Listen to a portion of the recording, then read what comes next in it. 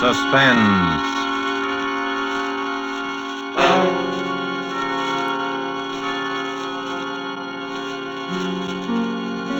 This is the Man in Black, here again to introduce Columbia's program, Suspense. Tonight, our stars from Hollywood are Miss Virginia Bruce and Mr. John Loder.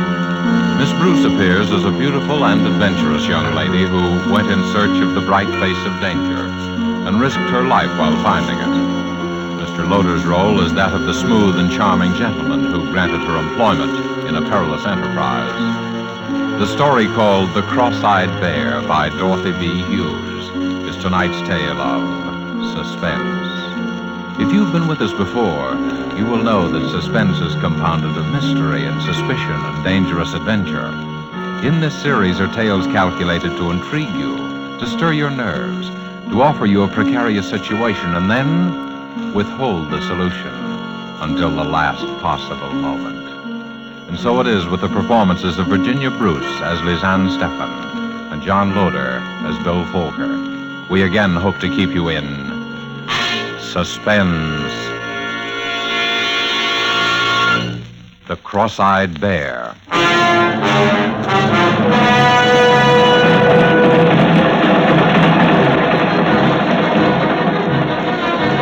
A subway train, Midtown New York. A tall blonde girl reading an item in her newspaper.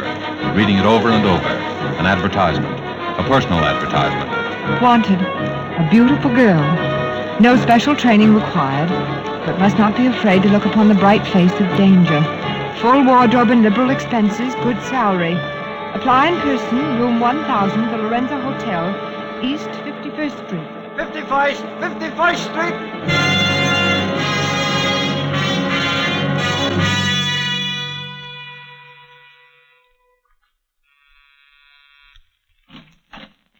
How do you do?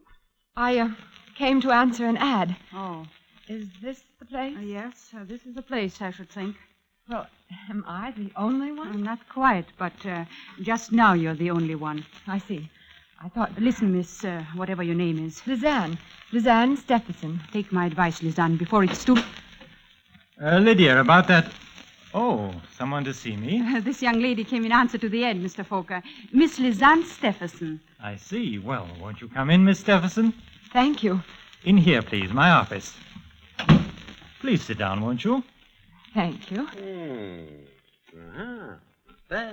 Not bad. Oh, excuse me, Miss Stephenson. This is my associate, Mr. Hugh King. A bodyguard. She might as well know these little things, Bill. Hugh's not really rude, Miss Stephenson. It's just a mannerism. Well, Bill did advertise for a beautiful girl. I've always considered myself sort of an authority on that subject. I see. Perhaps, Mr. Folker, you'd be good enough to explain why... Perhaps I might tell you something about the job, eh? Well... Why did you apply for this position, Miss Stephenson? I needed the work. And you're quite sure you're not afraid of danger? As a matter of fact, I suppose I am, but I told you I need the work. Well, that makes two of us. Miss Stephenson, have you ever heard of the Cross-Eyed Bear? Yes. Where? Why, in the papers. Wasn't that what they called Knut Villiers, the Swedish nickel king? Did you know he was dead?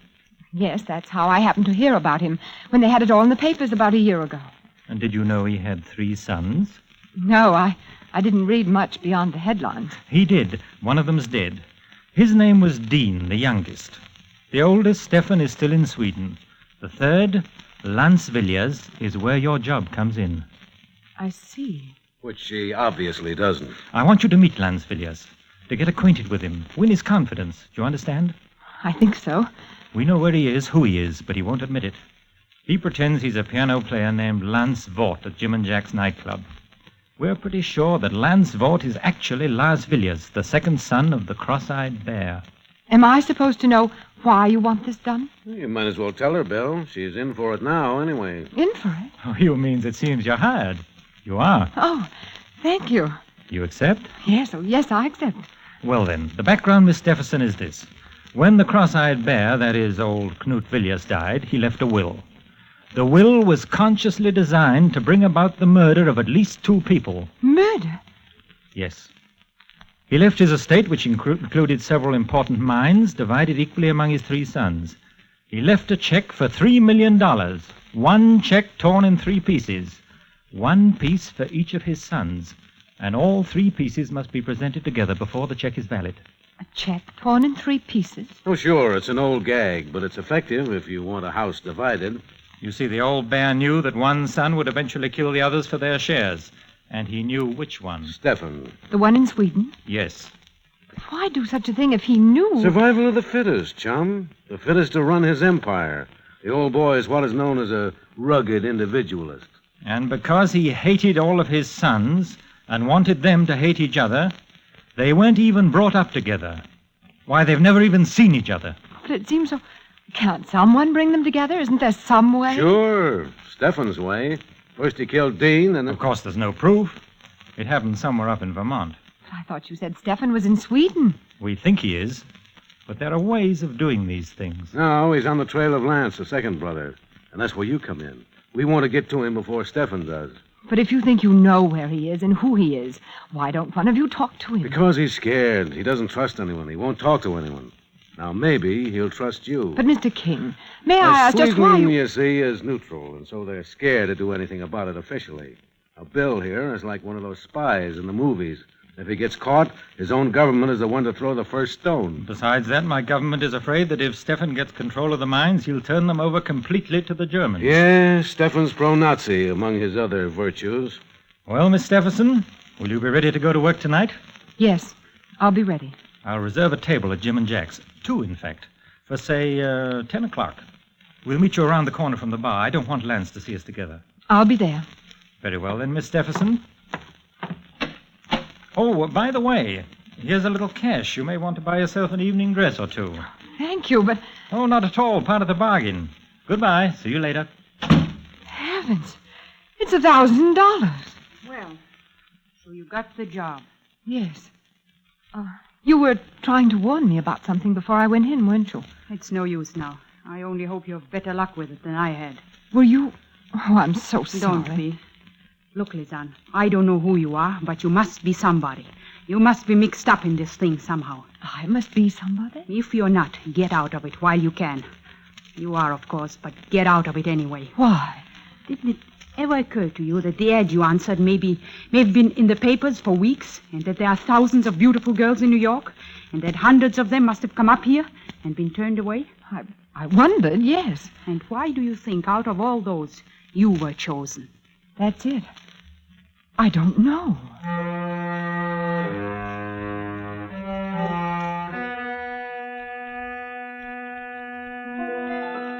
Diary, October 12th. Yes, why was I chosen? Who are they, really? And more important, what do they know about me? There's no answer except to work with them and wait. At least I know that at last I've found the trail of the cross-eyed bear. It's true, then, about the torn check divided among the 3 sons. And one is already dead, Dean. The second, the man I'm supposed to meet tonight, to trap. But I'm sure now that I was right to come to New York, and I'm sure I was right to answer the strange ad. As for danger, I always knew it would be there.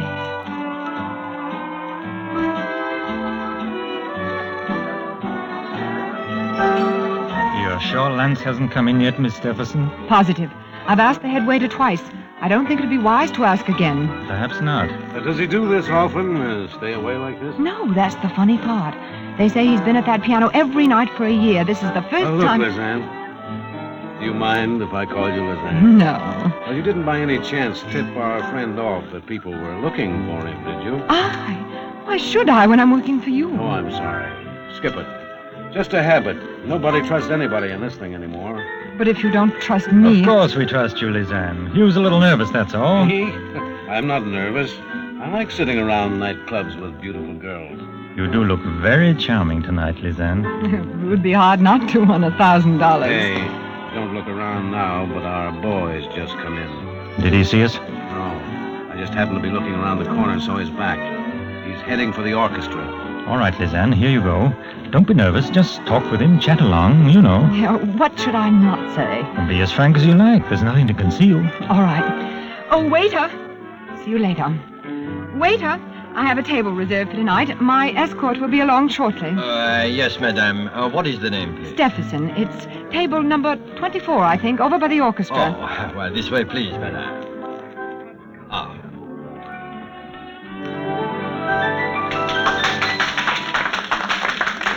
And here we are, madame. Do you wish to order now or later? I'll wait, thank you. Oh, thank you, madame. Excuse me. Yes? May I ask you a question? Why not? Won't you sit down for a minute? All right. Well? I wanted to ask your name. My name is Vaught. V-A-U-G-H-T, Vaught.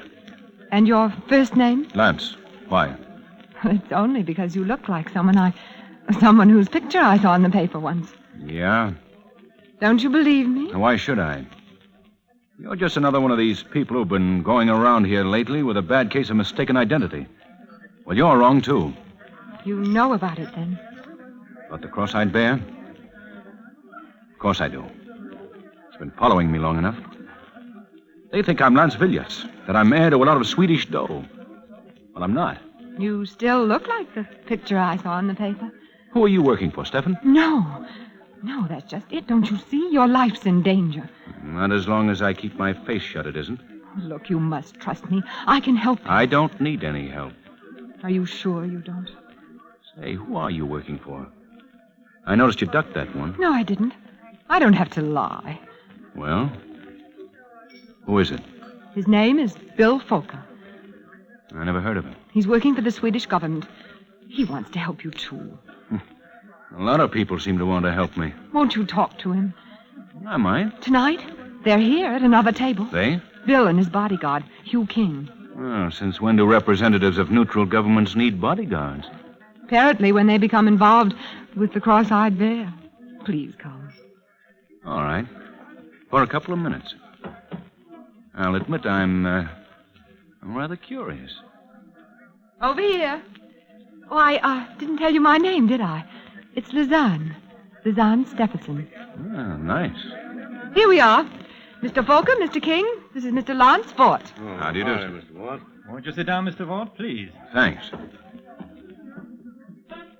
Uh-huh. I thought perhaps I'd recognize you. Oh, yes, I've been in here several times. Pleasure or business? A little of both. Look, Mr. Vaught, I'll speak frankly with you. You can save it. Your Miss Stephenson has told me all about it. My name is Vaught. You're barking up the wrong tree. Got a birth certificate? Why should I show it to you? It might, Uh-oh.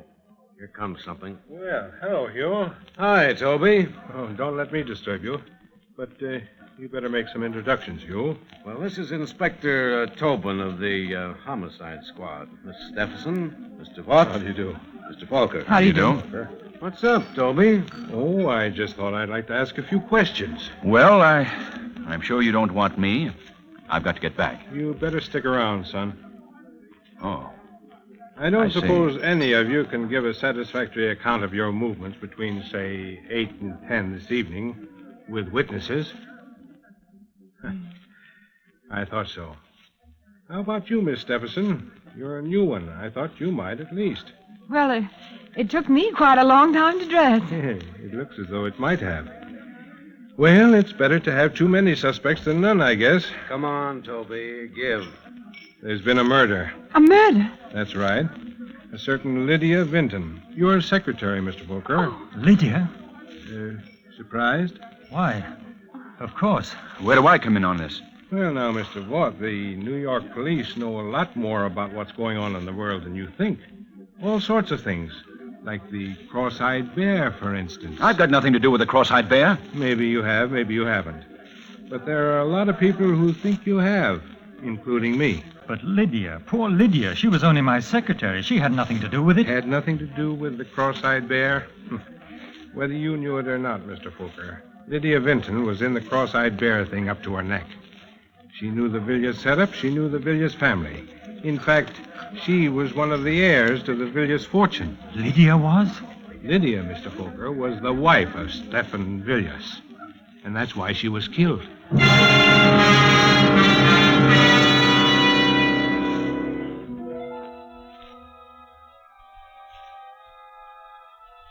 October 14th. Lydia. Poor Lydia, who tried to warn me. And no wonder.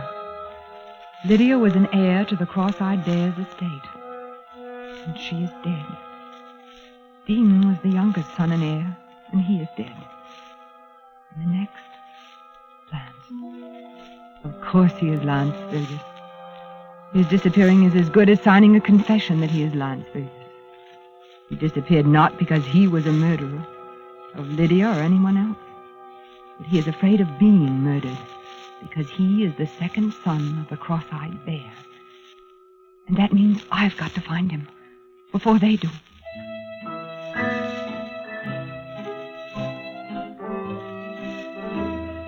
Fort? Lands Fort? No, I don't know anybody by that name. Well, he might be using some other name, but he's a piano player. Well, that isn't him over there, is it? No.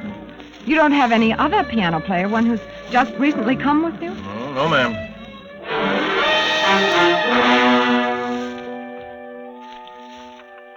Sure, he belonged to the Musicians' Union.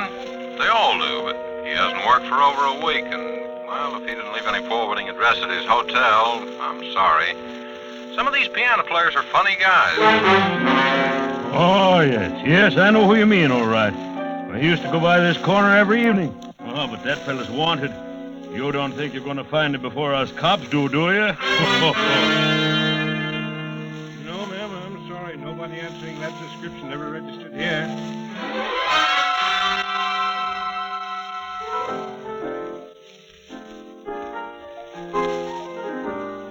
I know you feel mighty bad about not finding that man. I can see that. Do you want a little advice? Oh, yes, I do. You ever hear of the 48 Club up in Harlem? No.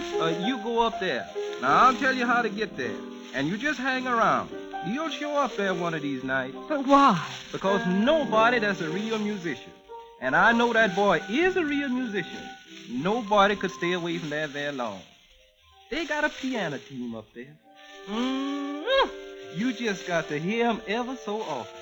Now, you just go on up there like I tell you.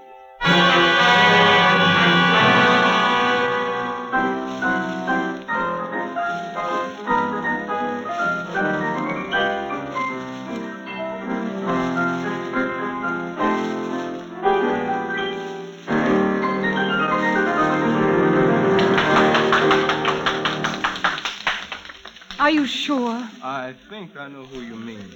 I've been keeping my eye out ever since you told me. I see.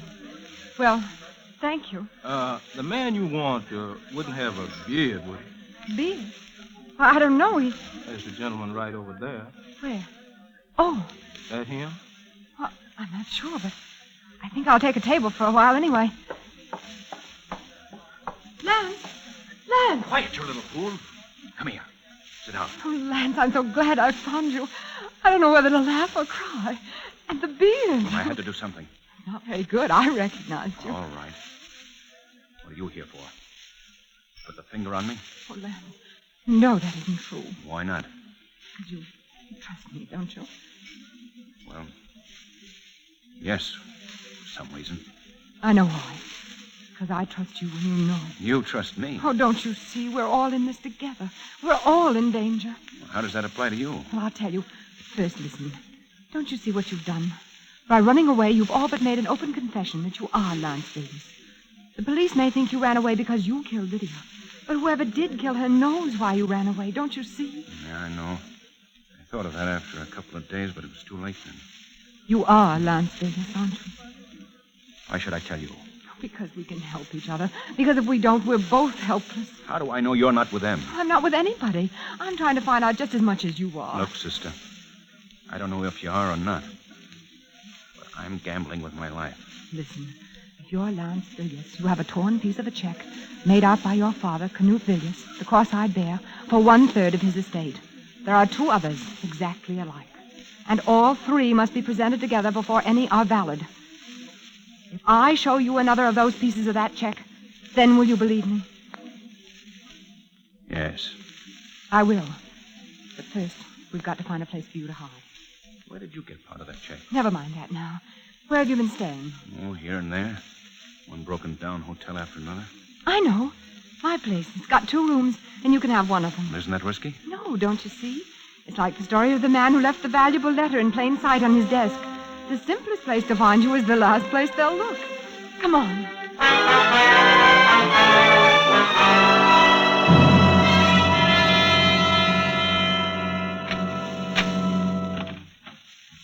Here we are. How do you like it? Well, it's a lot better than I've been used to lately. And there are bolts on the doors. I had that done the second day I got mixed up in this thing. Oh, which room do you want me to take? Oh, you might as well have this one, I guess. The phone's in the next room. You won't want to be answering that anyway. Well, this is all right. We can work and plan here. It'll be our headquarters. We can... Well, there's the phone now. Make yourself comfortable. Why don't you try the piano? Okay. Hello? Hello? Hello, who is it? Hello? That's funny. There was no... Clarence! Phil, how'd you get here? What happened? You can see for yourself. You killed him. Bill! Someone followed me. He's right behind me. I can't help that. Come on, open up. Come in. The door's open. Where? What happened here? I don't know. I walked in and found them like that. Lovers' quarrel, I guess. Bill, what are you saying? So this is where he's been hiding out. No! You better take her in, Inspector. Come along, Miss Stephenson.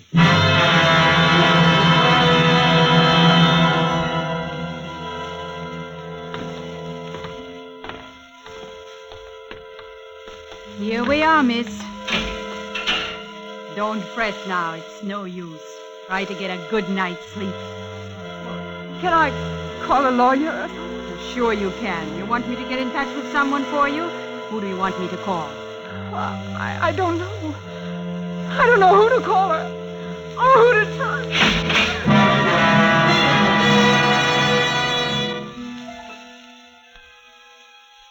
October 28th. At least they will let me write. But what? I've been such a fool. They are Stefan's agents, Bill Fokker and Hugh King, and I walked into the trap.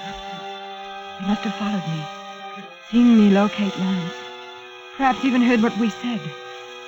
Now Lance is dead. The police believe I killed him, and they will swear to it with all the power of money, even foreign governments behind them. But worst of all, they must know who I am. They must know where the third piece of the cross-eyed bear's check is. And that is why I am to be next. Dean, Lydia, Lance, and now Lizanne.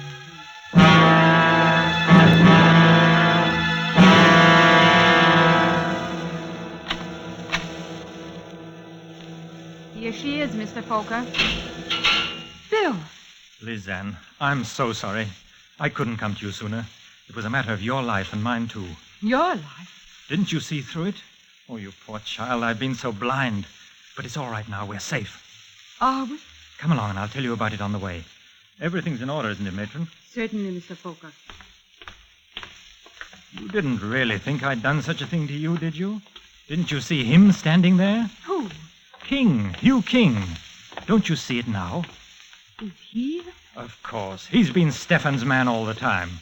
Watching me, protecting me, waiting for me, for us to lead him to the answer and then striking. This way, please, and then you can get out right through the courtyard. Thank you. You see now why I had to do it? I didn't actually see him kill Lance. I got there a second later. If I'd accused him, he'd have denied it. They wouldn't have arrested him for a few hours at least. And in those few hours, with the power of Stefan behind him, it would have been you and I next, Lizanne. But why did you let me be sent to jail? To make him think I believed him. But chiefly because I knew you'd be safe here. And only if I knew you were safe could I do what I had to do. What? You won't trouble us again, Lizanne. It's finished, at last. I can still hardly believe that Hugh King... Oh, it's been so horrible. I know, my poor child. Come along, I'm going to take you home. Taxi! Lizanne, you should have told me who you were.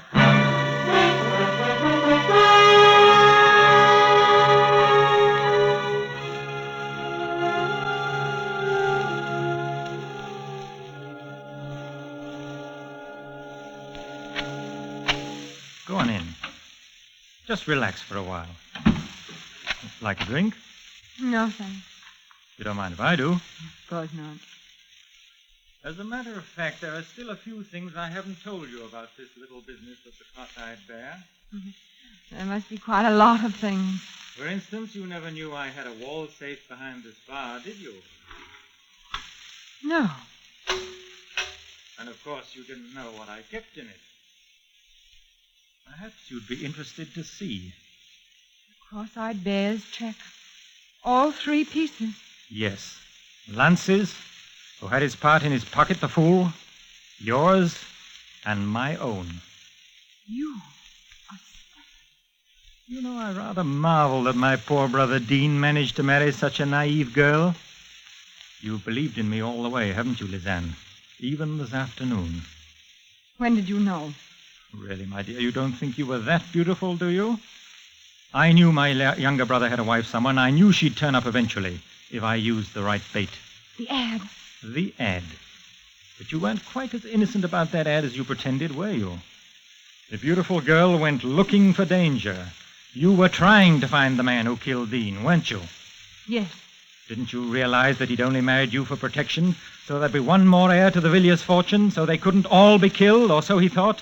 Yes, I realized that after I'd married him. Lisanne, I have a private plane waiting for me, and I have the check. By the way, I got your part out of your safe deposit vault, copies of your keys. Oh. So there's no use prolonging the agony. You understand. You're going to kill me. I'm afraid I must.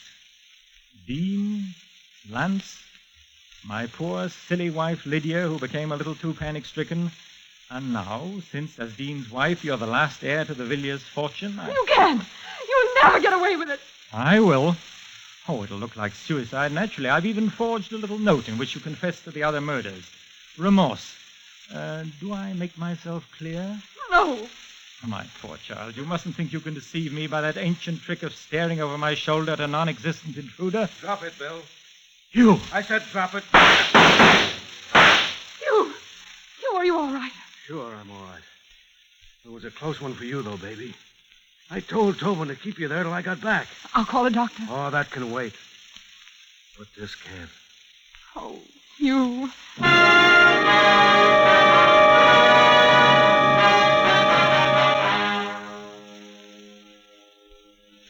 November 17th. This is the end of you, darling. I'm a married woman now. And the most appropriate end I can think of is this clipping from today's Times, pasted on the last page. Stephenson King.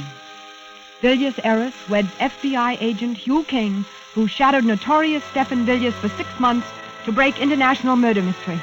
By special dispensation of Justice and War Departments, couple will honeymoon in Sweden.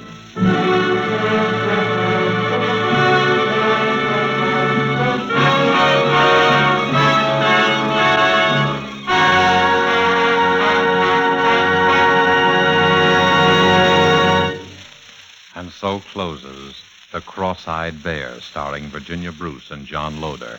Tonight's tale of Suspense.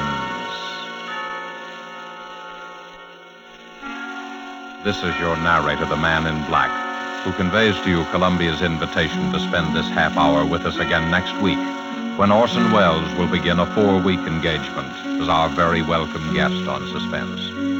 During the next weeks, Mr. Welles will star in 3 unusual and spectacular suspense plays. The Most Dangerous Game by Richard Connell, The Lost Special by Sir Arthur Conan Doyle, and Donovan's Brain by Kurt Siodmak, the last of which will be done in 2 parts on successive weeks.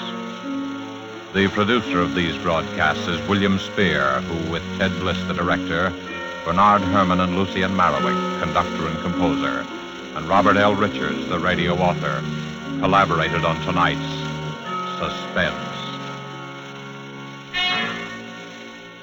This is CBS, the Columbia Broadcasting System.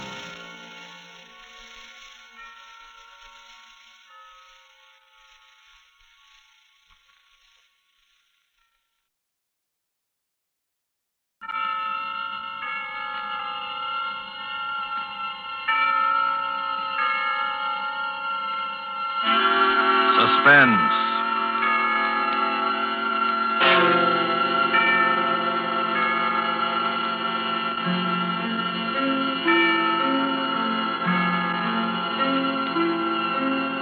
this is the Man in Black, here again to introduce Columbia's program, Suspense. From Hollywood, we bring you as star, Mr. Orson Welles, who this evening begins a 4-week engagement as guest of these proceedings. In the interest of prime suspense, Mr. Welles and the producer of this series have scheduled 4 radio stories which they feel are particularly distinguished in our chosen field. The first of these is The Most Dangerous Game by Richard Garnell. And so with the performance of Orson Welles in the character of General Zaroff and Keenan Wynn as Sanger Rainsford, who learned from Zaroff what was the most dangerous game, we again hope to keep you in suspense.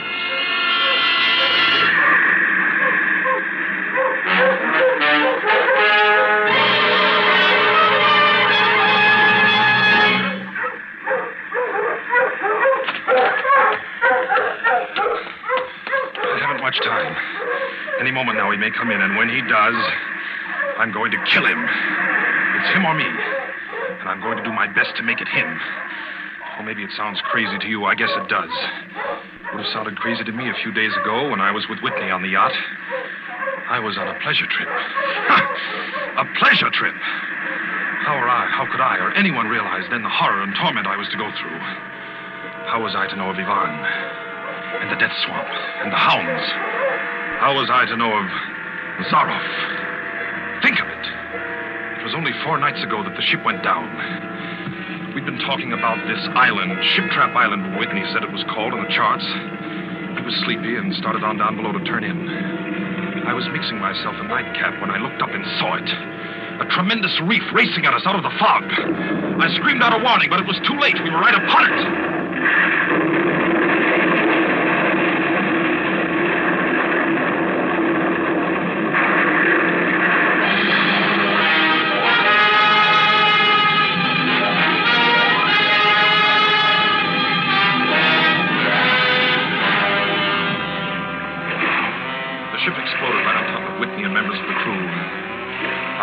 Standing safe out on the prow, but the force of the explosion hurled me into the blood-warm waters. Terrified at the suddenness and surprise, my stomach weak and sick at the thought of the others. The sea was eddying furiously around the sinking remnants of the ship, and a certain cool-headedness came to me and made me swim desperately away, or I might not have lived to go through the horror which was soon to come. I struck out to the right in the direction of the island about which Whitney had been telling me. I had no recollection of how long I swam, but all at once I heard the muttering and growling of the sea breaking on the rocky shore. With my remaining strength, I dragged myself from the swirling waters. All in, gasping, my hands raw, I at last reached a flat place at the top. I flung myself down at the jungle edge and tumbled headlong into the deepest sleep of my life. When I awoke, I was in a strange place, having no idea how I had done it.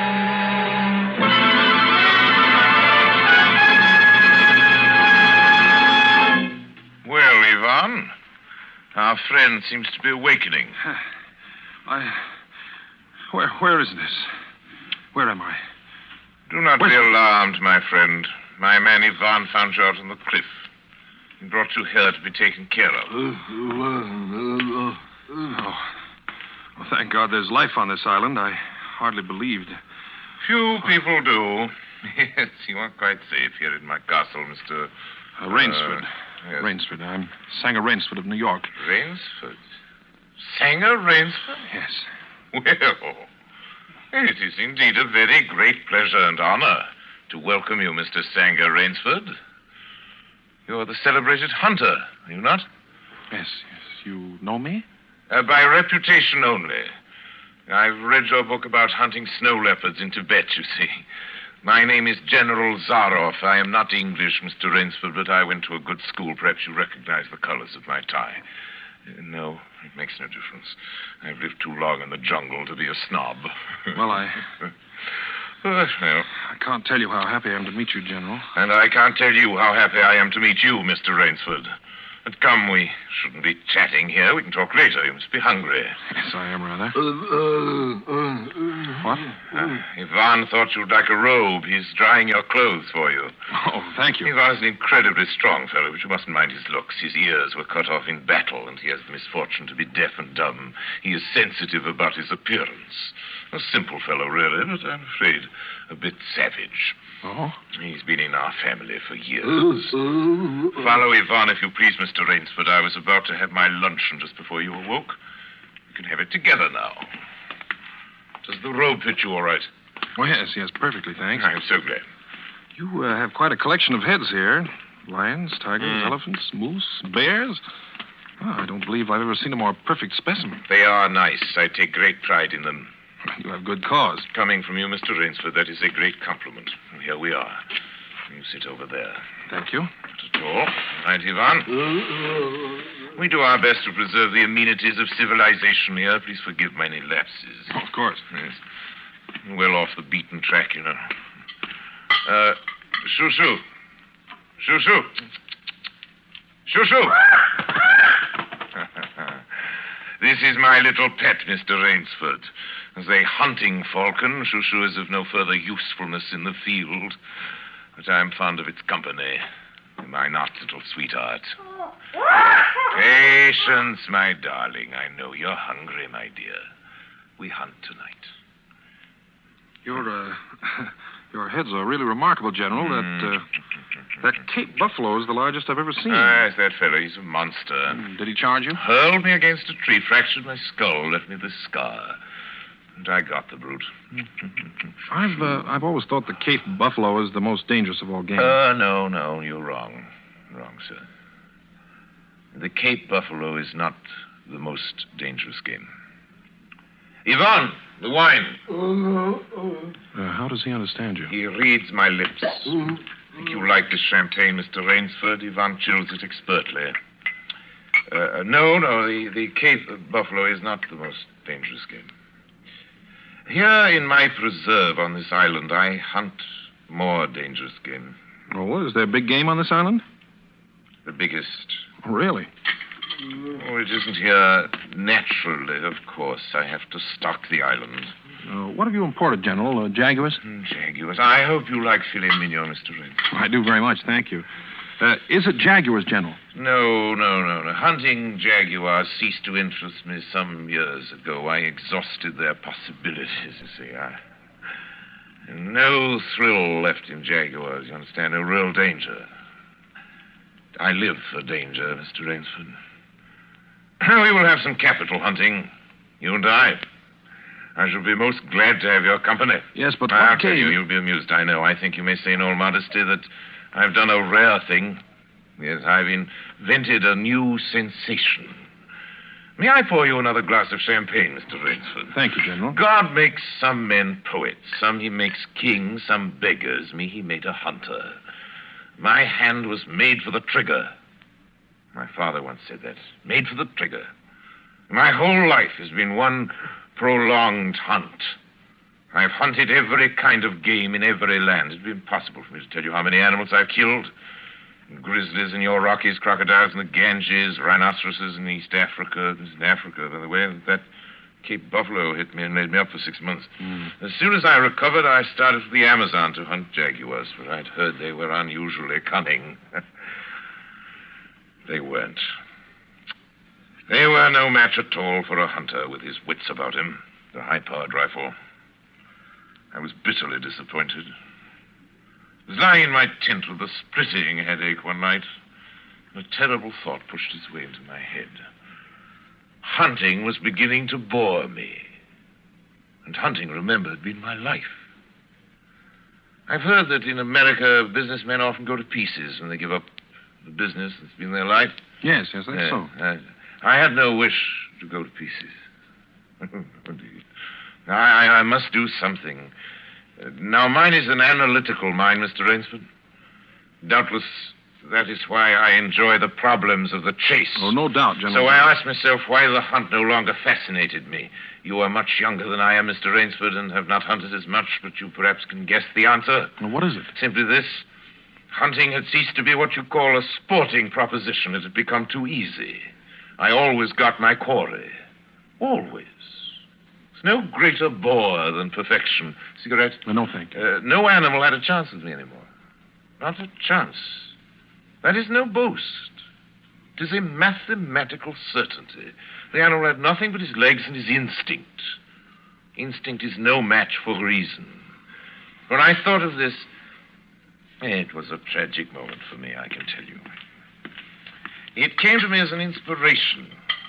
What I must do. And that was? I had to invent a new animal to hunt. New animal?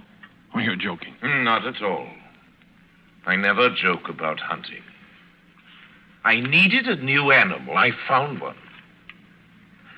So I bought this island, built this castle, and here I do my hunting. The island is perfect for my purposes. There are jungles with a maze of trails in them, hills, swamps. Yes, but the animal, General Zaroff. It surprised me with the most exciting hunting in the world. No other hunting compares with it for an instant. Every day I hunt. I never grow bored now.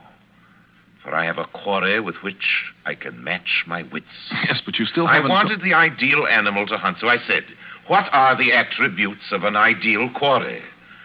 And the answer was, of course, it must have courage, cunning, and above all, it must be able to reason. Well, no animal My can dear reason. fellow, there is one that can. One? But you can't mean... And why not? Well, I can't believe you're serious, General Zaroff. You're just joking. Joking? I'm quite serious. Speaking about hunting. Hunting? You're speaking about murder. Oh, dear me, that unpleasant word. I think I can show you that your scruples are quite ill-founded. Yes? I hunt the scum of the earth. Sailors from tramp ships, lascars, Japs, mongrels, a thoroughbred horse, a hound is worth more than a score of them. But these are men. Precisely, that is why I use them. It gives me pleasure. They can reason after a fashion, so they are dangerous. But where do you get them? Oh, we visit my training school. It is in the cellar. I have about a dozen pupils down there now. They're from the Spanish bark San Lucar that had the bad luck to go with the rocks out there. A very inferior lot, I regret to say. Poor specimens, more accustomed to the deck than to the jungle. Another glass? No. It's a game, you see. It's a sort of game. I suggest to one of them that we go hunting. I give him a supply of food and an excellent hunting knife. I give him 3 hours start. I am to follow, armed only with a pistol of the smallest caliber and range. If my quarry eludes me for 3 whole days, he wins the game. If I find him, he loses. Suppose he refuses to be hunted. Oh, I give him his choice, of course. He need not play that game if he does not wish to. If he does not wish to hunt, I turn him over to Ivan. Ivan once had the honor of serving as official knouter to my old king, and he has his own ideas of sport. Invariably, Mr. Rainsford, invariably they choose the hunt. And if they win? To date, I have not lost. I do not wish you to think me a braggart, Mr. Rainsford. Many of them afford only the most elementary sort of problem, I assure you. Occasionally I strike a Tartar. Sue remembers the Tartar, don't you, darling? Yes, he almost did win. I eventually had to use the hounds. You see? Wait a moment, I'll open the window. Hello, boys!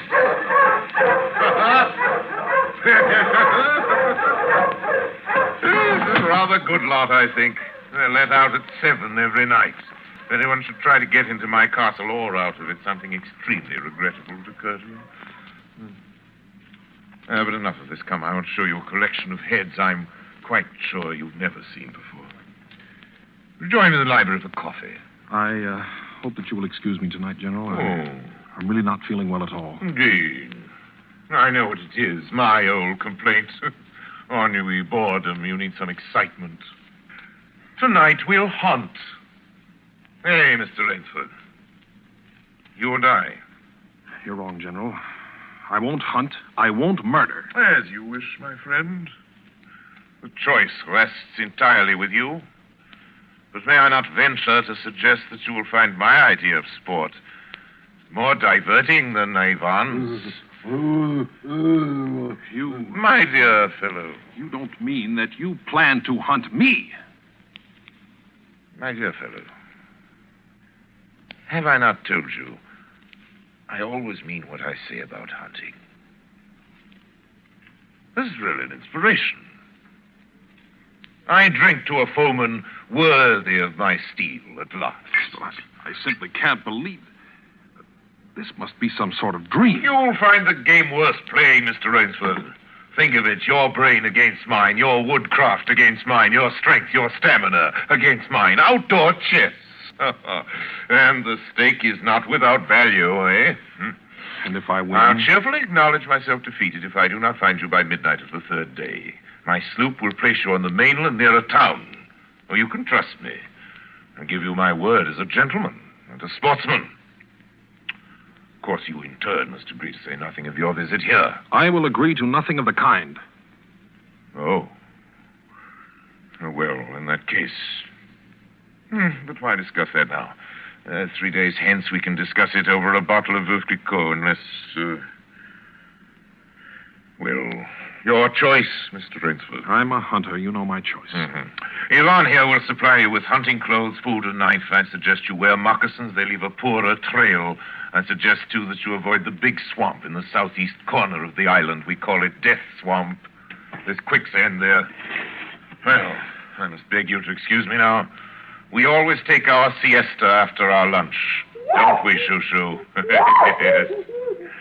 Come, my little pet. You'll hardly have time for a nap, I fear, Mr. Rainsford.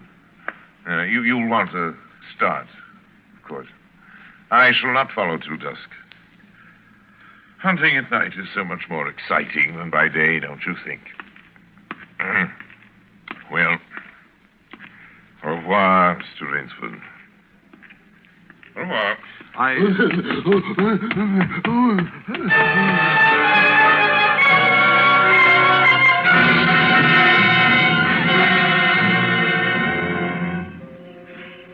I'd fought my way through the bush for 2 hours, repeating to myself over and over again, I must keep my nerve. I must keep my nerve. My whole idea at first was to put distance between myself and General Zaroff. And to this end, I had plunged along through the thicket, spurred on by the sharp rowels of something very much like panic. Now I had got a grip on myself. I'd stopped. I was taking stock of the situation. I saw that straight flight was futile. Inevitably, it would bring me face to face with the sea. Well, I'll give him a trail, I muttered. And I struck off from the rude path I had been following and into the trackless wilderness. I made a series of intricate loops. I doubled back on my trail again and again, recalling all the lore of the fox hunt, all the dodges of the fox. Night found me exhausted, my hands and face lashed by the branches on a thickly wooded ridge. My need for rest was imperative, and I thought, I played the fox, now I must play the cat of the fable. A big tree with a thick trunk and outspread branches was nearby, and taking care not to leave the slightest mark, I climbed up and stretched out on one of the broad limbs. Rest brought me new confidence and almost a feeling of security. Even so expert a hunter as General Zaroff cannot trace me here, I assured myself. An apprehensive night crawled slowly by, my mind keenly alert for any sound, any warning. And towards the dawn, an instinct I never knew existed, like an animal must possess, impelled me to look far off in the distance in a westerly direction. Sure enough, following the trail with the sureness of a bloodhound came General Zaroff. Nothing escaped those searching black eyes. No crushed blade of grass, no bent twig, no mark, no matter how fine in the moss. My heart pounding furiously, I slid down quickly from the tree and struck off again into the woods. I knew I had to do something desperate. I knew that I had little time in which to do it. 300 yards from my hiding place, I stopped where a huge dead tree leaned precariously on a smaller living one. Throwing off my sack of food, I took my knife from its sheath and began to work with all my energy. The job was finished at last, and I threw myself down behind a fallen log 300 feet away. I I did not have to wait long.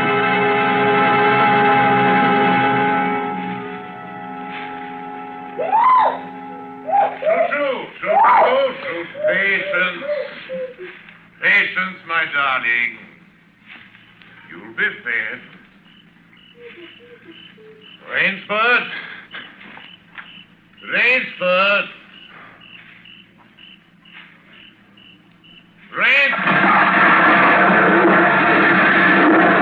Got him.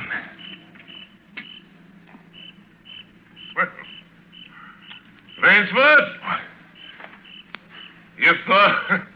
If you are within sound of my voice, as I suppose you are, let me congratulate you.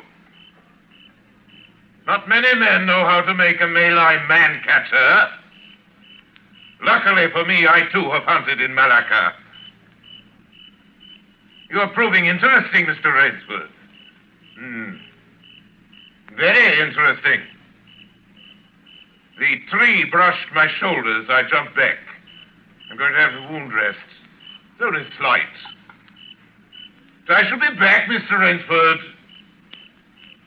I shall be back.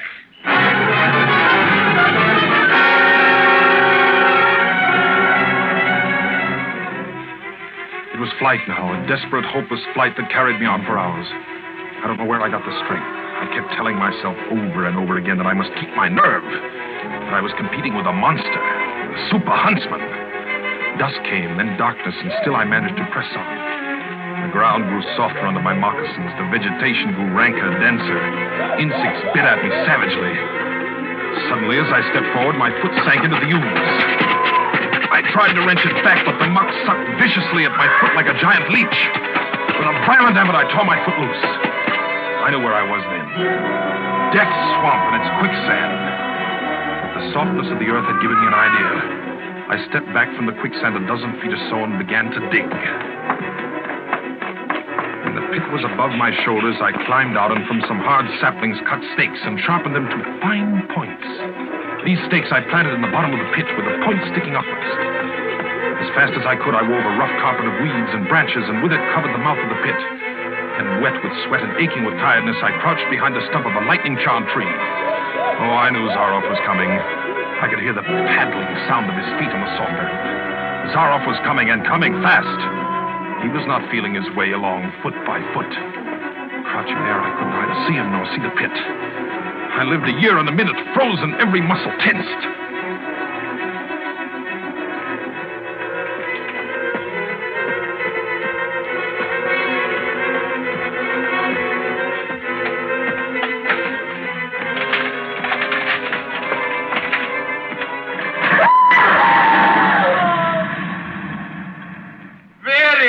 Rainsford.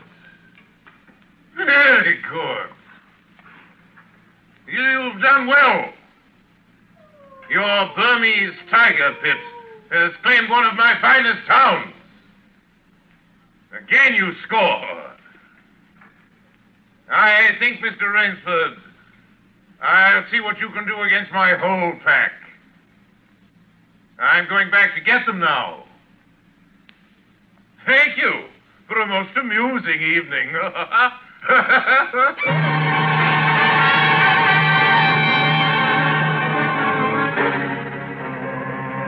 At daybreak, lying near the swamp, I was awakened by a sound that made me know I had new things to learn about fear. It was a distant sound, faint and wavering, but I knew it. It was the baying of a pack of hounds. I could do one of two things. I could stay where I was and wait. That was suicide. I could flee. That was postponing the inevitable. I had put my very last hope into that tiger pit. For a moment, I stood there thinking. All at once, an idea that held a wild chance came to me, and tightening my belt, I headed away from the swamp. The baying of the hounds drew nearer.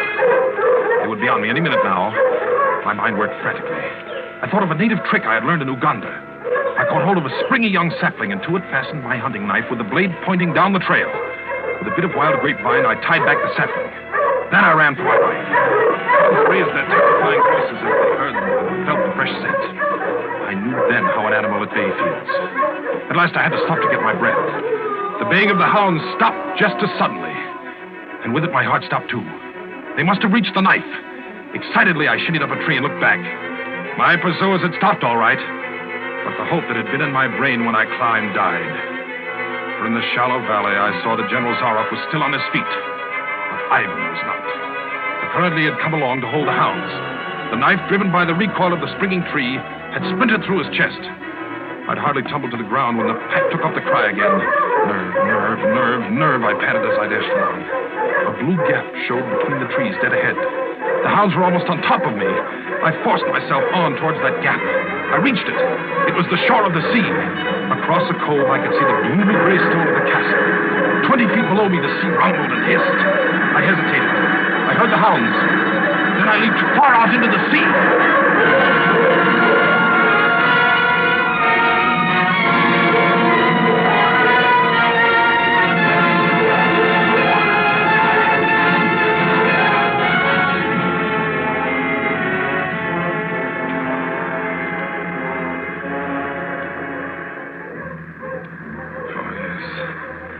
The sea was good to me.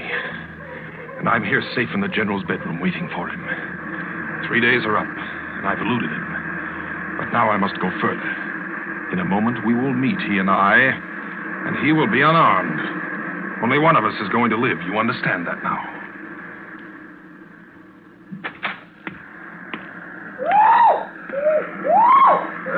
Quiet, Shushu.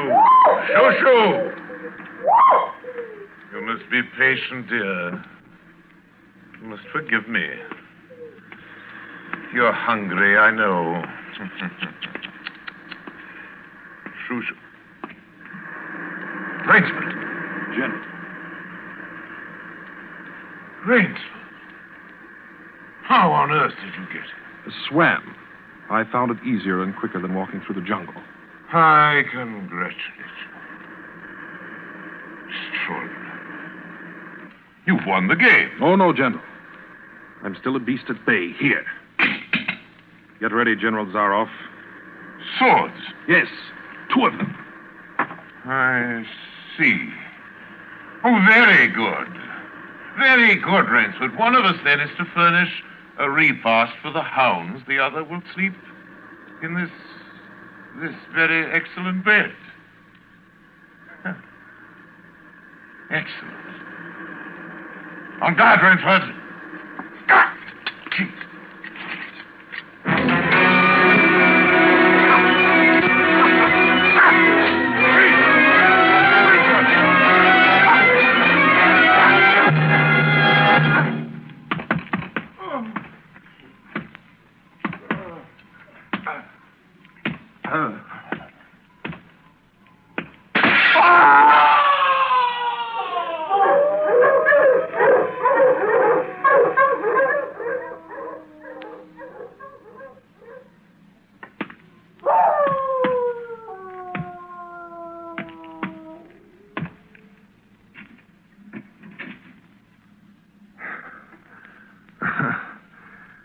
Just as my late host said it would be. A very excellent bed.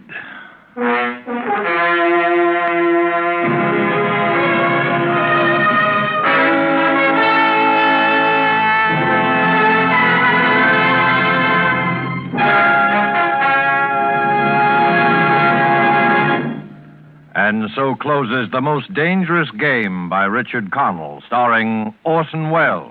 Tonight's tale of Suspense.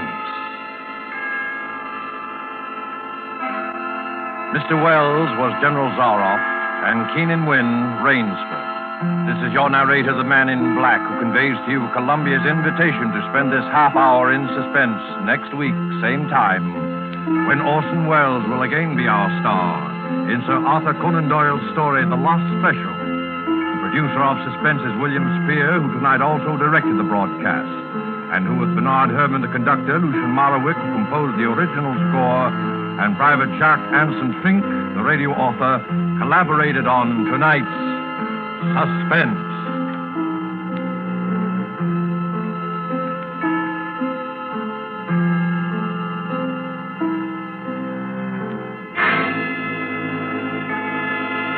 This is CBS, the Columbia Broadcasting System.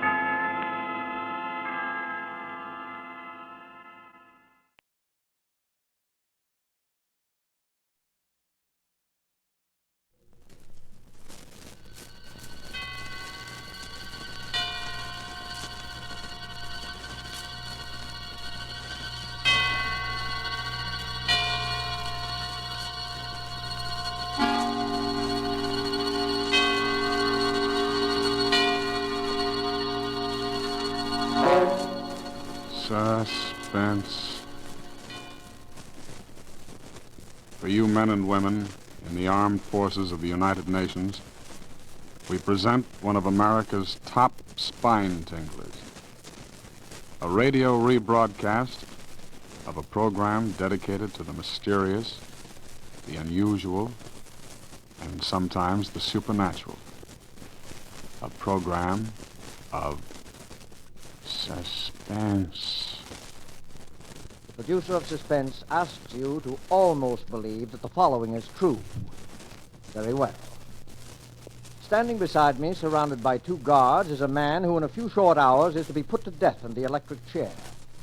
His last request to the warden was that he be allowed to speak on this program and reveal what he calls some startling information. The warden naturally turned to us, and we at once complied, anxious at all times to do anything, however strange, that will hold our listeners in suspense.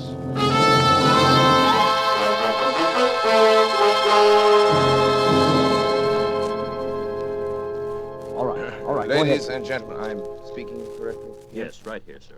Thank you. Ladies and gentlemen, this broadcast will never be completed. I'm going to tell you a story.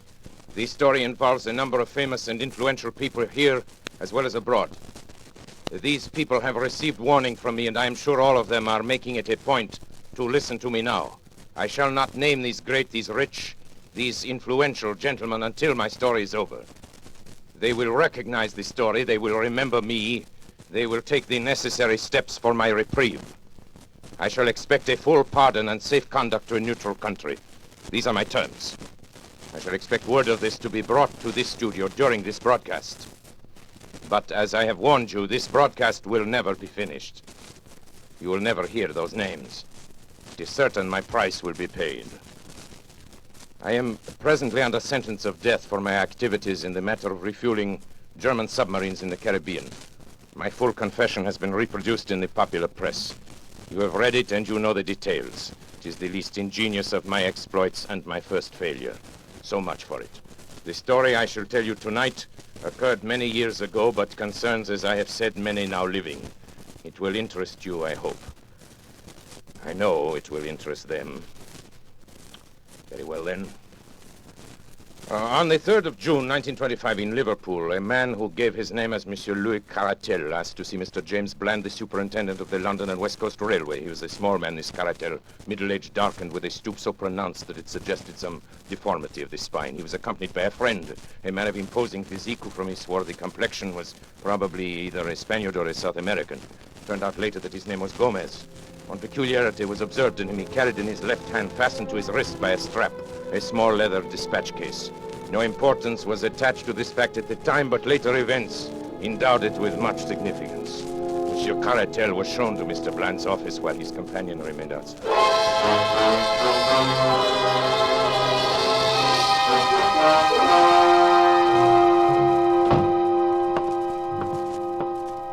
How do you do, monsieur?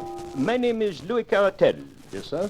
What can I do for you? I have just arrived from Central America this afternoon. It is extremely urgent that I reach Paris without a moment's delay. Paris, eh? That's too bad. Just missed the London Express. I am not interested in the London Express. Could you provide me with a special train? Yes, I think that could be arranged. Oh? It's quite an expensive proposition. Money is of a small importance, monsieur. Time is everything. If you can arrange a special for me in a hurry, you may make your own terms. Very well. Mr. Hood, will you step over here a moment, please? Yes, Mr. Bland. Mr. Hood, here's our traffic manager, Mr. Caratel. Mr. Caratel. Hood, I want you to arrange a special for him. He's going to Paris. How's the line? Can you fix him up in a hurry? Why, yes, I believe so, Mr. Bland. The line is clear through Manchester, and engine 247 at the Rochdale is on the tracks now. It could be ready, say, in 15 minutes. Good. Who's available for the trip? Engineer Smith, sir. And I can put James McPherson on as conductor. Well, there you are, Mr. Caratel. Simple as that. Attend to everything right away, will you, Hood? Yes, sir. These men, Monsieur Smith and, McPherson? McPherson, are they trustworthy? Oh, yes. Of course. The person's been with the company for years, and I'm sure Smith, although new, is an expert engineer. Bien. Thank you, monsieur.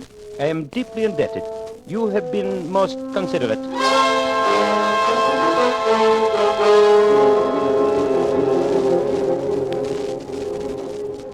At 4:31 exactly by the station clock, the special train with Caratel and Gomez steamed out of the Liverpool station. The line at that time was clear and there should have been no stoppage between Manchester. At 6:15, considerable surprise and some consternation was caused among the officials at Liverpool by the receipt of a wire from Manchester to say that the special had not yet arrived. An inquiry directed at once to St. Helens, which is a third of the way between the two cities, elicited the following reply. To James Bland, Superintendent, Liverpool. Special post here at 4:52. Well up to time. Dowser, St. Helens. The wire was received at 6:40. At 6:50, a second message was received from Manchester. No sign of special as advised by you. And then, 10 minutes later, a third, more bewildering. Presume some mistake is proposed running of special. Local train from St. Helens, timed to follow it, has just arrived and has seen nothing of it. Kindly wire advices. Manchester. The matter was assuming a most amazing aspect. Although in some respects the last telegram was a relief to the authorities at Liverpool. If an accident had occurred to the special, it seemed hardly possible that the local train could have passed down the same line without observing it. And yet, what was the alternative? Where could the train be? A telegram was dispatched to each of the stations between St. Helens and Manchester, and the superintendent and his traffic manager waited in the utmost suspense at the instrument for the series of replies. The answers came back in the order of questions, which was the order of the stations, beginning at St. Helens. Special past here, 5 o'clock. Collins Green. Special past here, 5:06, Earlstown. Special past here, 5:10, Newton. Special past here, 5:20, Kenyon Junction. No special train is past here. Barton Moss.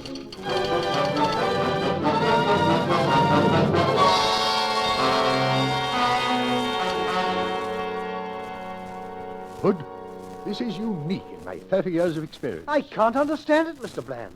The special has gone wrong between Kenyon Junction and Barton Moss. And yet there's no siding between the two stations. Special must have run off the rails, jumped the track. But how could the 450 Parliamentary pass over the same line without seeing it? There's no alternative, Hood. Absolutely must be so. Possibly the local may have observed something which may throw some light on the matter. We'll wire to Manchester for more information, and to Kenyon Junction with instructions that the line be examined intently as far as Barton Moss.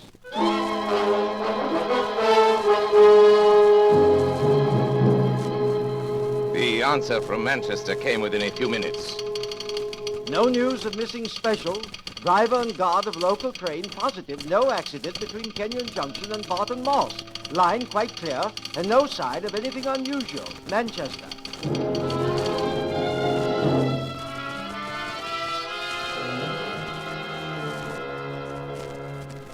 This is lunacy, Hood. Does a train vanish into thin air in England in broad daylight? The thing's preposterous. An engine, a tender, car, 5 human beings, and all lost on a straight line of railway. It's impossible.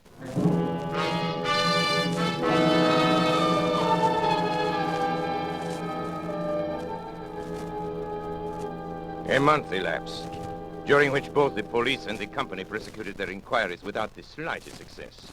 Mr. Bland, at the end of this period, offered his resignation. It was accepted. The affair remained unsolved. A reward was offered and a pardon promised in case of crime, but they were both unclaimed. Every day the public opened their papers with the conviction that so grotesque a mystery would at last be solved, but week after week passed by, and a solution remained as far off as ever. Then a new and most unexpected incident occurred. This was nothing less than the receipt by Mrs. McPherson of a letter from her husband, James McPherson, who had been conductor of the missing train. The letter, which was dated July 5, 1925, was posted from Mozambique, Portuguese East Africa, and came to hand upon the July 14th. My dear wife, I've been thinking a great deal, and I find it very hard to give you up. I try to fight against it, but it will always come back to me. I send you some money, which will change into 20 English pounds. This should be enough to bring you here. Things are very difficult with me at present, and I'm not very happy, finding it so hard to give you up.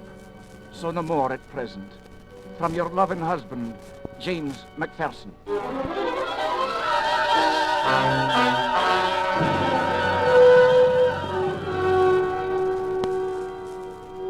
For a time, it was confidently anticipated that the letter would lead to the clearing up of the whole incident. As directed, Mrs. McPherson sailed to Portuguese East Africa.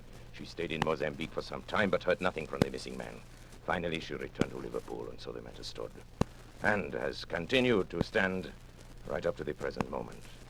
Incredible as it may seem, nothing has transpired during those 18 years which has shed the least light upon the extraordinary disappearance of the special train which contained Monsieur Caratel and his companion, Mr. Gomez, and McPherson, the conductor, Smith, the engineer, the fireman named Slater.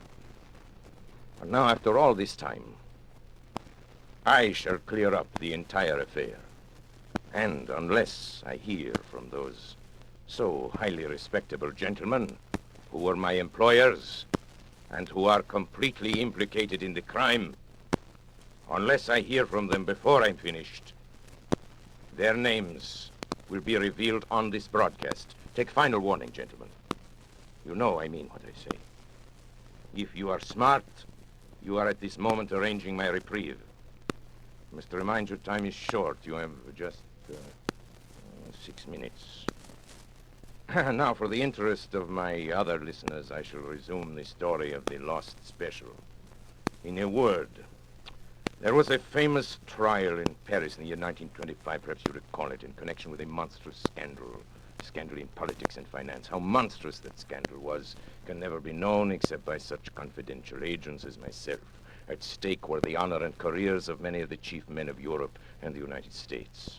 A secret committee was formed to manage the business. Some subscribed to the committee who hardly understood what were its objects, but others understood very well.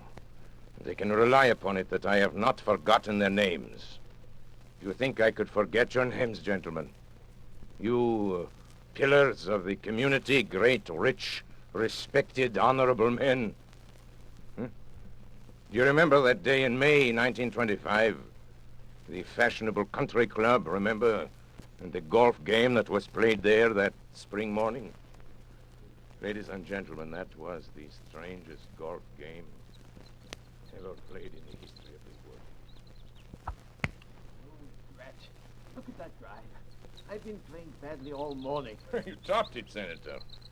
Perhaps you're a little nervous. I beg your pardon? May I join your game? Well, I'm not sure. Not sure of what? Of me? I promise you, gentlemen, you can be very sure of me. I'm the man you're supposed to meet.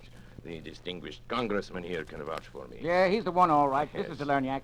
Mr. Delerniak, may I present... My name is not really Delerniak, gentlemen, but I am sure that bothers you no less than it does me. Besides, there is no need for introductions. I know everyone present by sight and by reputation. My drive, I believe. Thank you. Not so good. 200 and, about 50 yards. I hope I'm not going to continue in this way. You're sure we can talk safely here, Frank? How do we know Please that... set your mind at ease. We shan't be overheard in the middle of a golf course. There is no convenient hiding place here for dictaphones, even in the rough, where I notice you're playing the greater part of your game, Senator. You must be nervous this morning. I know, but I don't like it. I don't like it at all. Well, it's not the superlative course you are accustomed to on your own enormous California estate, sir, but it's going to have to serve our particular purpose. Oh, by the way, let me compliment you on the way you have had your syndicate of newspapers handle the recent strike situation and the editorial which appeared under your own signature this morning. Yes, well calculated to stir up trouble with the labor. Let's get on with our business. Yes, Mr. Delerniak... At your service, sir. And may I suggest we continue our game? I know the absence of caddies is an inconvenience. Mr. Delerniak, Certainly. in June, a month from now in Paris, there will be a most important trial. Ah, yes. During its progress... pardon me, are you referring to the Serinsky trial? Yes. You know about it, then? Well, certain interesting details. I know something about it. It's my business, after all, to keep myself informed about these matters. It is not for nothing that I am known as the most... Let me efficient of all continue, agents please. provocateurs. This trial, I'm Yes. speaking in the utmost confidence, you understand. This trial could, if certain evidence were introduced, could have a very serious effect upon the prestige and standing of some most important men. I'm sure In of fact, it could even... You're shivering, Senator. You find it cold out here? No. Get on with it, Frank. Get to the point. For heaven's sake, please. The evidence which one man could bring to the trial could ruin these men. Without it, the trial will collapse for want of facts. But if this one man arrives in Paris, Quite evidently, you do not wish him to arrive in Paris. No. Gentlemen, you have come to the man. This sounds indeed like the sort of thing which no one in the world can manage with such skill and success as myself. I must admit, however, that my services come rather high. Well, it's only natural, since there is only the one. money makes no difference. We have formed a group, a committee, and we have the command of an unlimited amount of money. Absolutely unlimited, you We hear. will name people and places now. Who is the gentleman whose appearance in Paris would cause such regrettable embarrassment? his name is Caratal, Louis Caratal. He knows everything. He has papers, Yes, documents, I all the understand. evidence. Where is this Monsieur Caratel at Well, present? he's sailing from somewhere in Central America within the next few days. That much we know. Good. Central America. I have an excellent man down there in Central America. This Caratel, you know anything about him, his personal habits? No, very little. He's a small man, dark. He has a bodyguard, a great big bruiser named Lopez. Let me Gomez see, or from something Central like America, that would be the Americano Tropicano. No, but those are and my their, ships. You Trips all commence at Liverpool, I believe. That's where the ships dock, and our famous trial is to begin in 3 weeks. That would mean that Monsieur Caratel would go directly to London, and I imagine that once there he would be heavily guarded, since it can be no surprise to him that you gentlemen are not without connections in the British capital. That's good, clean See, thinking. this is not so simple as some of my other exploits. A simple assassination. There's your ball, sir. You're playing a Dunlop 38, aren't you? Oh, yes, to be sure, yes. Quite. As I said, a simple assassination, the usual clumsy job, will not do here. The documents might, after all, be found. The bodyguard might survive somehow, and then we have accomplished nothing, not so? Yes. Are you going to play? Yes, of course. Topped it again, I'm afraid. Shall we proceed? I already have 3 plans in my head, gentlemen. I have a plan for nailing him at the Central American port from which he embarks. I have a plan for his disposal aboard the ship. But in each of these cases, I, Delagnac, will be unable to be present, so there is the chance of failure. I will think of a 3rd plan, gentlemen. I shall sail immediately to Liverpool. On my way there, sitting on the deck in the May sunshine, I shall conceive my 3rd plan. It must be something special. Something very special. There I am. Is this your famous water hazard? Well, I think a number 7 iron will do it.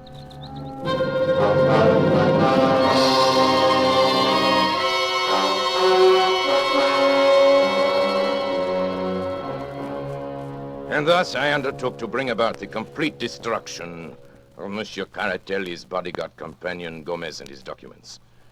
Plan 1 was already out the window, as I found out the next day. Delagnac, White Sulphur Springs, Virginia. Baby Lou, unable sleep last few nights, have sent him to visit Aunt Henriette. Will rejoin him on 21st. Love, Jenny. This telegram from Matagalpa conveyed to me the information that Caratel, possibly sensing danger, had moved from his hotel and gone to stay with friends until his ship sailed. So it was impossible to carry out the idea of the fire in the hotel. His ship leaving on the 21st was the Henriette. On my 4th day at sea, I heard from her. Delagnac, Barrancaria. Ship-to-ship communication from Henriette, Tropicana line. Presented Grace your box of chocolates. Louise has given up candy for Lent. Grace still wants us all together for 29th birthday party. Will be really special. Ralph. This meant that poison had been given to Gomez, the bodyguard, in an effort to get him, at least, out of the way. He had been unable to succumb to it. He'd thrown off the effects, and it is evidenced by the report that we would all be together on the 29th. Now, Caratel had refused to eat the food containing the poison. So much for Plan 2, which was not worthy of me anyway, since there was always the possibility of the bodies being found in the ocean. The man Gomez was carrying the documents in a dispatch case strapped to his wrist, and I must tell you something now. I was glad, mind you, that we had failed so far, for the plan I had conceived on the night I arrived in Liverpool was so magnificent. So absolutely unprecedented in the annals of crime that I owed it to myself, to my employers, and to history to carry it through. The inspiration came from the words in the code telegram which indicated that Caratel would arrive in London and hire a special train there to convey him from Liverpool. My British agent, Mr. Moore, and I contrived to buy over several officials of the railway. Now, here begins the story. First, the division head, who helped us employ James McPherson, whom we contrived to be the conductor of any special train we designated. Then further, at a sum that would make them independent for life, we bought over an engine driver named Oswald Smith and the fireman John Slater. These men, we arranged with the division head, would be assigned to whatever special train was hired by Caratel. On the afternoon of June 3rd, as I was sitting in my room at the inn at Barton Moss, the call I had been awaiting came through. It was McPherson reporting. Hello, Mr. Delanyak. We shall be leaving in a few minutes. Hmm. He's hired the special. Good. Smith will be engine driver and Slater fireman. And of course, I'll be in charge. What about Moore? Will he be aboard? Afraid not, sir. He gave them quite a story about having to reach his sick wife and all. But Caratal would have none of it. You said, though, sir, that it didn't matter. It does not matter. What time will you pass Kenyon Junction? Let me see, sir. If we leave the next few minutes, we should be there at 5:10. 5:10. It's a 49-minute run, sir. 45 minutes. I can make it, but delay all you can before you start. Yes, sir. I guess it's all up to you from now on. Best of luck, sir. Oh, here they come, sir. Goodbye.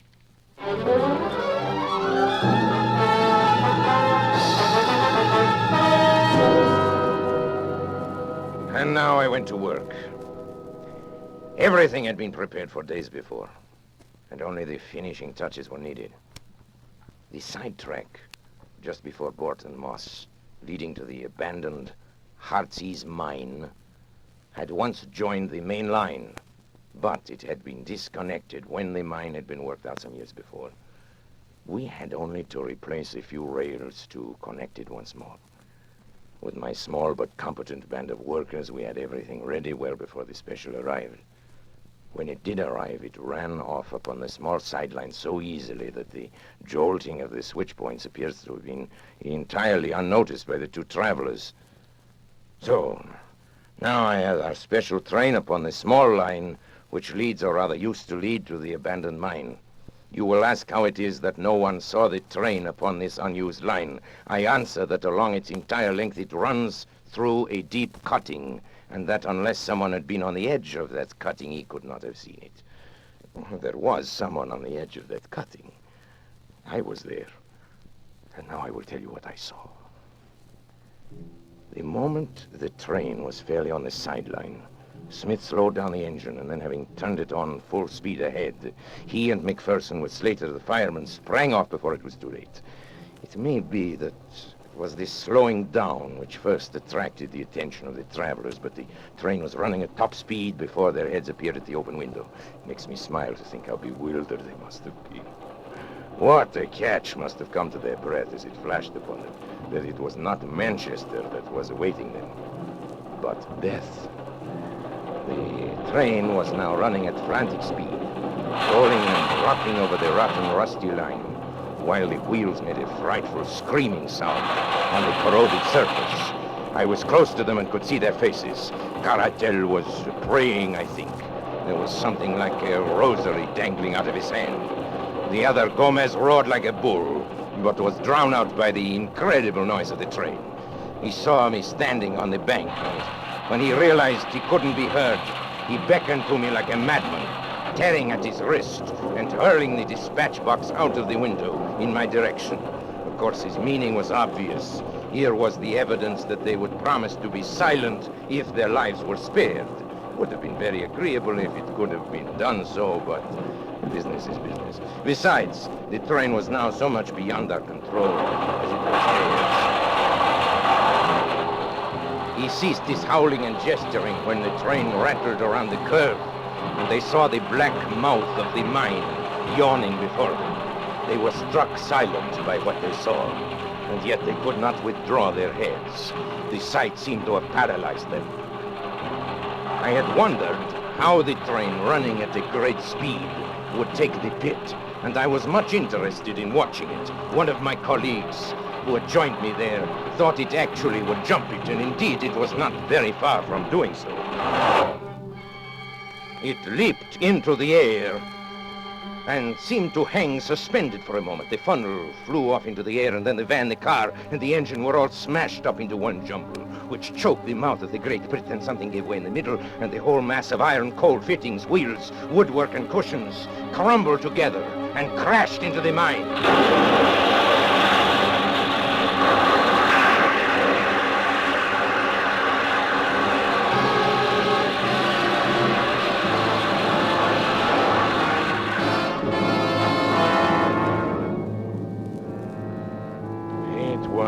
Perfect. The deep muddy water standing in the bottom of the pit 200 feet below responded to the intense heat of the engine boilers. It hissed loudly and blew great bubbles of black mire into the air. At the same time, the walls of the pit, loosened by the impact of the train as it struck the opposite side, gave way, and a mighty avalanche of rock and dirt thundered down upon the wreckage of the train as it settled with a low, hissing sigh. Was covered forever by the mud and mire. The vapor hanging in the air shredded off into thin, small wisps, and all was quiet again in the Heartsease mine. And now, having carried out our plan so successfully, it remained only to leave no trace behind us. Our little band of workers at the other end had already ripped up the rails and disconnected the sideline, replacing everything as it had been before. We were equally busy at the mine. The lines which led to it were torn up and taken away. Then, without flurry but without delay, we all made our way out of the country, most of us to Paris, my English agent to Manchester, and Macpherson to East Africa. Word in passing about Macpherson, who was foolish enough to write to his wife and tell her to meet him in Mozambique. And naturally, we took steps to ensure that this meeting would never come about. I have sometimes thought it would be a kindness to write to Mrs. Macpherson and to assure her that there is no impediment to her marrying again. But of the lost special, let the English papers of that date tell how thoroughly we had done our work and how completely we had thrown the cleverest of their detectives off our track. You will remember that Gomez threw his bag of papers out of the window, and I need not say that I secured that bag and brought them to my employers. It may interest my employers now, however, to learn that out of that bag, I took one or two little papers as a souvenir of that occasion. I had no wish to read the information obtained by these papers, but it is now, it's less than a minute before my broadcast is over. And I have received no word. It is the final hour. I see at the other end of the studio the engineer waving his hands at me that my time is almost up. Well, I gave you warning. You had your chance, gentlemen. Very well. Now I reveal your names. And the first name I reveal is that of Charles Watson. Ladies and gentlemen, they're trying murder. I want you to hear these names quickly. I know you will avenge me. The names are... After him! There he goes! Delania, can you hear me? Are you all right? Hey, Bill, play something quick, will you? Theme, curtain music, anything.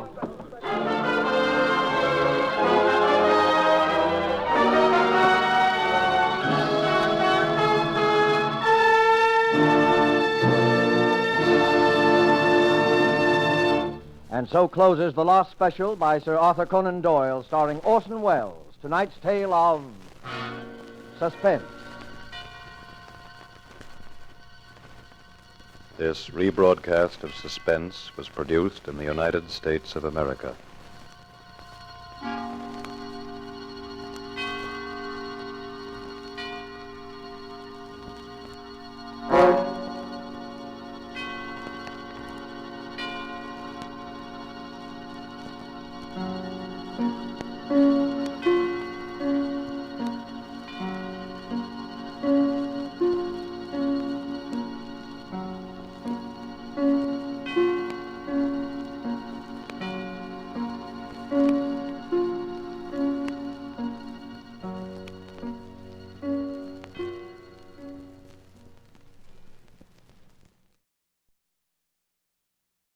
A new program, a great program.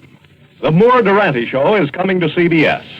Tune in every Friday at 10 p.m. Eastern Wartime, beginning tomorrow night, for laughs with Jimmy Durante and Gary Moore, and music with Georgia Gibbs and Roy Bargy's orchestra over most of these same stations.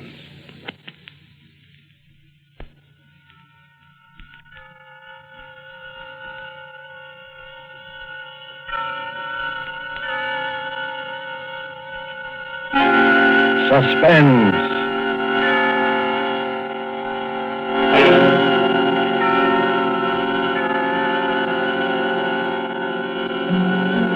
This is the Man in Black, here again to introduce Columbia's program, Suspense. With us again as star is Mr. Orson Welles, in the third of 4 successive appearances for the Suspense audience.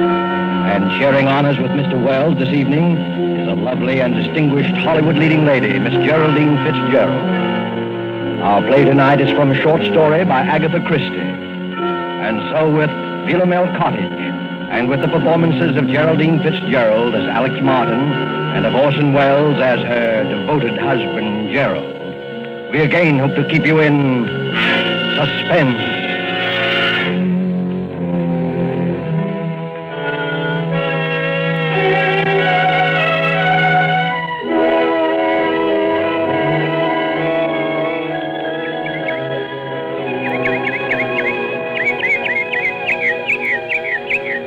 Philomel Cottage. What's that, Alex? I was just reading this sign over the gate. What does Philomel mean? Are you joking? No, really. Why, you little cockney. You've been here for 3 weeks and you still don't know. Philomel is another name for the bird that's supposed to sing only for lovers. You've been hearing it every twilight. Oh, nightingale. Of course. That sign, Philomel Cottage, is the main reason I wanted this place for us. Glad you bought it. Gerald, this was a 50-50 investment, and you know it. 50-50, £1,000 from me and 2 from you. What else could we do? You couldn't touch any more of your capital at the time, and... Well, when you find a country cottage that combines old world charm with new world plumbing, you want to grab it. And we did have to have the place, didn't we? Yes, we did. I've often wondered if you went a bit lonely. Lonely? With you? I mean, well, after living the city all your life, pretty much to ourselves, you know. 2 miles from the nearest neighbor. From the nearest eavesdropper, you mean? What an utterly hopeless romantic I married. Well, you can't get out of it now. No. Oh, Gerald, do you know what day today is? Today, it's the 13th. It's our anniversary, darling. We've known each other exactly a month. No, exactly 30 days. Oh, Gerald, really now? No, really. What is it, dear? Do you have the pain again? No. Just a little indigestion, I think. There. Do you want me to get you your pill? No.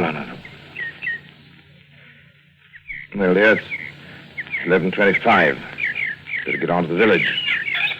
Now to get that camera equipment. And the human timetable walks through the garden gate. My dear, there's nothing wrong with system, even on a honeymoon.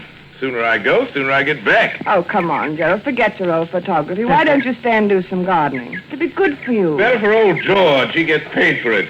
He's not due again till Saturday. The place will go to rack and ruin. Over my dead body. Goodbye, dear. Don't walk too fast, dear. Remember the last time. Be careful, darling.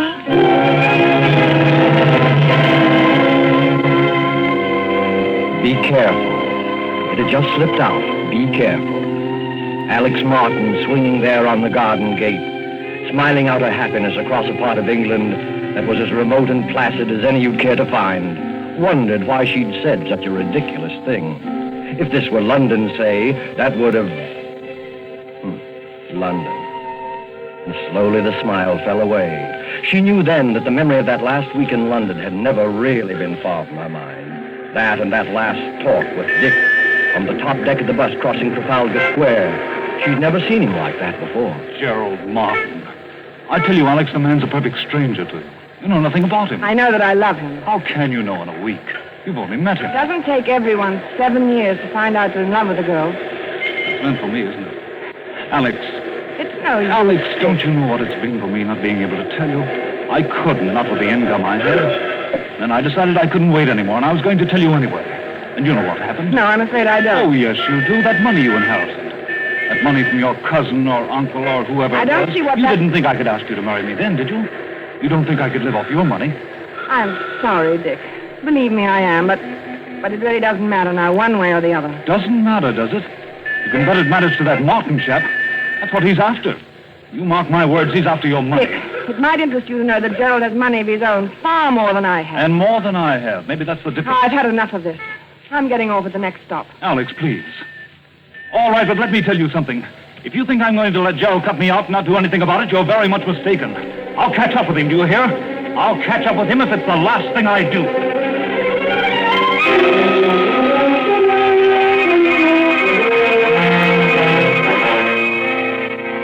I'll catch up with him if it's the last thing I do.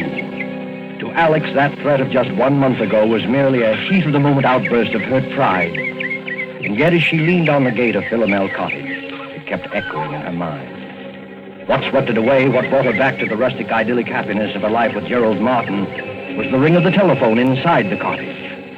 Who could be calling? Couldn't be Gerald. Gerald had hardly had time to get beyond the turn in the road. Except if something had happened to him. If he'd had another attack. Maybe one of the villagers was trying to call to say that he... Well, she hurried then, and her hand shook a trifle. Hello? Alex, this is Dick. What? Who did you say? Dick? Why, Alex, what's the matter with your voice? I wouldn't have known it. It's Dick. Dick Wonderford. Oh, well, where are you? At the Traveler's Arms. That is the right name, isn't it? Or aren't you acquainted with your village pub? You mean you're here? Yes, I'm on a holiday doing a bit of fishing. Any objection to my looking up you two good people this afternoon? Oh, no. No, you mustn't. Why, Alex. I beg your pardon. Of course, I won't bother you if you'd rather I didn't. I'm sorry, Dick. I only meant that we'd be away this afternoon. Won't you come this evening? Thanks very much, but I'll probably be away by then. Depends upon whether a pal of mine turns up or not. Goodbye, Alex. Goodbye, Dick, and I hope that... Best of luck.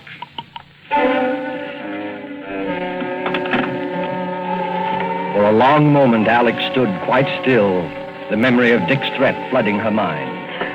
She walked across the spacious oak-beamed living room, and by the time she reached the side porch, she'd made up her mind. Much as she hated deceit, she would say nothing to Gerald of Dick's call. She stepped out into the garden, and for the second time that morning got a surprise. There, big as life, was her gardener, busily trimming the hedge. Why, George. I thought we agreed that Saturday was your day here. I thought as how you'd be surprised, Mrs. Martin. There'll be a fair over the Squires on Saturday, and I says to myself, Mr. and Mrs. Martin, they won't take it amiss if I comes for once on a Wednesday instead of a Saturday. No, of course not, George. Then I thought, too, as I might as well see before he goes away so as to learn your wishes with the boarders.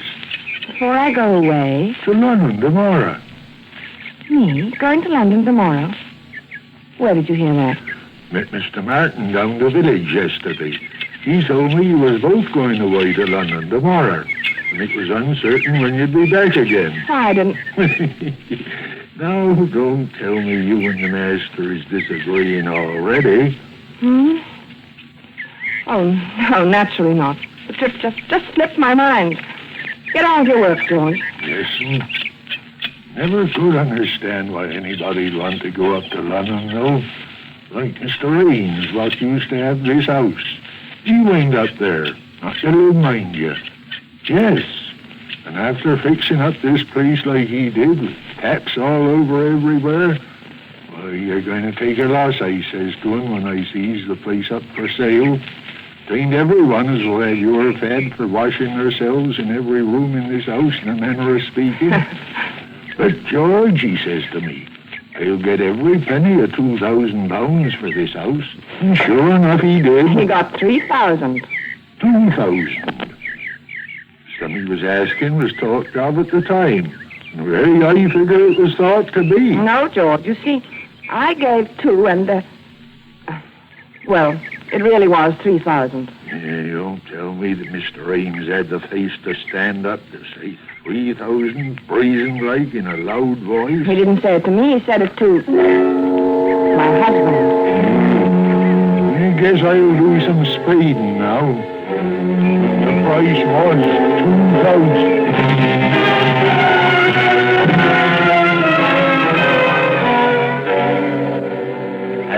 strolled on across the garden. She was conscious of a thin, vague thought struggling to make itself heard. Then, abruptly, it was gone. Her eye had fallen upon a small, dark green object lying in the furrow beside one of the flower beds. Gerald's diary. Her husband's pocket diary. She picked it up and opened it, scanning the entries with some amusement, once again reminded of Gerald's enslavement to time and system. It was the entry on page 21 that brought the smile to her face. April 14th. Marry Alex at St. Peter's Church, 2:30. And it was the entry on page 30 that took that smile away. She stared, puzzled, at the date on the page, Wednesday, May 13th. Why, that's today. Only one thing was written there, in red pencil. 6 p.m. What did it mean? What was to happen at 6 p.m.? As she stood there, that small, vague thought struggled to be heard once more.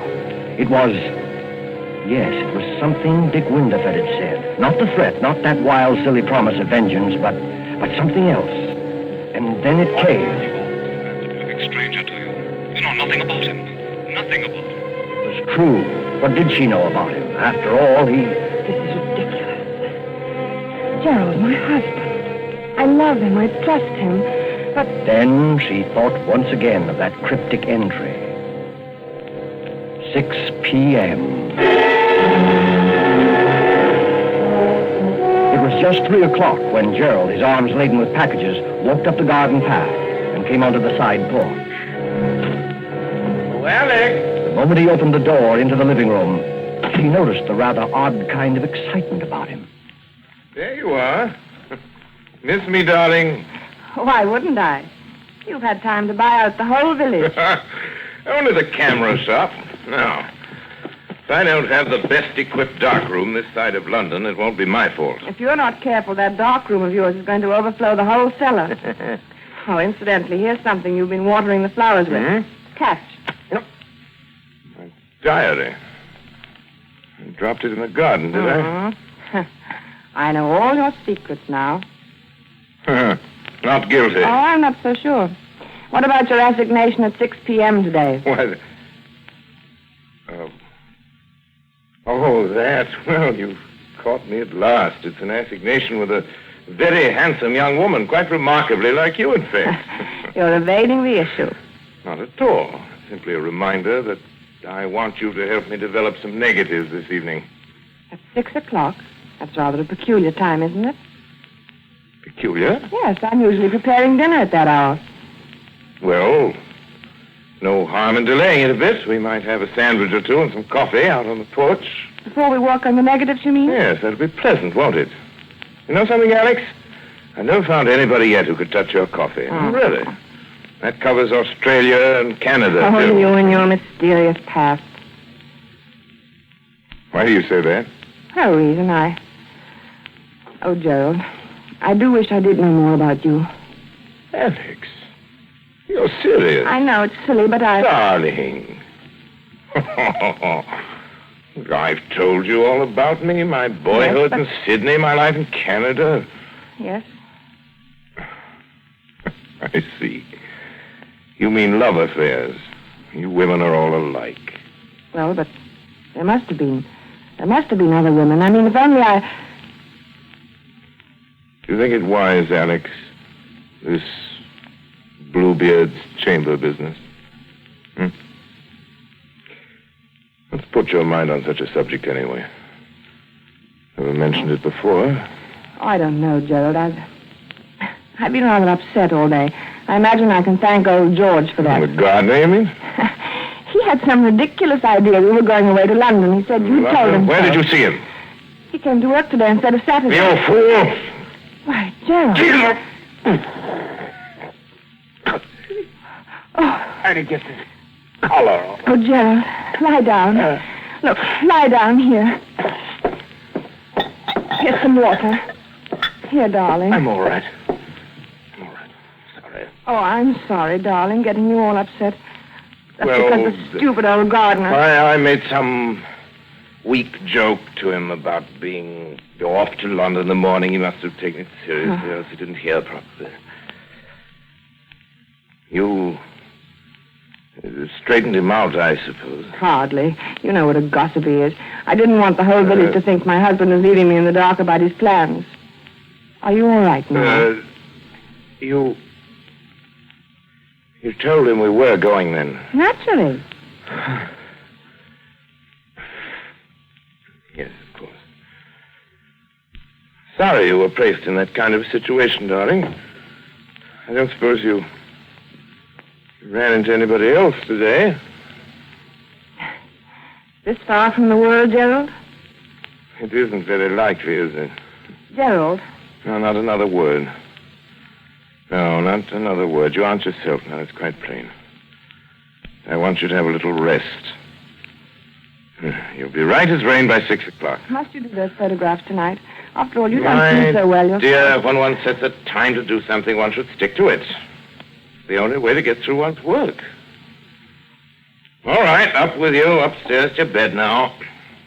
Very well, dear. I'll be getting things arranged in the dark room.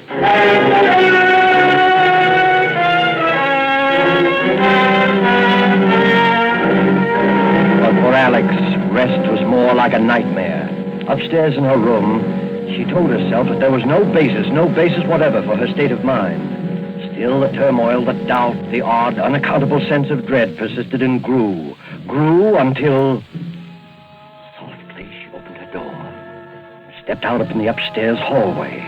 Quite clearly, she knew what she must do, knew she must find some testimony to her husband's past, something to reassure her, something to kill that agonizing dread mounting within her.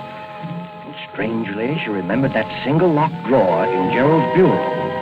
She tiptoed to the door at the head of the stairs, opened it, and entered her husband's room. The key, yes, the key. If only she could find the key that locked the drawer. But there was none in sight. She moved to the wardrobe, went through his coat pockets, and then there at her feet, there on the floor, she saw it. Swiftly, she stepped to the bureau, inserted the key, and it worked.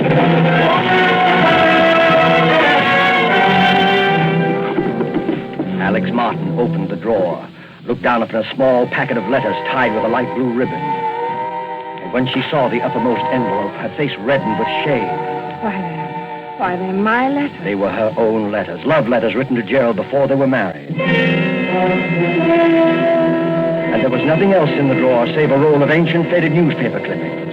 Alex sighed with relief as she glanced at the top clipping. It was from an American paper, and it featured the trial of one Charles Lemaitre, Charles Lemaitre, a notorious swindler and bigamist. A skeleton had been found beneath the floor of his house, and most of the women he'd married had never been heard of again. Another of the clippings described Lemaitre's behavior in court, his interest in the cameras of the news photographers, his sensational escape from prison. Another displayed his picture, a long-bearded, scholarly-looking fellow. It reminded her of someone. But who? She couldn't tell. She glanced at the caption beneath the picture. Modern Bluebeard. Modern Bluebeard. Yes, that's what she read. Her eyes went back to the picture, and in a flash, they saw the resemblance. She ran through the other clippings. Dates had been found in the man's pocket diary, dates it was contended when he had done away with his victims. He was an amateur photographer. He was from Sydney, from Canada. He was subject to heart attacks. He was... Gerald!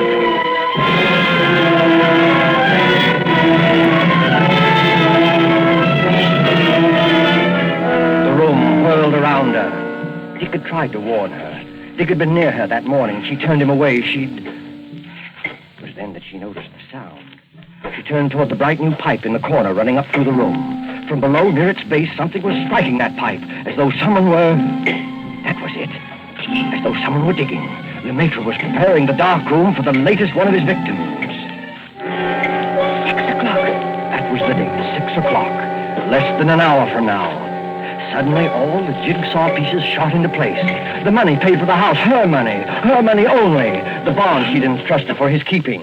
And suddenly she heard no sound. The digging had stopped. She must escape from this house at once before he came up. The clippings, right back in the drawer. Don't lock it, don't bother, just get away. She rushed to the door, out to the hall, and stopped frozen.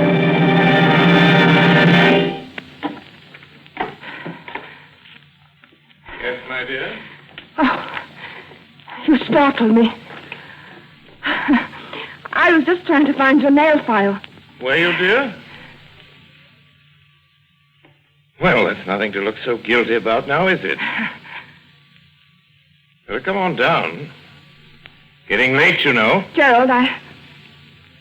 Just have time to make the coffee and sandwiches. Before we do the pictures, that is. I'll be right down, darling. As soon as but we really mustn't delay, must we? Coming, Alex? Very well. Now, that's better. Here, let me give you a hand. Never mind, Why, Gerald. Alex, how cold you are. Cold. Yes, I am, rather. Well, that'll soon pass away, I'm sure. Hurry along, dear. Hurry along? Yes, into the kitchen. Alex, what is the matter? Nothing. I'll be all right. The kitchen. Yes, I'll fix us something in a second. You just sit here in the living room and... No, the porch. That'll be more comfortable, won't it? And I'll be right with you. Splendid, Alex. I'll just... No, of course not. What, Gerald? How rotten of me not to have suggested it. Since you're feeling a bit under par, you can probably do with some help. I'll come with you.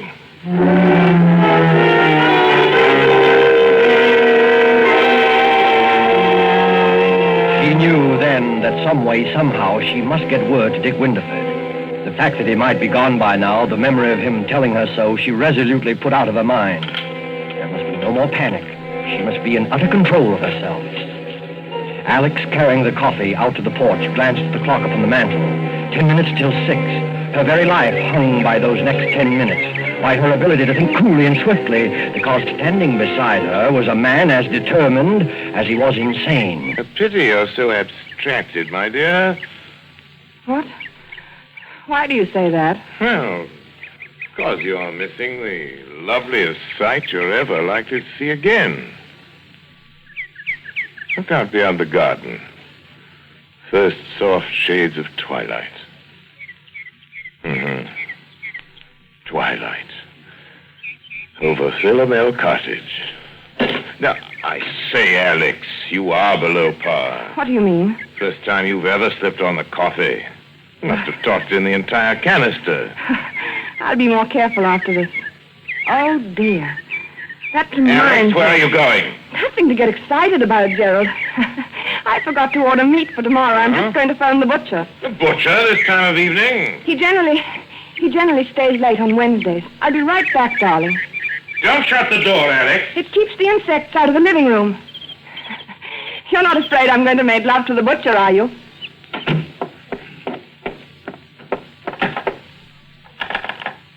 Operator, get me the traveler's arms, please. Hurry. Hello? Traveler's arms? Mr. Winterford, please. Will you... What? You don't know if he's still there? Well, see, won't you? It's most important. Don't let me disturb you. Well, darling, you do. I hate anyone listening when I telephone. But I do, Gerald, truly. You're quite sure you're really calling the butcher? Why, as a matter of fact, I am not sure. What? What I mean What are is... you talking about? I'm afraid I've got the wrong person. A perfect stranger. Don't understand. Someone I know nothing about. You know nothing about, then why don't you hang up? Here, what's at the end of that wire? Hello? Hello? Dead. All right, my girl. Might as well get started. We're late now. Late? Precisely 3 minutes past 6. Why, Gerald, it won't be 6 o'clock for 8 minutes. Look at the clock there on the mantel. I don't go by that relic. I go by my own Gerald, wristwatch. listen. Stop pacing and listen to Well? me. I don't feel up to it tonight. I'm upset. I'm tired. Alex, I promise you, you won't be a bit tired after it's over. I'm not going to wait 1 minute longer. I won't do it. Come along, I'm not Alex. coming with you. Come along. No. I'll carry you there. You will, you hear? Stop. You will. I've got something to tell you. Something to confess. Confess? Yes, to confess. Something I ought to have told you before. I've had my secret past, too. Former lover, I suppose. In a way, but something else. You'd call it, yes, I expect you'd call it a crime. Crime? Yes, I don't believe it. yes. You better sit down, Gerald. There. I told you I'd never been married before. That wasn't entirely true. There was a marriage. When I was 22, he was an elderly man with a little property. I induced him to insure his life in my favor. At one time, I was a nurse with access to a number of poisons. There's one poison, a white powder, it... You know something about poisons, perhaps? No, I know very little about them. This one is very much like... It's absolutely untraceable. Any doctor would give a certificate of heart failure, and that... No, I can't tell you. No. Another time, Gerald. Another time. Now, I want to hear. How did you get him to take it? How did I get him to take it? Yes. Well, I always made his coffee for him. Coffee? Yes. One night I put a pinch of this poison in his cup. I remember that evening how very much like this it was, how peaceful. He gasped a little, tried to move from his chair, but he couldn't. Presently, he died. How much was the insurance money? About £2,000. I speculated. I lost it. It was over 2 years before I married again. He was a much younger man, quite well off. There was a will in my favor. He liked me to make his coffee, too, just as my first husband had done. I make very good coffee. Alex! It was the same, along about twilight. Alex! I remember it perfectly. How nervous and upset I'd been all day, wondering if it would turn out all right. Coffee. But it did. It was the same as the other. He just sat there in his chair and he died. Our village doctor pronounced it heart failure. Alex. My husband did have a weak heart, you see, and that helped a great deal. Alex, listen! That netted me over £4,000. I didn't speculate. The coffee! That's why it tasted that way. You devil, you poisoned me! You poisoned me! Yes, I poisoned you! And already the poison is working. You see? You can't move from your chair. You're lying. You're lying. I'll kill you! You can't move. You're helpless. I'll kill you.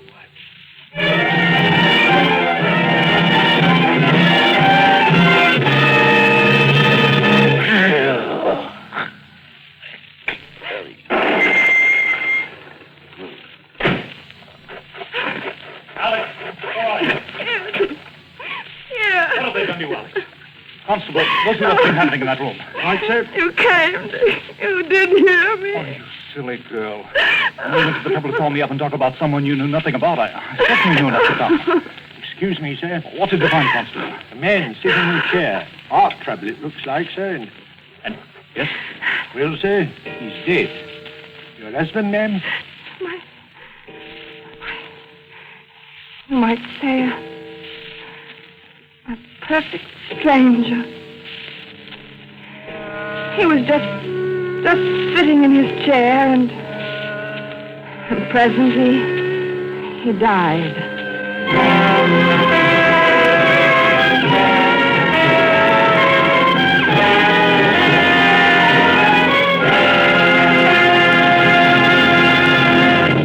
And so closes Philomel Cottage, Agatha Christie's story of love from a stranger, starring Geraldine Fitzgerald and Orson Welles. Tonight's tale of suspense. This is your narrator, the man in black, who conveys to you Columbia's invitation to spend this half hour in suspense with us on October 19th, 1 week from Tuesday, when Orson Welles will again be our star. Our next broadcast in the series will be Tuesday, October 19th at 10 o'clock Eastern Wartime, 7 o'clock Pacific Wartime. The producer of Suspense is William Spear, who tonight also directed the broadcast, and who, with Wilbur Hatch and Lucian Malowick, conductor and composer, and Harold Medford, the radio author, collaborated on tonight's Suspense.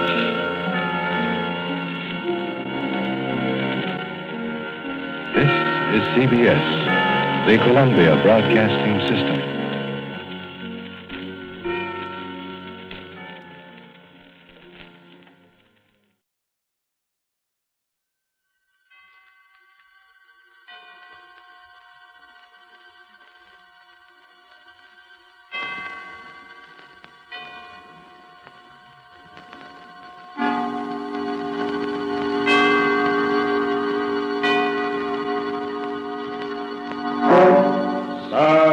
Suspense.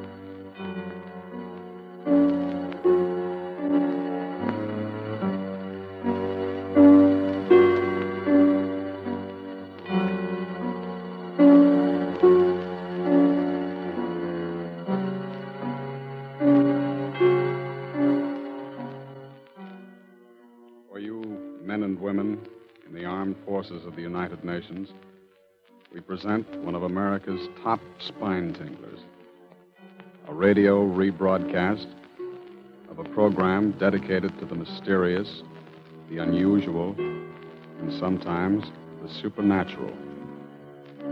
A program of Suspense. This is the truth. Do you understand? The truth. It must be the truth. It has to be.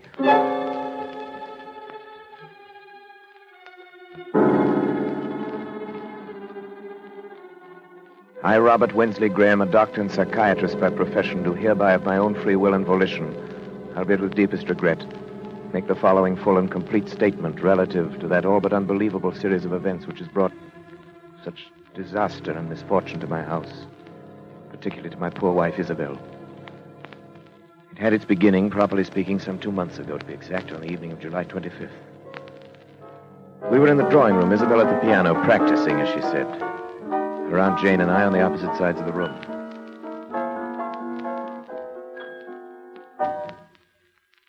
Isabel, what's the matter? I don't know. I can't seem to keep my mind on anything anymore, even my music. Nerves. Nerves? Isabel. Yes, Robert. I don't wish to distress you, but it's been going on for quite a little while now. It's not getting any better. I know. Let's not discuss it, shall we? You should let me prescribe treatment for you. I could prescribe something for her. You can do remarkable things now with just the common old drugs under proper control. Drugs. It's not drugs that she needs. It's to get out of this house for a while. It's to get back to the concert stage where she belongs. It's work. Aunt Jane, please. I'm sorry. I don't believe in beating around the bush. You're an artist. You've got talent. There's no sense in your trying to subordinate yourself to somebody else. Aunt Jane, that's enough. I'm not subordinating myself to anyone. Really, Aunt Jane, you mustn't interfere, you know. Robert doesn't want me to go back on the stage. Darling, it isn't that I don't want you to go back. I'm proud of you. You know that. It's only because I know that going back to a professional career in your present mental condition would be terribly harmful. I know, Robert. I know, you're right. Oh, after all, I'm a doctor. It's my business to know these things. I get it. Probably the hospital. Hello? Hello? Yes, it's Dr. Graham. Oh, yes. It's for... Who? Huh. Well, when would you like to see me? All right. Fine. No trouble at all. Very well, I'll be expecting you. Goodbye. Isabel, good heavens. What do you suppose that was? Who? Roger Holcomb. Do you remember the case? Roger Holcomb? I remember it. Of course you do. The fellow was brought back from the dead, as the newspapers put it, about a year ago. Oh, yes. Yeah, he really was dead for 4 full minutes, as far as medical science was concerned. Then Bates brought him around. It was 9 days' wonder at the time. Well, what does he want to see you I about? don't know. Something to do with his experience, obviously. He was in a terribly agitated state. Poor fellow had been walking up and down in front of the house for an hour trying to get up courage to ring the bell. Finally phoned from the corner drugstore. Why, the poor man. Why in the world should he do that? Anxiety neurosis. They hounded him, in the most shocking way. Got out of the hospital. Preachers and spiritualists and movie agents, just plain fakers. People trying to find out if he remembered anything of the 4 minutes. He's supposed to be dead. People just trying to exploit him. Oh, must be Holcomb now. Take him into the office.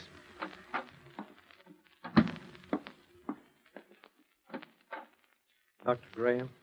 Yes, you're Roger Holcomb? Yes. Come in. Pleasure to meet you, Mr. Holcomb. Is it? You come this way, please. My office. Now just sit down anywhere.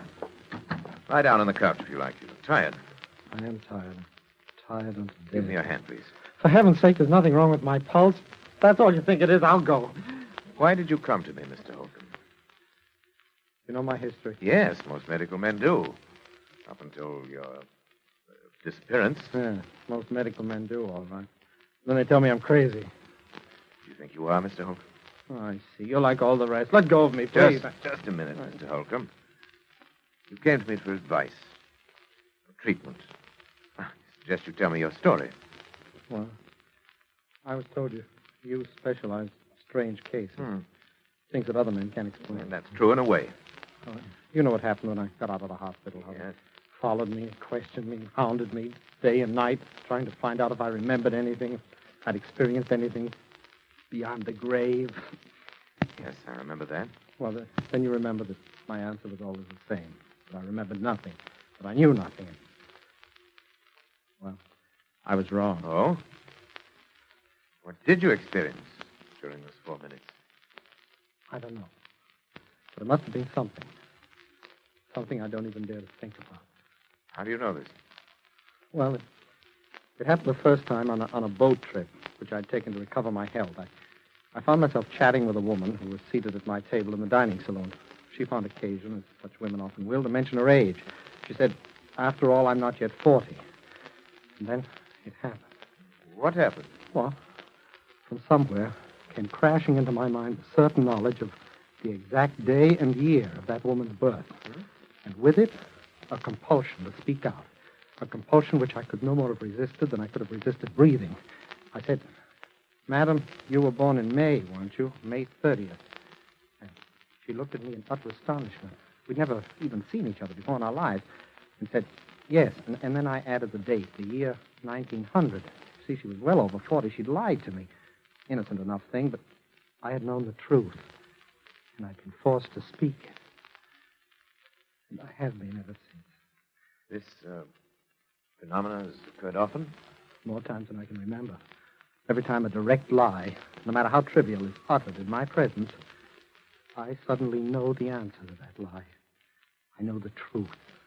And I'm compelled to speak it. And this condition has existed only since your... Since my 4 minutes beyond the grave, yes. Quite. It's as though, in that brief time, I glimpsed eternity. As if I'd seen revealed all truth of all the ages. I can never tell you how horrible that seems. I found that men, even the most honest of men, live by lies. Tell me, you have a family, friends who are understanding? Oh, for heaven's sake, Doctor, don't you understand what this has done to me? Yes, I had a family and friends, a girl I was going to marry. Today I'm an outcast, pariah. I'm shunned, feared. I'm hated. Yes, hated. Mr. Holcomb. Mr. Holcomb, I believe that this condition is very real to you. Causes you very real anguish. I want to help you. Do you think you can? I'm confident that I can. Suppose you could arrange to stay with me here at my home for a matter of weeks or months, if necessary. Well, I'll do anything. Good. Anything in the world to be a normal man again, but... But what? Dr. Graham, I can see that you still don't believe me. Oh, no. I beg of you. You don't know the terrible responsibility I'd be to you. I'd be like a spy, like some inexorable prosecutor from another world. Mr. Holcomb, let me worry about that. All right. Is there anyone else in your household who might object? Oh, no, there's only my wife and her aunt. You have your own quarters. Be quite comfortable, I assure you. I'm sure I'd be. It's a lovely house, but I've seen of it. Yes, I'm rather lucky. I'm interested in research primarily. Not much money in that, you know, but a couple of years ago I came into quite a nice inheritance. House went with it. What is it? What's the matter? The inheritance was not yours. It was your wife's. The house is your wife's. You were penniless.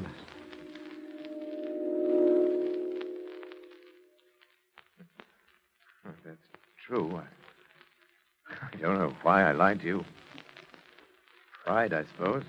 I'm sorry. I told you I couldn't help it. No. I'll go now. Please. Mr. Holcomb, my fault is a small matter. But you see now that I want to help you. Do you believe me now? I believe, Mr. Holcomb, either that you are far more ill than I realized, or that in months to come, You and I must venture into a realm never before explored by mortal man.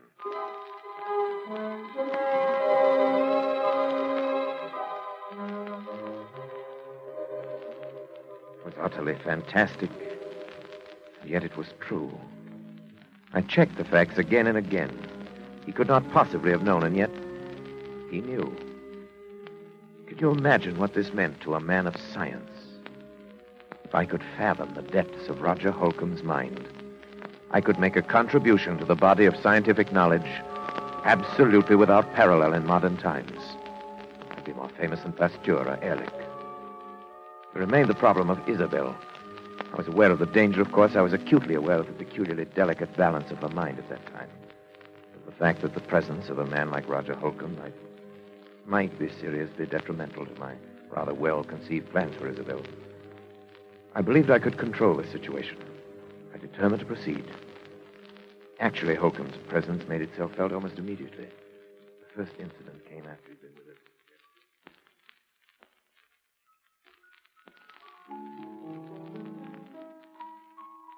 Isabel, please stop that playing and listen to me. Aunt Jane, you know Robert has said I mustn't talk about it, that it's bad for me. I don't care what Robert said. But he's my doctor and my husband. And I'm not sure that he should be either. Aunt Jane, I don't know much about psychiatry, but I do know that making trouble between a husband and a wife... I'm not making anything that isn't there already, and you know it. Good heavens, girl. Look at yourself. Look what's happened to you since your marriage. I've been sick. He's made you sick. That's ridiculous. Maybe it's just that he's afraid of losing you. Maybe he's even afraid of losing your money.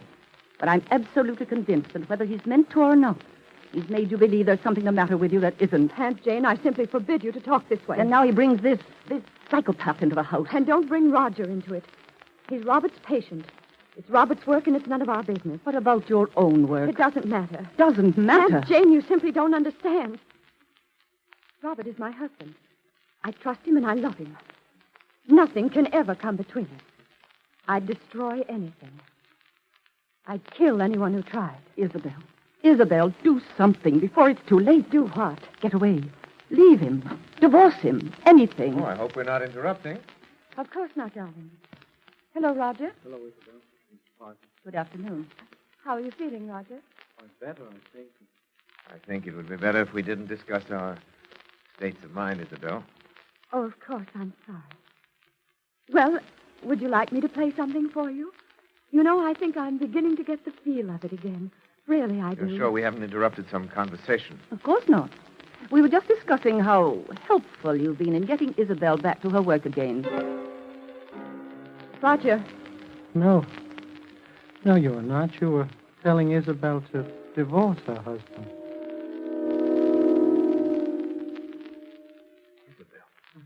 I'm sorry. Roger, come back. Isabel, is that true? You brought him in here deliberately. Is that true? It doesn't matter, I suppose. You've known how I felt for a long time. Yes, I'm afraid I have. Robert, it was all so silly. She didn't mean it. It was just I that did she... mean it. But I did mean it. I'm sorry, Isabel. But I've been under this roof too long as it is. Oh, Jane, you're not leaving us. It's best, Isabel. Yes? Yes, I think it's unquestionably best. Best that you go at once.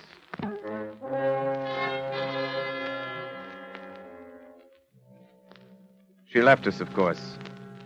I'd always believed that Jane exercised an unfortunate influence over Isabel. I did not dream it had reached such a point as this. Yet this incident gave me my first insight into the relationship which was destined to develop between Isabel, Roger, and myself. The first and most obvious result was that within a matter of weeks, Isabel was to lose every friend she had. We became further estranged as each day passed. It was difficult to speak of even the most casual things with this strangely terrifying specter of truth always at our elbow. The situation reached its inevitable climax the evening that Leopold Serinsky, the famous conductor of the Los Angeles Symphony, was to call on Isabel with a view to resumption of her professional career under his auspices. I gave a great deal of thought to that evening. It had to be handled with a great...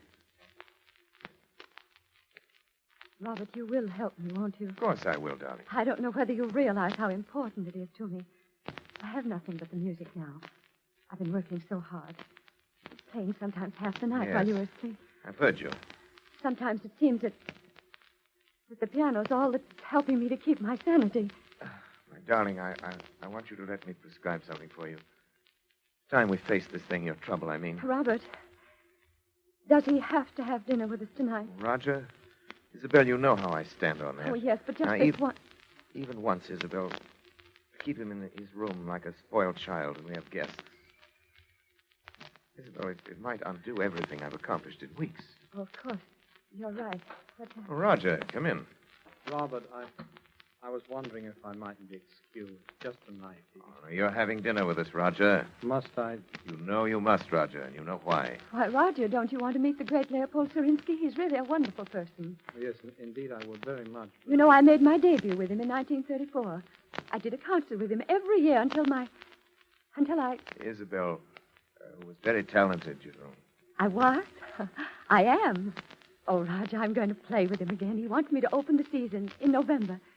Can you imagine what that means to me? I'm so glad, Isabel. And Robert has finally given his consent. Haven't you, dear? I'm sorry. What was it you said, Isabel? I said you'd given your consent to my playing with Surinsky. Why, Isabel, you know I don't want you to think that I'd ever stand in your way. I know, dear. Roger, I'll do the Emperor Concerto, and you will come to hear me. You do want to, don't you, Roger? Please, Isabel, don't ask things of me that can't... What's the matter? What's the matter with both of you? You act as though you thought I wouldn't be able to appear. As though the whole idea were hopeless or something. Isabel, please. I am going to play. I'll be better than I ever was. You know I will, don't you? Don't you? Of course, Isabel. You play wonderfully. Roger. No, Robert, you're very certain that Isabel will be prevented from ever playing again by death. Death? Oh, Isabel, forgive me, please. By death? No. Oh, no. Please, Roger, it's not true. Tell me it isn't. Roger, answer me. Answer me. Roger, do you hear me? Answer me. Answer me!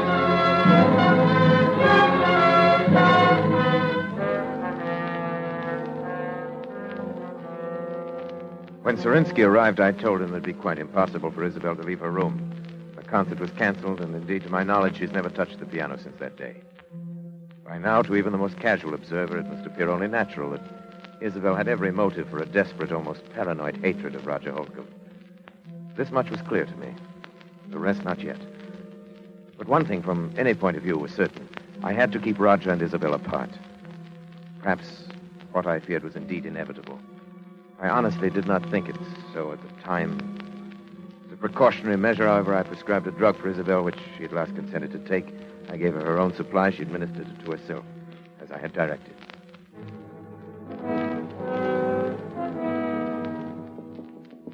Roger? Roger? Yeah? It's Isabel. What do you want? Let me in, please. No. Please, it's terribly important. Robert said that I know. But he said it would be all right this time. You sure? Yes. Yes, please. All right. Now, what do you want? I want to talk to you, that's all. What about that's so important? Roger, why don't you ever leave your room anymore? Can't you guess? Do you think I hate you? Isabel, I don't know what to think anymore. You do, don't you? I warned him. I told him it would happen. Now I'm going mad up here, thinking of the anguish I've caused you. But, Roger, I don't. You must believe me. I know what it's been like for you having me here, Isabel. Roger, you see, for the first time in my life, I think my husband is wrong about something. Wrong? Yes. Don't you see? He's been worried about both of us. And so this distrust has grown up between us. Well, I don't distrust you, Isabel. You've been more wonderful to me than I But you're say. you're afraid of me. And that amounts to the same thing. And it's bad. For the both of us. It's hurting both of us. Well, I've often felt I wanted to talk to you, to beg your pardon. Oh, you don't have to do that. We're both sick. But I think if we saw each other sometimes, if we talked the whole thing out, it would help us both. Well, does Robert think so, too? No. Then he didn't tell you it was all right to see me. No. I lied to you. You what? I lied to you. You liked him. And it didn't happen. Isabel, don't you see? I am getting well. It didn't happen. I know. I don't think it does happen anymore. Except with Robert. With Robert? What makes you think I don't know. Something about the way he acts. The way he is. Oh, but Isabel, he is curing me. Then perhaps you shouldn't have come No, up with... no, don't you understand? We must see each other. We must talk. No, listen. Isabel. Robert, something's happened that I must tell you Please, about. you're completely overwrought. Oh, but Robert, if I must insist. Isabel, why did you do this? I'm You have to sorry. have a sedative right away. Isabel, get the bottle from your room. Mine? Yes, please, hurry. All right. Robert, she lied to me. Yes, I know. But, Roger, I must absolutely forbid you to talk now. You must trust me. All right, but later I want to have a long talk with you. Of course She we lied. shall. Here it is. I brought my hypodermic, too. I'm glad you did. The other one's mislaid somewhere. Will you give it to him, please? I? Yes, I'm sorry, but this has upset me rather badly. My hands are shaking. Robert, I'm terribly sorry. No matter now. Give him the hypodermic in the upper arm. That's right. There. Thank you. Leave us now, please, Isabel. All right. How are you feeling now, Roger? Well, I'm fine, Robert. I think I'm better than I've been in months. I know you're better. That's why I was so upset to see you. Why, Robert? Can't tell you all my reasons now, but you must trust me and believe in me. Oh, I do, but... Only that I'm afraid for your health. Roger. No. You're afraid of murder. What? Murder. Roger, listen to me. Roger. Murder. Roger, what are you talking about? Roger. Roger!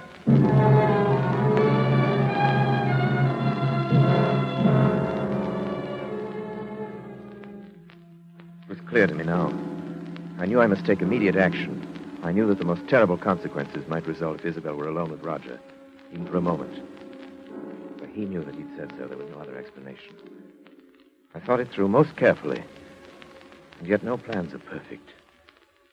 No man is infallible.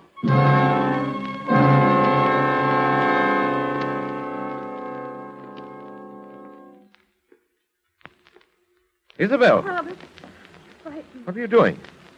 Nothing. Don't lie to me, Isabel. I'm not. I You were was coming from Roger's room. No. No, I swear I won't. Isabel, don't you understand that you're sick? That I've insisted on these things for your own good and his. All right. I was going to talk to him, but I haven't. Oh, Isabel. Why do you try to tell me that? But it's true, Robert. Really true. Is it? Roger? Roger? What's the matter? Look, Robert. No, it couldn't be. it is. He's dead. Dead. Hypodermic by his side, the drug, your hypodermic. But it's only a Except that sedative. in large enough quantity, it's fatal. You knew that. Oh, Robert, no, listen to me. Isabel, why? Why, I warned you. Robert, look at me. It's Isabel. It's your wife. You can't. Oh, no. Where are you going? Come back. I'm going to call the police.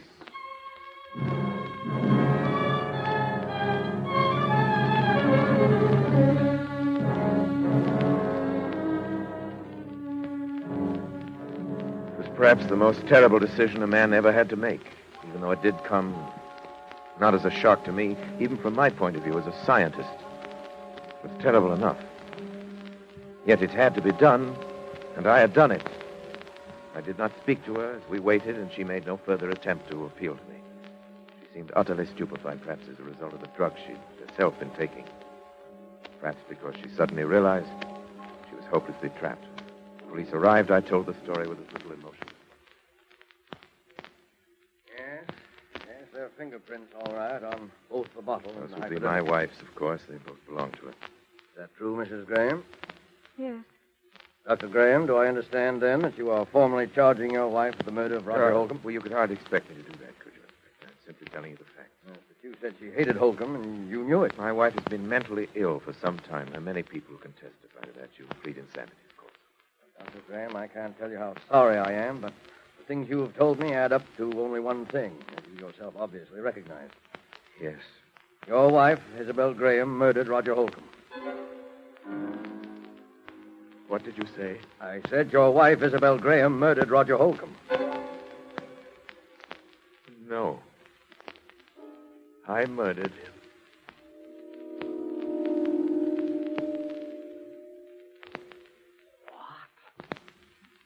I tried to make it appear that Isabel had done it. And I succeeded. But I killed him.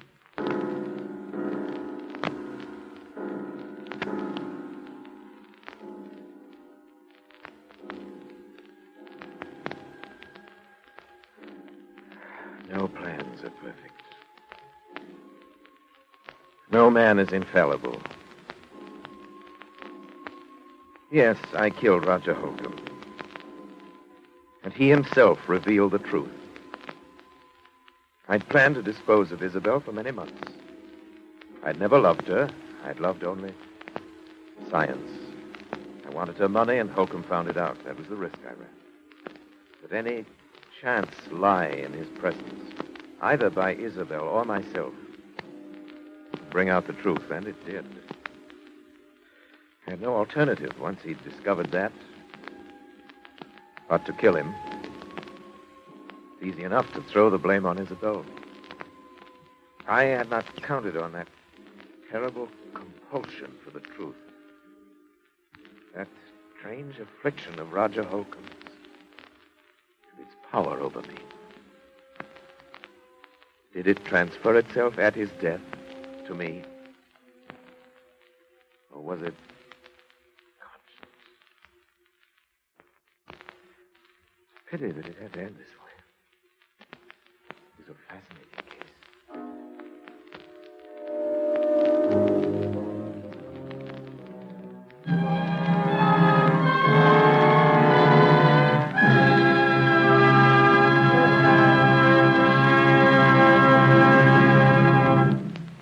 And so closes Lazarus Walks, starring Orson Welles. Tonight's tale of Suspense.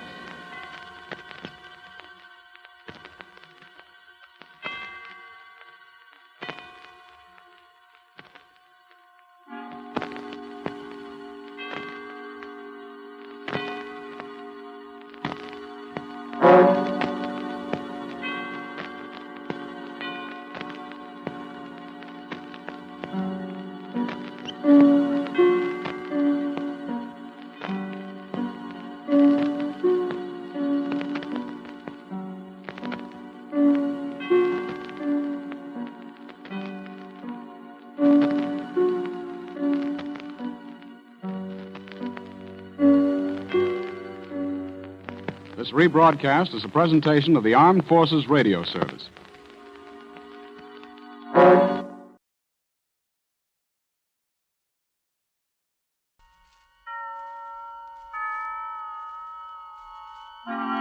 Suspense.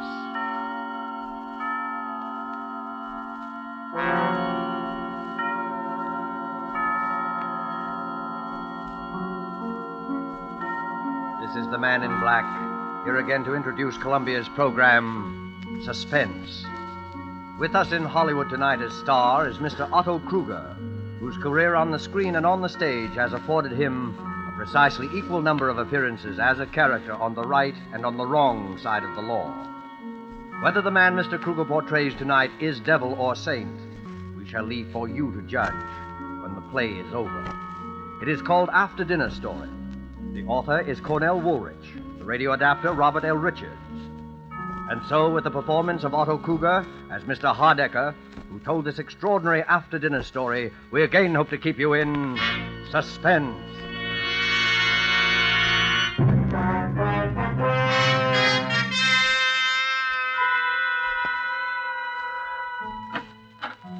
Mr. Hardecker's residence? I believe I'm expected for dinner, please. Your name, sir? Kenshaw is my name. Very good, sir. Mr. Hardecker? Mr. Kenshaw, sir. Ah, number one. Good evening, Mr. Kenshaw. Is this where Mr. Hardecker lives? My name is Lambert. Mr. Hardecker? Mr. Lambert. Number two. My name is Prendergast. I think Mr. Hardecker? Mr. Prendergast. Number three. Mackenzie's the name. Mr. Hardecker? Mr. Mackenzie. Number four.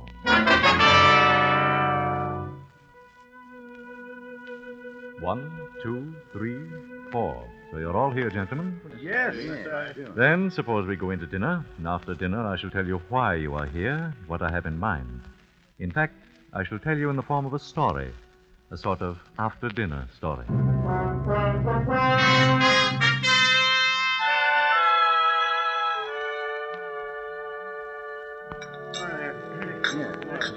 right. You see, that's a great cup of coffee. I enjoyed it. You passed that, please. Well, gentlemen, did you enjoy your dinner? Yeah, it was swell. Then, if you'll excuse me for just a moment, I have certain instructions to give the servants, and after that I shall rejoin you. I shan't be long. Certainly. Well, what did that crack mean?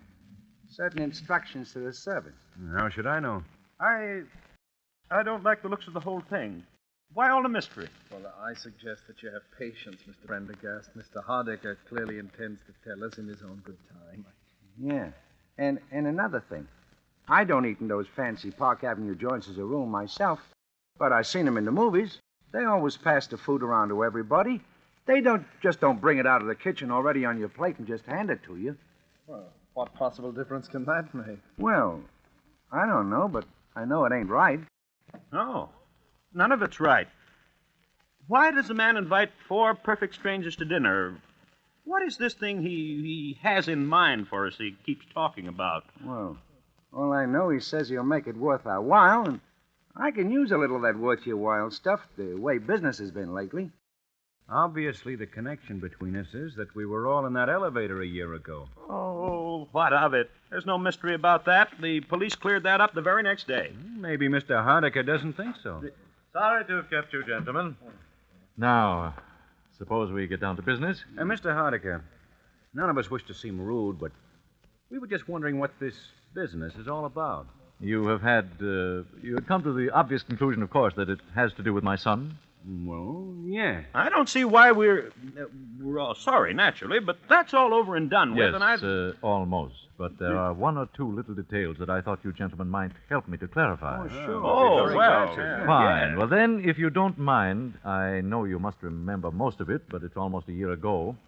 I'd like to go over the whole story from the beginning. Well, that's all right. Well, it was just before 5 in the afternoon on August 30th of last year when the matter which concerns us here this evening had its beginning. And on that day, and at that time, all 4 of you, perfect strangers, who had never seen each other before in your lives, found yourselves, for personal and business reasons of your own, on various floors of the Norfolk building in Midtown Manhattan, waiting for the express elevator to take you to the lobby. The first passengers were on the 21st floor. 21, going down, please. Express car, going down. There are now 3 men in the elevator. The operator, Mr. Kenshaw and Mr. Lambert, who had gotten on at the 21st floor. 18, going down, please. Face the doors, please. Going down. Now there are 5 men in the car. Mr. Prendergast and Mr. Mackenzie had entered the elevator at the 18th floor.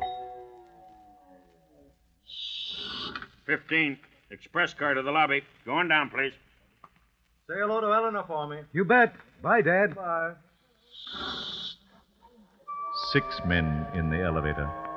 The last to enter, I had accompanied to the elevator door myself. He was my son.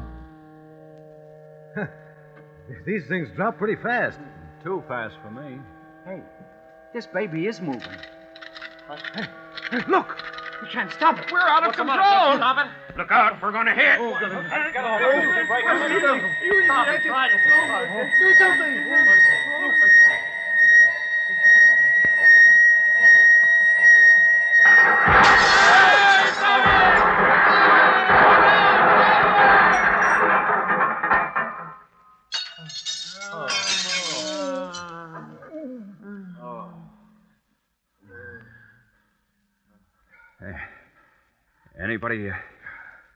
Anybody got a match?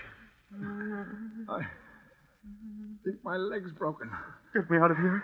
I got a wife and kids. Somebody get me out of here. Get me out of here. Shut up a minute, can't you? It's so dark. You're not the only one with a wife and kids. Has anybody got a match? I've got to get this door open. Yeah. Yeah. I don't have it. We're liable to suffocate in here. These things are practically airtight. Where's the operator? Operator, he's over here. I can feel the braid on his coat against my hand. Oh. Hey, what about it, Bud? You got a match so I can see what I'm doing here? Hey, operator. He's dead. Dead? Why doesn't somebody come? What's the matter with him? Why did they Pipe come? down, will you? Pipe down. There. Yeah, I got it. Now we'll get a little air anyway. Oh, there's a light up there somewhere. Yeah. I can hear voices. There, you hear them? Help! Help! Say, there's no use yelling your head off. They know we're down here. Yeah. I wish my leg didn't hurt so bad. Oh, let's see. Try wrapping your shirt around it tight. May stop some of the pain. Thanks. Yeah, easy. Now what? Nothing. Just sit and wait. That's all. Why don't they hurry? What are they waiting for? Why don't they Take hurry? it easy. Take it easy. You could be worse off. Worse off? Yeah. Like this poor guy, the operator. He's dead.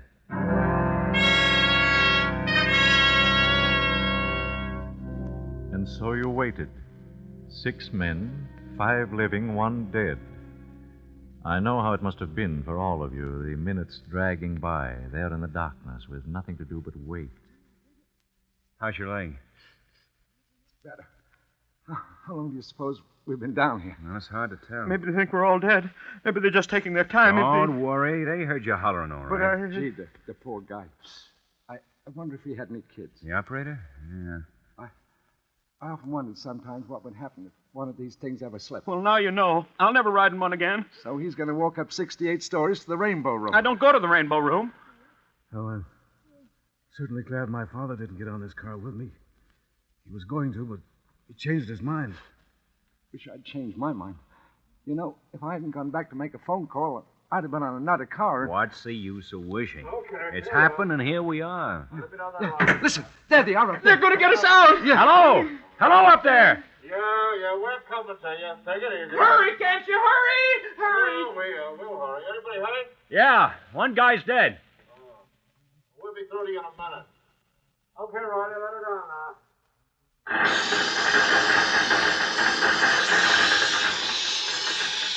Look at that light up there. Acetylene torches. Yeah, they're gonna cut a hole in the roof. What a racket. Oh, I'm nearly deaf already. Listen, you guys. We're coming through, see? Watch out for sparks. Shut your eyes and stand back against the wall. Okay. I never knew those things made so much noise. It's because we're close in. No!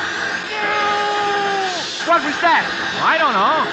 I thought I heard somebody holler. Yeah, so did I. Must have been one of those guys up above.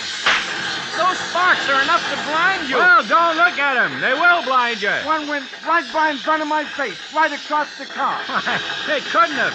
They're dropping down. Did you see it? It was awful bright. Oh, just a reflection. Don't look at it. I guess they got it cut through. Phew, yeah. I couldn't have stood much more of that. They're pulling off the top. It won't be long now. All right. Stand clear down there. I'm going to jump down. Hey, cop. And no cop ever looked lovelier. All right. Pass them ropes down now. Okay, hold it. All right. Who's first now? Who's the worst hurt of you all? How about this fella? Now, that's the operator. He's dead. Hey, look.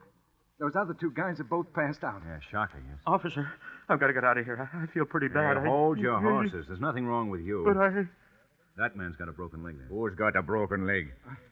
I have, I think. All right. Can you sit in this rope sling here? I'll try. Now, hang on with both your hands. I'll be all right. Okay. Pull him up. Well, so long, fellas. Take care of that leg. Thanks. Yeah, thanks. My name's Lambert. Mine's Mackenzie. Maybe we'll run into each other sometime. Yeah. Well, so long. All right, let me have that rope now. Well, who's next now? Well, maybe you better take those 2 guys that passed out. They might be hurt. Why, sure. How about this young fella? Sure. He got a little blood on him, hasn't he? He has that. Glass from the light fixtures, I guess. Well, I don't think it's serious. You don't, eh? No, he seemed to be all right. Well, whatever he seemed to be, he's not now. This man is dead. Dead? Oh, but he can't be. Look here, my lad, you don't seem to realize that you've come through a pretty serious accident. I know, but he can't be dead. We heard him talking just a few minutes ago. Isn't that right?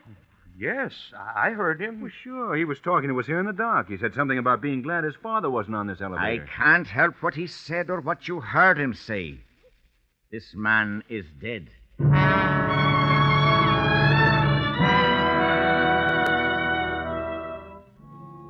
My son, who had survived the original accident without apparent injury, was dead. You gentlemen were more fortunate. You lived. 5 days later, you four met again. It was at police headquarters. About 2:30 on a Friday afternoon. The last to arrive was Mr. Lambert. In here, Mr. Lambert. Thanks. Hello there. Hi, fella. Hey, how's the leg? Pretty good. Mr. Lambert? That's right. I'm Chief Inspector McMahon. How do? You'll just take a seat there. Yes, sir. Well, we all here now? Mr. Kenshaw, Mr. Pendergast, Mr. McKenzie, That's Mr. me. Lambert. Yes, sir. Well, now, as I told each of you over the phone, I won't keep you very long. I just wanted to ask a few routine questions about that business of the elevator the other day. Well, what's the matter? Something phony about it? Not for our money. It's an open and shut case. Suicide. Suicide? Yeah. You mean the operator wanted to bump himself off so he could... No, not the operator. He died of a fractured skull. It's young Hardiker we're interested in. His father's been raising a row, so we said we'd investigate, but... I still don't get it. Wesley Hardiker was killed by a .32 caliber bullet through the heart. You couldn't happen. You mean he killed himself right in that car with all of us? What else? He wasn't shot when he walked in, and he was dead when we brought him out. Unless one of you killed him. Whoa. No. Well, now... Any of you know him? No. Well, then there you are. Even the father had to admit that as far as he knew, his son had never seen any of you before in his life. But it don't make sense. What don't make sense? Well, I mean, a guy shooting himself in an elevator with 4 other people that nobody didn't even know it. Did any of you hear the shot? Well, not before they started the blowtorches. I could swear to that. Couldn't have heard one anyway. Yeah, you see. Hey, wait a minute. Did you hear something? No. But Mackenzie, remember I said when I was laying on the floor of the elevator that I thought I saw a spark from one of those blowtorches that went across the car instead of falling down? That's right. Anybody else see it? The blowtorches were absolutely blinding. You couldn't see a... How about you, Mr. Kenshaw? I'm afraid that I fainted or something silly like that. I'm not a very strong person. Well, it was probably the gunshot, all right. Nothing very mysterious about it. The gun belonged to young Hardiker, licensed in his name, and had only his own fingerprints on it. Well, maybe I shouldn't ask, but why did he do it? The official verdict is suicide while of unsound mind. He seemed all right. He talked to us perfectly sensibly just before it happened. Just goes to show. You never can tell, can you? Oh, he'd always been nervous and highly strung. We got that out of his father. The strain of being down in that black pit was just too much for him, that's all. Oh, what a terrible thing.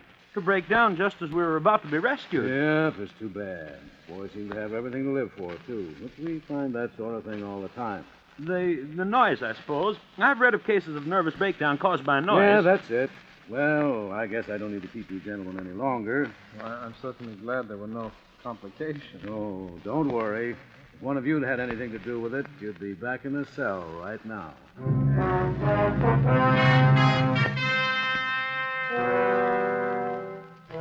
That was almost a year ago.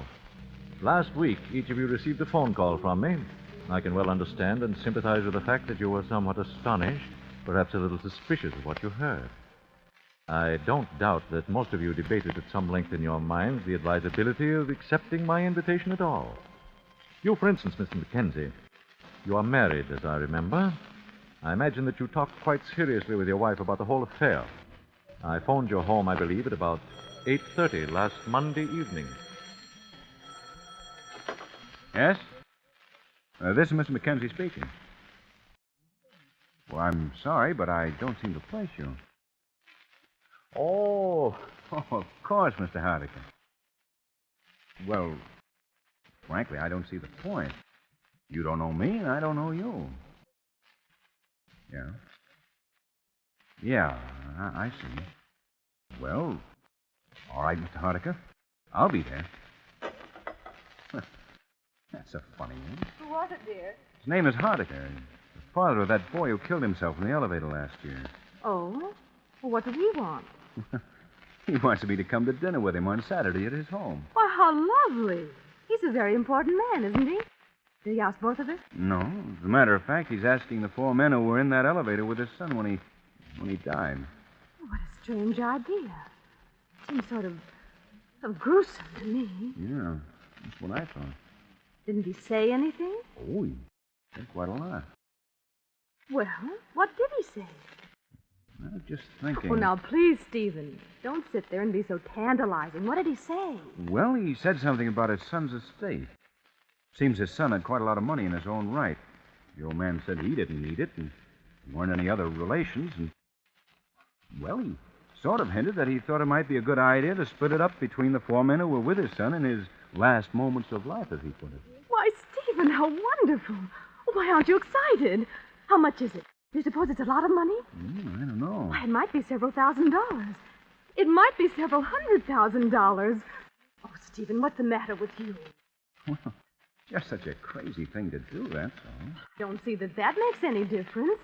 If a man wants to do a nice, kind, generous thing. Look, honey, if it was generosity, he'd give it to charity. If it was a sort of memorial to his son, he'd set up a scholarship or build a hospital or something. Well... The old man was pretty broken up about it when it happened. I remember reading something about his being in a sanitarium for a while afterwards. And he never did believe the verdict of suicide. The police as much as told us that at the time. How do I know he doesn't think one of us killed the boy? Oh, that's absurd. All right. But anybody who's crazy enough to divide up a wad of dough between 4 perfect strangers is crazy enough to think a perfect stranger killed his son. Oh, why, that... Maybe he thinks we all did it. Maybe he's wacky and has some crazy idea about revenge and is going to use the dough as bait to get us all together. I hadn't thought of it like that. Perhaps you ought not to go. I already said I would. Why, anyway, maybe it's on the level. Stephen, do you still have that gun you used to have when you worked at the bank? Yeah, I have it there. I think you ought to take it with you Saturday night. Honey, I think you've got something there. I think that's a very good idea.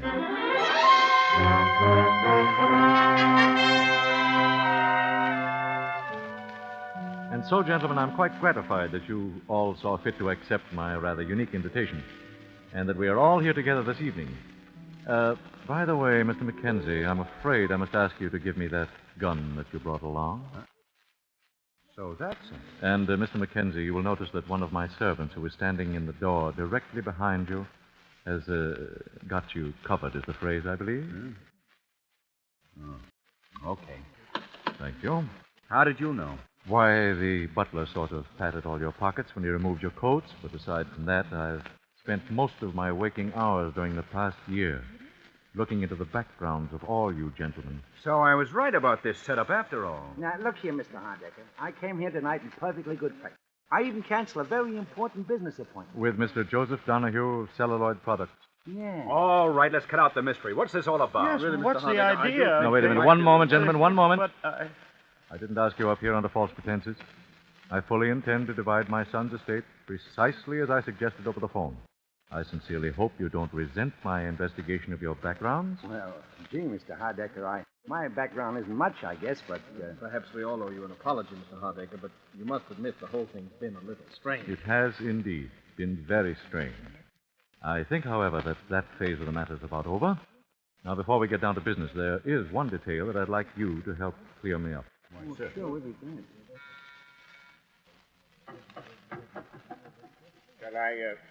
Shall I bring it in now, sir? If you please. Is it well mixed? Yes, sir. In the center of the table. Thank you, Johnson. Now, please see that we are not disturbed on any account whatsoever. Yes, sir. Say, that looks good. What is it?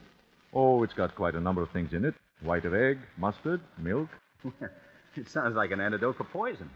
It is an antidote for poison. A what?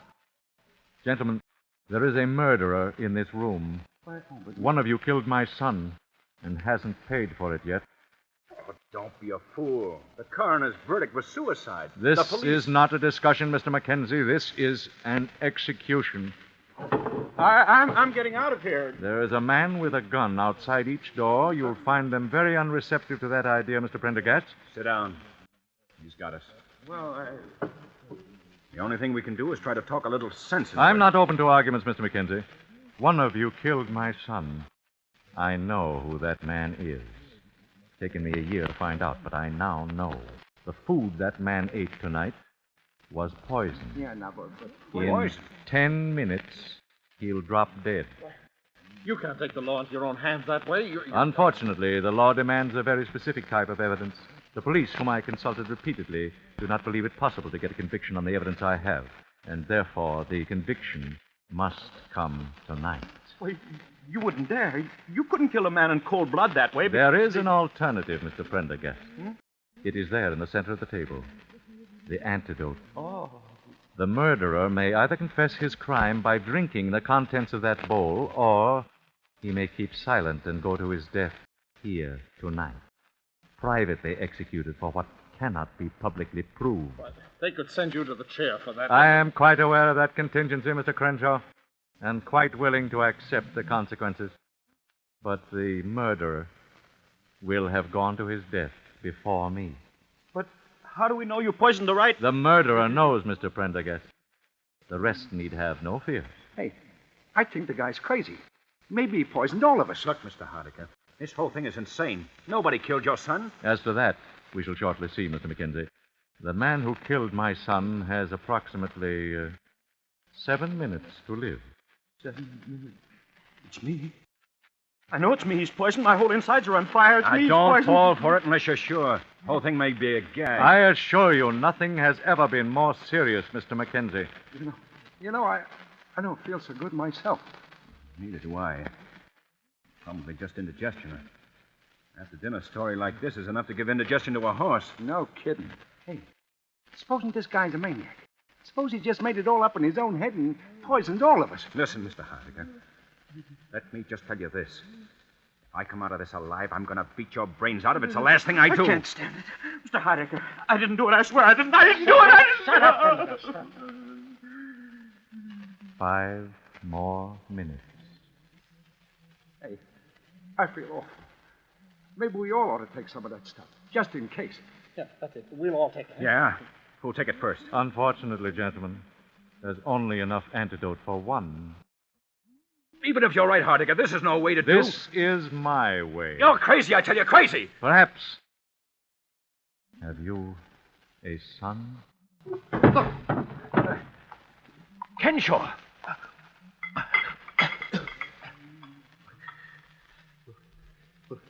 Will it save me? Well, gentlemen, now you know. All right. All right, what do I care? I killed him. And I do it again. I hated him all my life. In school, in college, he never even knew that I existed. He was too good for someone like me. And he had everything. Money, everything. Then he married the girl that I loved. She didn't know how I felt. I never told her. And then she died. Pneumonia, they said. She wouldn't have died if she hadn't married him. So I killed him. I saw him get into the elevator. And then it fell. It fell. It was as though God had delivered it into my hand. It came to me there in the dark. I choked him. I choked him, and then he got out his gun, and I put my hand over his, and I turned it against him and fired. But I'm glad. I'm glad. Look, help him, somebody. Help him. Here, hold up his head. Here. Never mind. He's dead. It didn't work in time. You killed him, Hardiker. No, I didn't. I tell you, he's dead. Yes, I know. But what he drank was not the antidote. It was the poison. poison. You see, I didn't exactly know which of you killed my son. I only knew that one of you must have. And so Robert Kenshaw convicted himself in front of all of you and was his own executioner. Well, then, he was never poisoned at all until... Until he drank the contents of that bowl. Gee. I shall divide the estate, gentlemen, as I promised. Meanwhile, you may call the police if you like. Let the law and divine providence decide whether this man died by my hand or by the guilt that lay upon his own soul.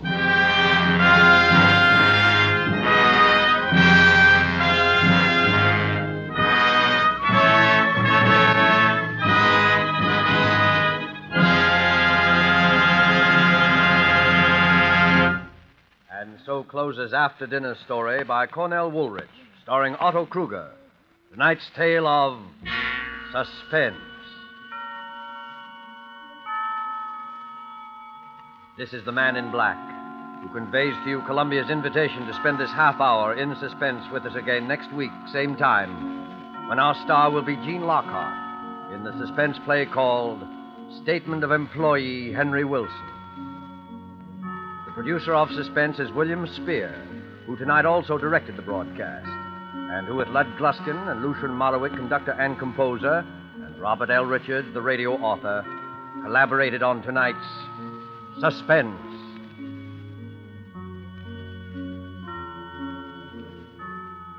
Make a note on your calendar that beginning December 2nd, Suspense will come to you on Thursday evenings at 8 p.m. Eastern Wartime, 7 p.m. Central Wartime, and 6 p.m. Mountain Wartime. Remember, Suspense will be heard on Thursday nights beginning December 2nd. This is the Columbia Broadcasting System.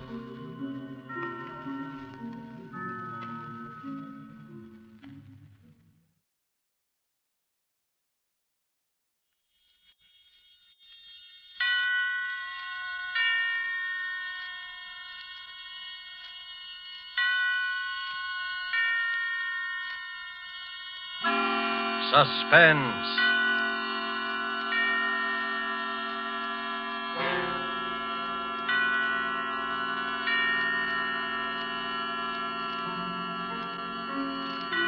This is the Man in Black, here again to introduce Columbia's program, Suspense. With us in Hollywood tonight as star is Mr. Gene Lockhart, whose remarkable characterizations on the screen have won him a notable following with American audiences. It is with rueful satisfaction, but with satisfaction nonetheless, that the genial Mr. Lockhart contemplates his reputation. Because of his cinematic misdoings, his numberless treacheries, betrayals, and cowardly villainies, he is one of the most hated men in the country today. Our story this evening by John Shaw is called Statement of Employee Henry Wilson. And so with the performance of Gene Lockhart, as he relates and relives the events of the climactic moment in Henry Wilson's life, we again hope to keep you in suspense.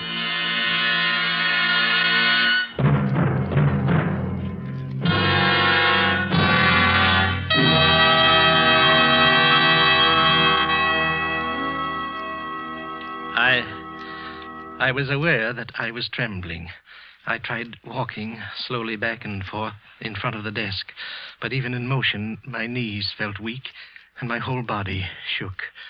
Why was it always I who trembled and never this pompous insect sitting in front of me? His voice was cool and mocking. His voice was clear and hard. Well, I sympathize with you, of course, Wilson. But the error must be brought to Mr. Larkin's attention. There is quite a big mistake there. Quite a costly mistake. Mr. Larkin must know. He wouldn't cover it up. I knew that. 2 years ago, this man had come with the firm. For 8 years before that, I had worked there, enjoying the work, liking the people. And then he had come there. Have you ever stood quietly by and watched someone rob your house and steal your pocketbook? I was helpless. He was ambitious. He was clever. He was fluent. And as of tonight, I was his subordinate. 2 years against 10 years. Around the office, I had a reputation of being casual and carefree. But I hated this man. Every inch of me hated this man. And it was not a new hatred. Of course, there is no question of your honesty. His voice was patronizing. The patient teacher and the unruly pupil. I hated him. He smiled up at me and waved his hand in dismissal. He almost brushed a small iron vase off the top of the desk with the gesture. I had seen that vase so often, but I had never seen it out of the eyes that I was looking at it with now. Good night, Wilson. Good night, I said. Good night, clever boy. I walked out into the corridor and rang for the elevator. Terrible night, ain't it, Mr. Wilson? I heard the boy Yes, sir, talking, these elevators like are he was vast, yelling too. at me from some distant mountain. He was talking and I was answering, but what either one of us was saying I didn't know. I was thinking of something else. I looked at my watch as I stepped out of the car. It was 11:30 already.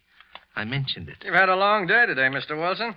Those were the first words of the boy that I heard clearly, very clearly. Yes, I told him. Oh, plenty of overtime this week. I stood and looked at him for a moment. Mr. Dodds is still in the office. You might drop in and see if he wants anything. I think he'd be very grateful. I will, sir. I certainly will. It'll help to pass the time, sir. I don't like to complain, but these nights pass awful slow sometimes. Yes. Go up and see if he wants anything. Go up and see. I walked out of the lobby and came back into the building again when the boy had gotten into the elevator. 4 flights up. I took the stairs slowly. I was in no rush. I must let the boy get out of the room first. He said the nights passed slowly. This one wouldn't, and yet there would be an eternity compressed in it. When I got to the 4th floor, I stood at the top of the stairs and watched the door to Dodd's office. The elevator was parked at the floor, so I knew the boy was in the room. A short while later, he came out, and I crouched back in the shadows until he'd gone down in the car. And then I walked into the room, not in a crouch or moving my feet so that no sound would wake the stillness, but casually, honestly. There was a small waiting room to Mr. Dodd's office. In 2 years, he had a waiting room. In 10, I had none. I felt like laughing at the symbolism of that fact. Who's there? I called out my name and entered his office. Yes, what is it, Wilson? He was still sitting down, and the iron vase was still alongside of him, very close to him. I started to talk. I don't know what about, business, things in general, I've quite forgotten. I reached across and picked up the iron vase casually, very casually. But his eyes went wild suddenly, and he jumped. And I hit him square on the top of the head with the vase. It wasn't a very good shot. I had no leverage. But he started to slump back in the chair. I hit him again, hard, and again and again. And a red streak ran across his forehead, and he lay still. I put my hand against his heart. For a moment, there was a soft beating, and then I could feel nothing.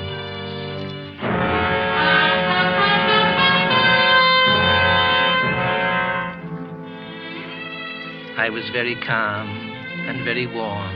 I was calmer than I'd ever been before. I wiped off the vase and put it back onto the desk.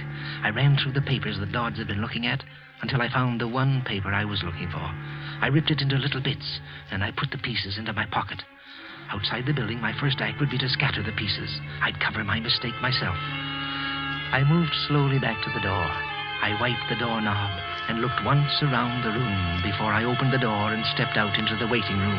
And then... Going home, Mr. Wilson? I stood there, afraid to turn, afraid to think. I slammed the door shut behind me and stood in front of it. Are you all right, Mr. Wilson?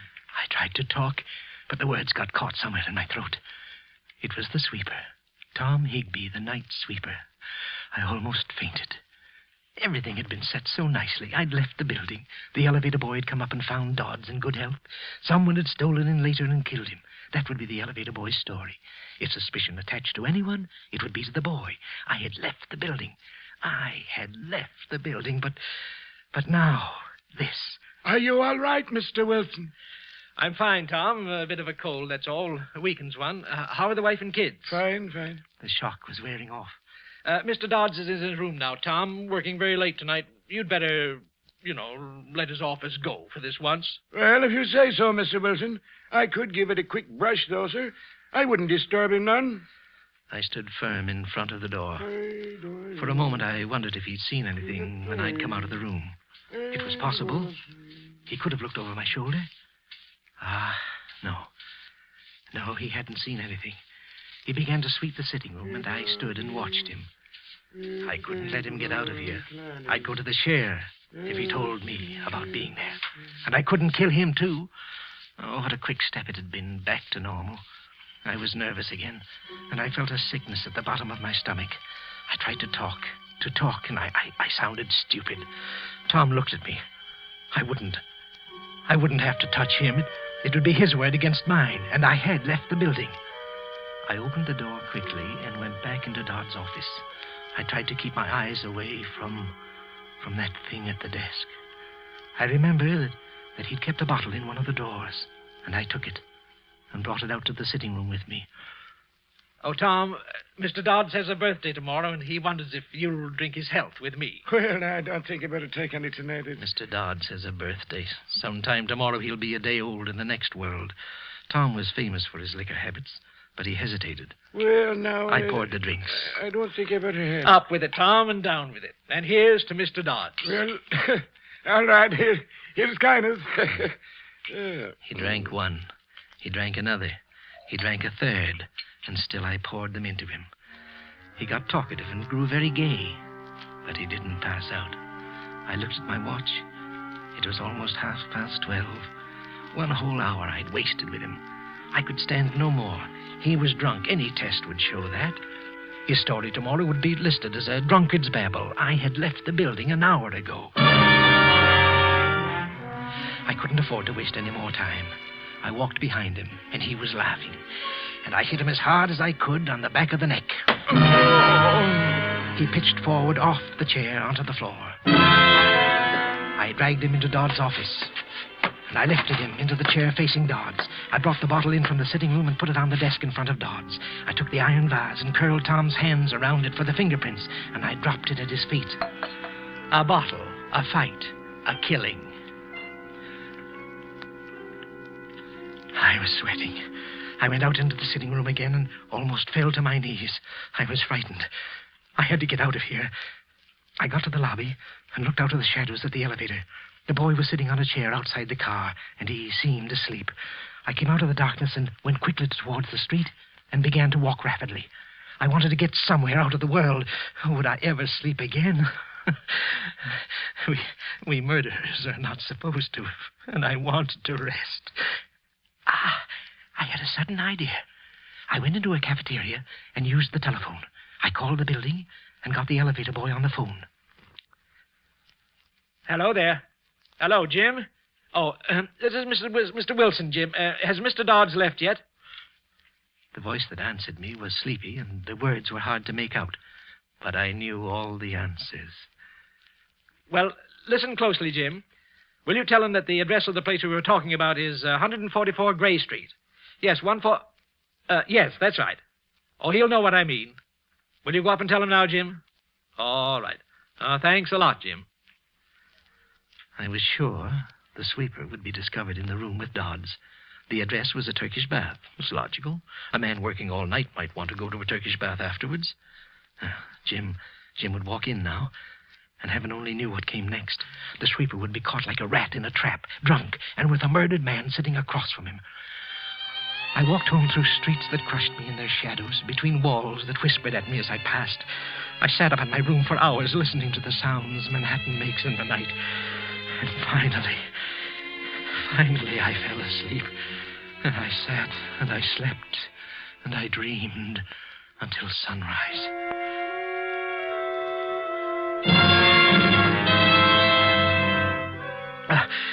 I woke with a start. I was shaking like some miserable wet cur. I took a drink and tried breathing deeply. Somewhere I'd read that deep breathing killed that scared feeling. What in blazes was I frightened about? I was safe. I was completely safe. But when I left the house, I was still shaking. I walked all around the block that the building was on before I went inside. It looked like any other morning. On the floor where my office was, I saw a policeman, and then another. And then my world was surrounded by a ring of police and plainclothes men. I must watch my nerves. I must move carefully, very carefully. None of them paid any more attention to me than they did to any of the others. They assembled all of us in the president's office, and then one of them, a sharp, alert young man, began to talk. Last night, please. Last night, an attempt was made on the life of one of your associates, Mr. Charles Dodds. A murmur ran around the room. I was talking with the rest, being surprised with the rest. But what did he mean, an attempt? Dodds had been dead. Or had he? Fortunately, however, the attack was not successful. And Mr. Dodds has supplied us with some rather unbelievable information. Information which I we tried to hold myself. I felt faint suddenly, and then something happened inside me, and I did not break. It was a trick. It was a trick, I was sure of it. The detective stared at us, running his eyes across our faces, across my face, searching, staring, and then he shrugged his shoulders. Well, as a matter of fact, Mr. Dodds was killed. And another man you might know also died last night. Mr. Thomas Higbee, the night sweeper. Higbee? Dead, too? Again, that rustle of voices, that droning conversation that I was part of. Some of them had known Higbee, liked him. I hadn't meant to kill him. Could there be some mistake? I wanted to ask one of these men, was there some mistake? I hadn't meant to kill him. Mr. Dodds was clubbed to death. The night sweeper died of a heart attack. Nothing more is known as yet about what happened here last night. You must all consider yourselves at the disposal of the police, till you're told otherwise. Now, if you... Blast them. Why didn't they say something? They were lying to these people. Nothing more was known. That's nonsense. Why, it was all there for them to see. It told its own story. Higbee had killed Dodds. Poor, harmless little Higbee had killed that big, famous executive. And now... Mr. Wilson, will you come this way, please? Just a little routine questioning, that's all. Everybody here will have to undergo it. I must watch myself. I must go very slowly. Sit here, won't you, Mr. Wilson? Now, do you remember what time you left the office last night? Yes, it was 11:30. I remember mentioning it to the elevator boy. Uh-huh. And what time did you get home? Oh, somewhere about 12:30, I guess. Yes, just about that time. Is there anybody who would swear to that? Well, the elevator boy... Oh, I don't mean that. Is there anyone who saw you go into your house at 12:30? I hardly think so. At that time, the streets aren't too well populated, you know, officer, and I live in a house where people mind their own business. I really don't know anybody in the house, and I doubt if anybody saw me go into it. But you can check with the elevator boy, though, as to my going home at 11:30. Yes, we have already. You weren't on the best of terms with Dodds, were you, Wilson? Oh, I was fond of him. But I don't know what right you have to say a thing like that. Well, he kind of did you out of a job around here, didn't he? Oh, he was a smart man. Mr. Dodds was an exceptionally smart man. It was not at all a disgrace to lose a position to him. When I left him last night, he was in excellent health. And if I killed a man every time I had a job taken away from me, I'd have quite a long line of victims behind me. Of course, I'm just joking, you know. You made a phone call to him last night, didn't you? Yes, to the elevator boy. I remember suggesting that he go to a Turkish bath after he'd finished work to sort of tone up. They're very good, you know. And I mentioned that I knew a very good one that I could recommend. And then when he asked me the name of it, I couldn't think of the address of the place. And I thought of it later, though, and I phoned the building. Where'd you phone from? From a little place in the neighborhood. And about what time did you phone? Well, it was about 12:25, I guess. I was getting a little mixed up. It couldn't have been then. I was still in the building at 12:30. They were confusing me. You called at exactly 12:55. So you must have miscalculated the time of your arrival at home. However, that isn't important. None of us is expected to time ourselves from place to place, are we? When we find too good an alibi, we get kind of suspicious. Well, I don't think we'll have to bother you anymore, Mr. Wilson. Thank you. He asked me to send somebody in to see him as I went out. I forget who it was. I was thinking very hard. I went into my office and sat down. So easy. Was it possible the whole thing was over? And so easily? Hello there, Wilson. Very sad, this business. Very sad. Good morning, Mr. Larkin. But we must go on. Mr. Dodds would want it that way. Yes, sir, he would. It's a responsible job he had, Wilson. But you've been with us long enough to know that. Yes, sir. Do you think you can handle it? Well, sir, yes, sir, I think I can. Good. Get your stuff together and take over Dodd's old office. You deserve this, Wilson. And I'm sure you'll reward our confidence in you. Well, thank you very much, sir. Of course, I hardly expected... On second thought, I think you'd better go into his office right away and sort of straighten out some of the things on his desk. I'll have one of the boys bring your things in later. Very well, sir. Good luck. Thank you, sir. The fat, pompous pig. Why hadn't he said those things before last night? They were all in a spot now. They needed poor, stupid Wilson. They needed me to get them out of a hole. The further the thing went, the funnier it got. Books were wrong about virtue and good counting for anything. To get ahead, you either married the boss's daughter or killed the boss. I took a pencil and a small notebook and went out into the corridor. I stood for a moment outside Dodd's office, just like last night, and then I pushed the door open, slowly. The sitting room, and then the door to the office. I opened it and walked inside. I heard the door close softly behind me, and I stood there, smelling the death in the air. And then, I saw it. I saw it. I tried to yell, but I couldn't get the words out. There in front of me, sitting in the chair where I'd propped him last night, was Tom Higbee, his eyes open, his expression blank and staring, and at his feet was the bottle and the vase, the same bottle, the same vase. Dodds was all that was missing. I turned and I bolted into the hall. Higbee. Well, what's the matter, Wilson? You look like you'd seen a ghost. In the office. In the office. Higbee. Higbee? Why, Higbee's dead, man. What's the matter? Mr. Larkin. Where's Mr. Larkin? Why, here I am, Wilson. What's the matter? In the office. In the office. What? Why, nothing's the matter in here. I walked in after him. There was nothing there. Nothing. No Higbee, no bottle, no vase. But I saw them. I saw them. Oh, was I going crazy? Was I beginning to go mad?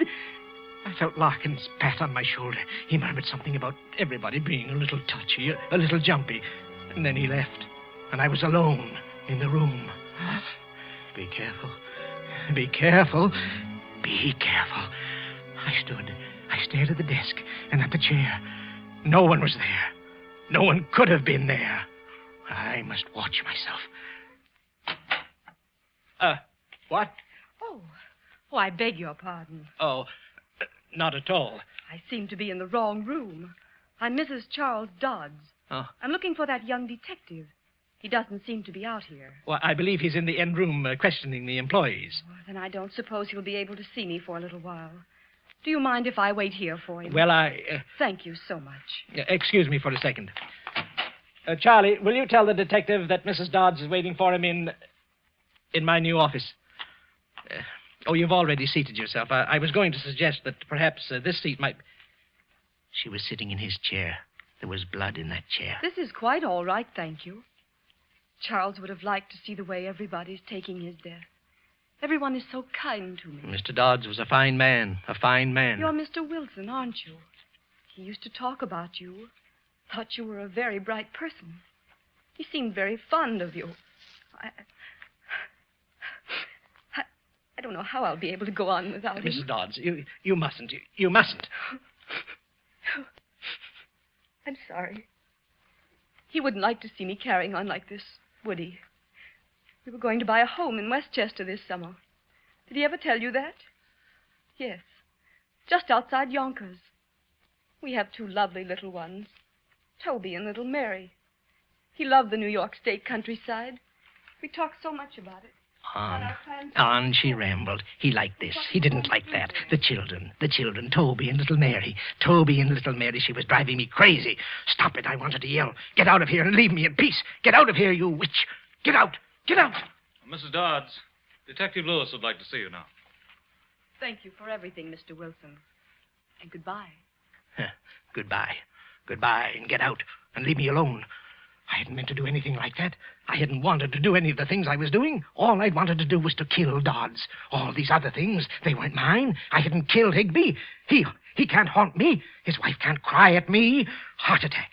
That's it. Higby died of a heart attack. I beg your pardon, sir. Have you seen Mrs. Higby? The detective is looking for her. How would I see her? Am I everybody's guardian? How can anybody get lost in this office? Sorry, sir. Mrs. Higby? Mrs. Higby? Stop it, you Mrs. fool. Higby! You howling idiot. Can't you be looked for quietly? You will drag Higby from his grave with your yelling. Widows. What? You manufacture widows, don't you, Mr. Wilson? Widows and orphans. Tell me, Mr. Wilson, is it your life's work or is it just a hobby with you? Tell me, Mr. Wilson. Who is that? Who is that talking? Do they think they can make a fool of me? The office communication. It's off. Oh, stop it, Mr. Wilson.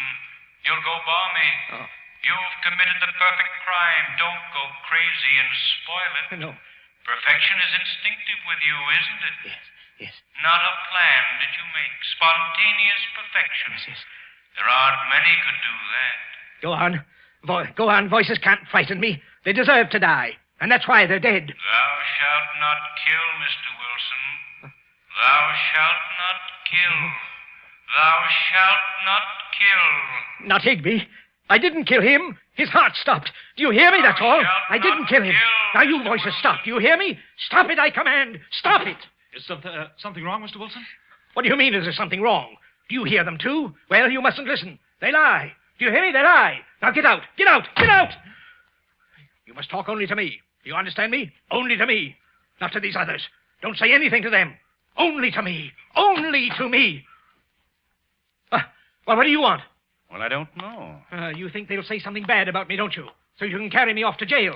That's what you're waiting for, isn't it? Well, you're going to be disappointed. You see, they're quiet. What's quiet? Yeah, who's quiet? You think I'm going to tell you. They won't say anything unless I tell them to, and I'm not going to tell them to say anything, not one little word. Last night you wanted to know all about last night. Well, you asked them, but they won't tell you. Look at the expression on that face. Look at him, Lieutenant. They were there. They saw me hit him, but they won't say anything. They were there, but they won't tell you a thing, not one little word, not a single thing. He's a gibbering idiot. Because I'm not going to let I shouldn't have let you They won't monkey hear me. around. No. We could have gotten it out of him some other way. You and your psychology. You know, you should leave that stuff in colleges. All I did was plant Higby in the office and route Mrs. Dodds in here and talked into the ventilating system. Yeah, those voices had me creepy, too. Incidentally, Dodds was single. What? That girl's my fiancée. She's an actress. Well, Word. Well, why did you tell him Higby was dead? No, maybe you better not explain. Psychology, huh? Well, what are we going to do with the confession now? We should have pinched him the moment he walked in here. Behave. Maybe I'm lucky I never went to college. There's no use you waiting here. They won't tell you anything. They're mine, all mine. I tell them what to say. All right, get the wagon up Can't say here. a word. I'm not going to Nothing at walk all. this thing through the Remember streets. that. I won't say a word.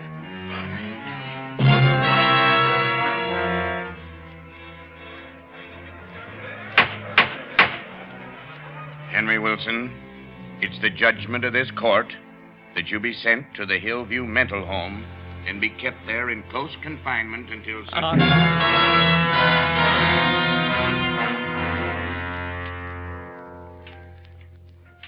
On the voice went. I had stopped listening to voices, all but the ones that I couldn't help hearing. But I'm not crazy. I'm not crazy. I tell people that, and they look at me queerly. The stupid fools. The guards here have spread the lies that I have fits. Lies. Lies, I tell you. They say every night when the moon comes up, I have fits. Loud, roaring fits. Well, they lie. Because it's then that I hear the voices. I hear Dodds and his wife and Toby and little Mary. And I sit quietly and I listen to them. Do you think I could have a fit in front of them? Do you now? No, I'd be ashamed. I tell you, I'm not crazy. And they lie when they tell you that. They lie, all of them. They lie. And they're lies.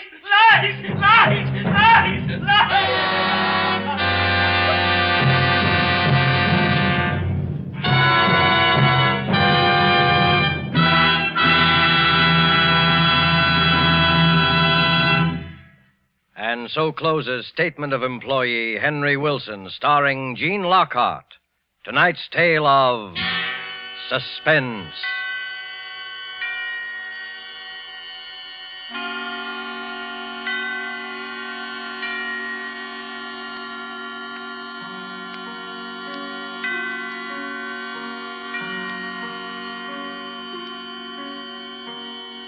This is the man in black who conveys to you Columbia's invitation to spend this half hour in suspense with us again next week, same time, when our two distinguished stars will be Margot and Philip Dorn. They will appear in a suspense play by John Dixon Carr entitled Cabin B-13.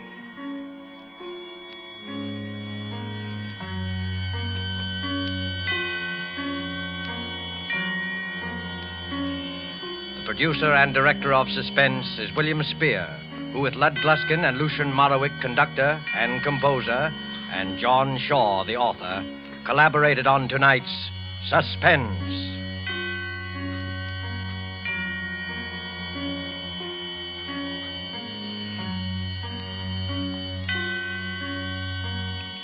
Suspense fans, please note that this program will shortly move to a different day of the week. Suspense will come to listeners in Eastern and Central time zones on Thursdays, beginning December 2nd, and to Mountain and Pacific time zone listeners on Mondays, beginning December the 6th. Now remember, Thursdays, beginning December the 2nd, in Eastern and Central time zones, and Mondays, beginning December 6th, in the Pacific and Mountain time zones for Suspense. This is CBS, the Columbia Broadcasting System.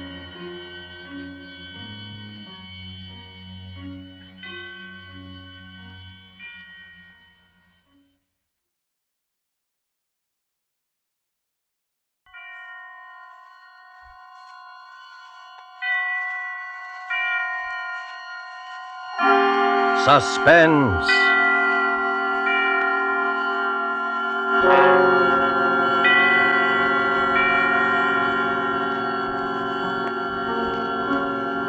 This is the man in black, here to introduce Columbia's program, Suspense.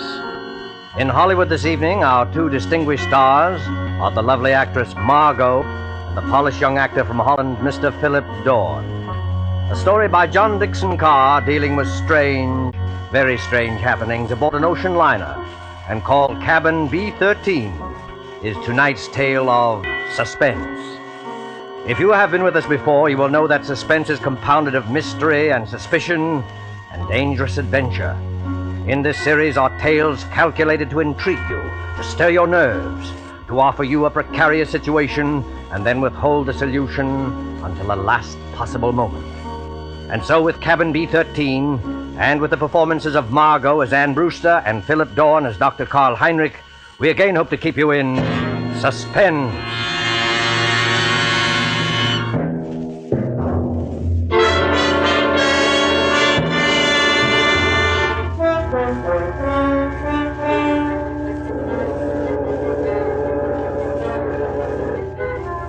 Come now, in happier peacetime days, to a great ocean liner on the night of her departure for Europe.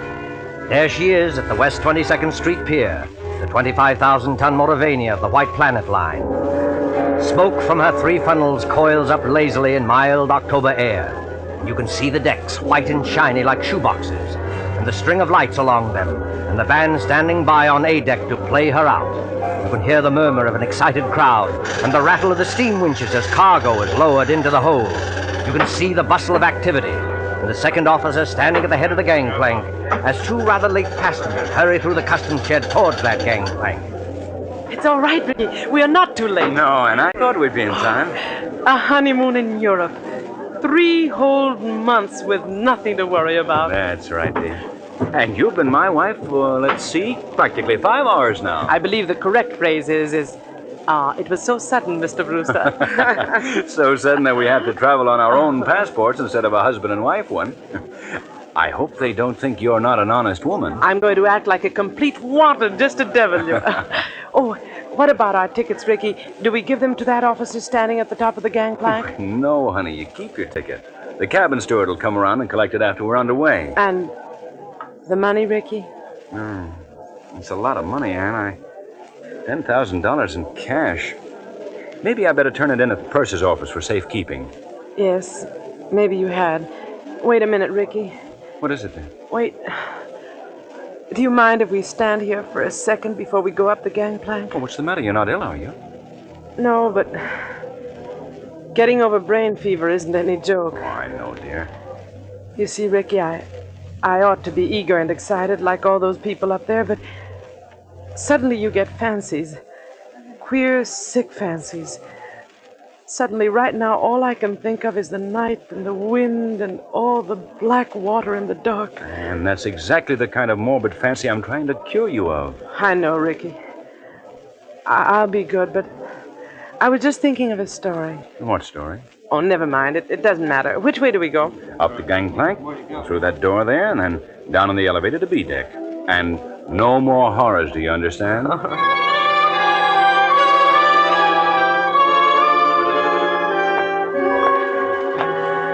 Here we are, Anne. B deck and cabin number... Good Lord. B13. B13. You're not superstitious, are you? Why, no, dear. Not about things like that. Open the door. Here we are. Lights on and... Oh, Ricky, darling. It's a beautiful cabin. Well, best I could get.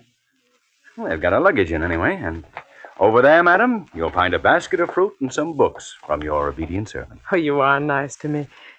And I'm feeling so much better, Ricky. I will be all right, darling. Of course you will. But you won't find any detective novels among those books. Please, Ricky. Detective novels may be all right for presidents and college professors, but they're straight poison to you. You'll read love stories and like it. You know, Ricky, I keep thinking and thinking about that story I mentioned. Oh, what story, dear? It's an old one. You probably know it, but it was new to me. A woman and her daughter arrive in Paris and go to a hotel. Oh, you mean the old Paris Exposition story? Yes, that's it. The daughter goes out. When she returns, her mother has disappeared. And even the hotel room isn't the same. The proprietor of the hotel swears the girl came there alone and that there never was a mother. The whole room is different when she goes back to look at it. The girl goes to the police, and they won't believe her, and she's nearly crazy. Of course, it turns out that the mother has caught bubonic plague and died, and they're hushing it up so that the visitors won't keep away from the city and ruin the whole exposition, but... You've got to stop this kind of talk. I know. But imagine being in a situation like that, with all those queer eyes staring at you, wondering if you'd lost your reason, wondering if your brain had cracked and the whole world might dissolve and... Listen. That's the last call, Anne. We'll be underway any minute now. You know, Ricky, I would like to see the skyline go past and the Statue of Liberty and the rest of it. Oh, then why not go up and see it? I've got to deposit this money in the purser's office on C deck. But I don't like you to leave me. Oh, now look here, dear. You don't think I'm going to disappear, do you? I suppose I don't really. When I get these ideas, and I can't help it, Ricky, I wish you'd wallop me. Well, I'm not going to wallop you, Anne, but you've got to stop being afraid. You certainly won't disappear in a crowded ship with any number of people all around you. And as for me, I defy Houdini himself to make me vanish. Don't talk like that. I'm not going to vanish, and neither is this cabin, dear. Now, run along. I'll join you on deck as soon as I can. All right, Ricky. I'll be good. In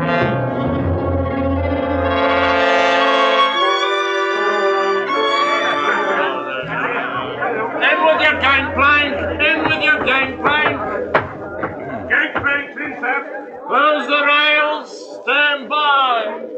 Eager people, excited people, happy people, all crowding up to the rail to wave goodbye. Nothing to worry about, nothing on their minds except... Except what? Oh. Except seasickness, madam? Oh. I beg your pardon. I hadn't meant to startle you, believe me. Please don't mention it. How silly of me. It was my fault. I haven't been very well. I noticed it, madam, if you'll forgive me. That was why I spoke to you. As you see by my uniform, I'm the ship's doctor. This is a British ship, isn't it? But you don't sound British. No, I'm an Austrian, madam. Dr. Paul Heinrich. At your service. I'm not very popular in my own country today. The days of colored shirts and vacant minds. I'm Mrs. Brewster, Doctor. Ann Brewster. When does the ship go? In about a second, Mrs. Brewster, you will hear the whistle, then the band will strike up, all langs in, and then... We're moving, aren't we? Yes? Don't you feel the vibration of the engine?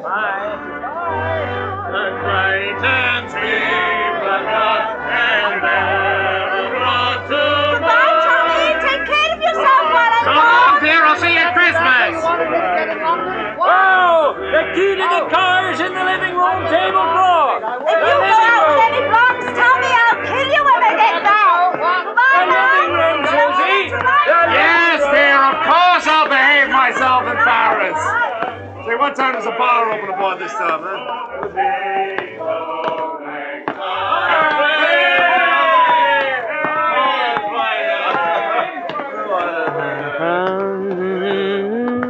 I imagine this is not your first crossing, madam. Oh, I'm afraid it is, Dr. Heinrich.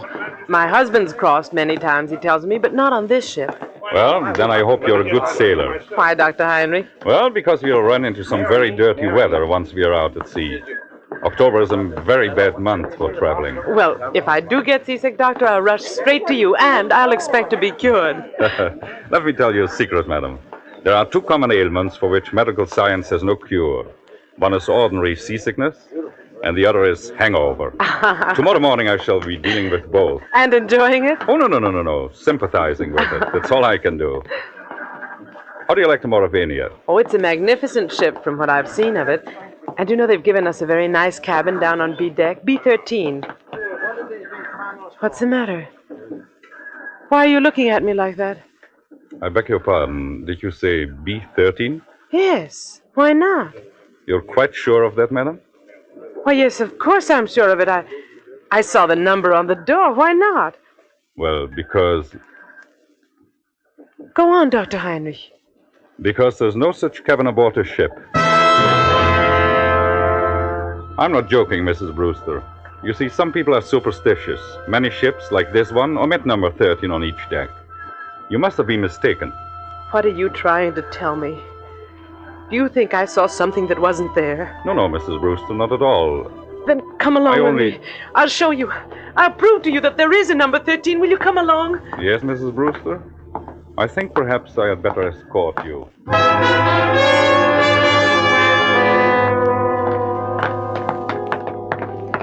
Stewardess! Yes, miss. Yes, ma'am. Come in straight away. Tell me, stewardess, this is B deck, isn't it? B deck, ma'am? Why, yes, ma'am. No doubt about that. Dr. Heinrich and I have been all over this part of the ship looking for cabin number 13, but we don't... I've been trying to convince this lady stewardess that there's no such cabin number 13 on this ship. Why, there sure to heaven isn't, ma'am, and never has been. I've served aboard the Mauravania a matter of 8 years, and I ought to know. But I tell you, I saw it. I was in there. It was a big cabin with a private bathroom attached. The walls were paneled in light oak, and the furniture was rosewood and yellow satin, and the portholes were like real windows. No, that's not much good, ma'am. No, I'm afraid not. Most of the cabins hereabouts look like that.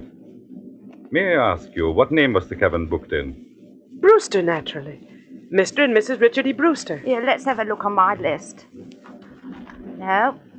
No, there's no Brewster here, ma'am. I tell you, I was in there. They even delivered the luggage. I saw it. Excuse me, ma'am, but I had a look-see in all the cabins I'm in charge of, just to see if the passengers wanted anything. And I don't remember any luggage with a Brewster label on it. Wait a minute. There may be a partial explanation of this. Ah, you see, that's better, Mrs. Brewster. I was hoping you might find one. Ricky, that's my husband. Ricky and I have only been married a very short time, and when my maid printed the baggage labels, she must have made them out in my maiden name. I never noticed at the time. Oh, what name might that be, ma'am? Thornton. Anne-Marie Thornton. Oh, Lord, miss. Now, why couldn't you have said that before? I remember it well. 2 silk cases and a little trunk. They're in B16 now. Where's B16? Right behind you, miss. You're standing practically in front of the door. Oh, thank goodness for you. Oh, yes, but, what about my husband's luggage? There's no gentleman's luggage in that cabin, miss. Your husband's or any other gentleman's. if you know what I mean. I won't stand for this. Where's Ricky? What have you done with Ricky? Please, Mrs. Brewster. There's one easy way to settle this. Settle it? How? Just look down the corridor. You notice the man coming towards us? The man with the 2 gold stripes around his sleeve? Well? That's Mr. Marshall, our second officer. Did you ever see him before? Yes. Yes, of course I have. He was standing at the top of the gangplank when Rick and I got aboard. Exactly.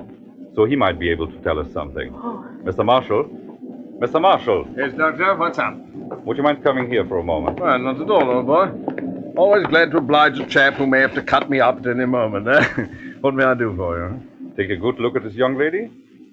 And tell me, have you seen her before? Seen her before? My dear chap, if I had overlooked, the young lady will pardon me, I know, a passenger as charming as this lady is, I would be less of the gentleman than I fancy myself.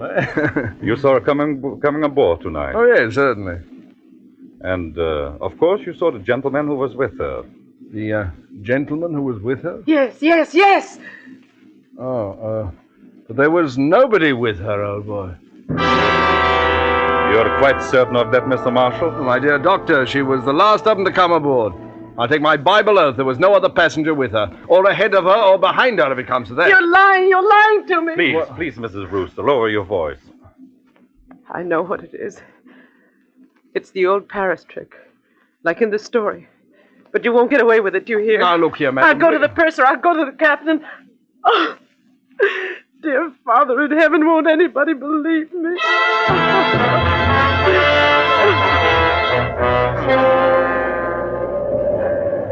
Later that night, in the captain's room just abaft the bridge, there is a conference of ship's officers.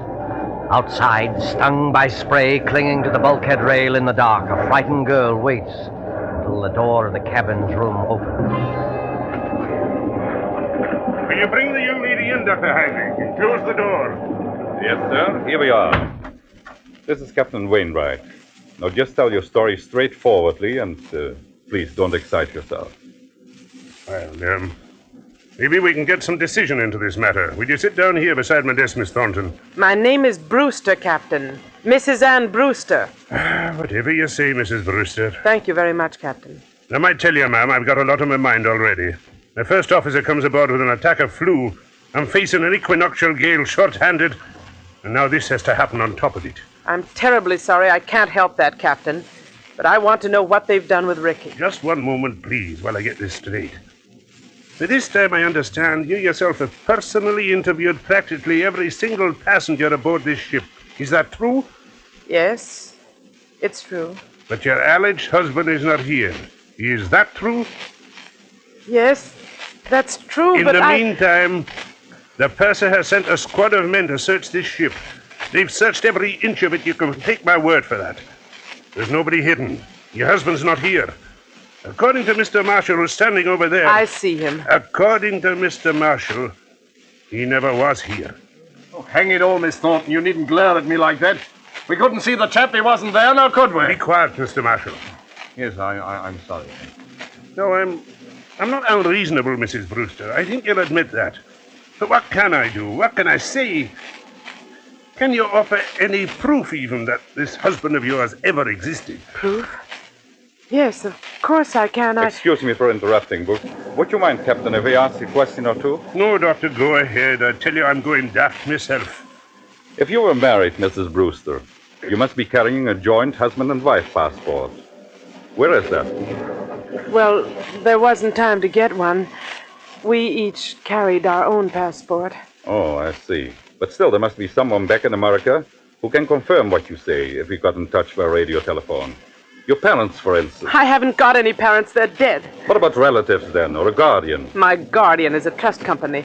The administrators don't even know I'm married. But somebody must have performed the ceremony of marriage. The parson, the justice of peace. Yes, of course. But... Oh, I can't remember the name of the town. You don't remember the name of the town? Hold tight to your chair, Mrs. Brewster. The ship is going to pitch again. How's the glass looking, Mr. Marshall? Barometer's rising, sir. This weather won't hold long. We shall be in the fog before morning, though. We're in a fog now, if you ask me. This lady says she I'm terribly sorry, but I'm trying to think of it. It was a little town in upstate New York where they can marry you at a moment's notice. Ricky kept the certificate. I was confused. I haven't been well. No, you haven't. You see, Ricky had been away, and he came back, and I was in love with him, and he sort of swept me off my feet, and... Oh, what's the use? Not much use, apparently. If you'll take my advice, ma'am, you'll go below to your cabin and get some sleep. I'll send the doctor down to mix you a sedative. You think I'm crazy, don't you? I think you're a little overwrought, ma'am. What I can't understand is why. Why should you want to do this? It can't be the bubonic plague this time. Bubonic plague, ma'am? Who said anything about the bubonic plague? Never mind. But I'll show you. You're all against me, except maybe the doctor. But I'll show you. I'll prove it to you. I am going downstairs, and I don't want anybody to follow me. Good night. Good night, all of you. Well, I'm glad that's over. Look here, Mr. Marshall. Huh? You think it's quite safe to trust her out there alone? Well, I don't know, sir. She's mad as a hatter, if you ask me. You think she might do something foolish? Well, I think she might chuck herself overboard if we're not careful. What's your opinion, Doctor? I can give you my opinion, gentlemen, in a very few words. That girl is as sane as you are. What's Sane? that? Wait and hear what I have to say. I shared your own belief at first, but I've been talking to her all evening. I've heard her whole story, and there's not a psychopathic trait in her nature. She firmly believes in this husband. Yes, Doctor. A lot of people firmly believe they're Napoleon, but they get tossed into loony bins, that's the same. This matter is not a joke, Mr. Marshall. I tell you, this man exists. Or did exist. What do you mean, Doctor?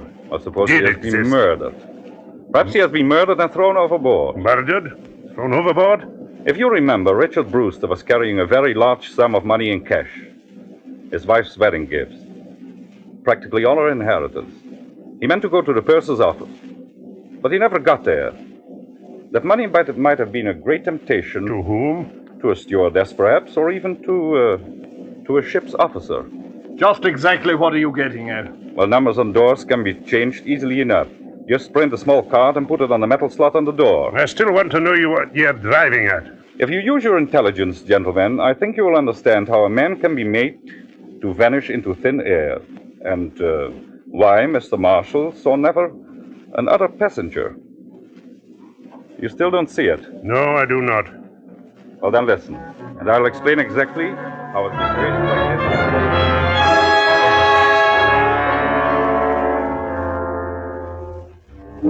4 o'clock in the morning. 4 o'clock, the hour of suicides and bad dreams.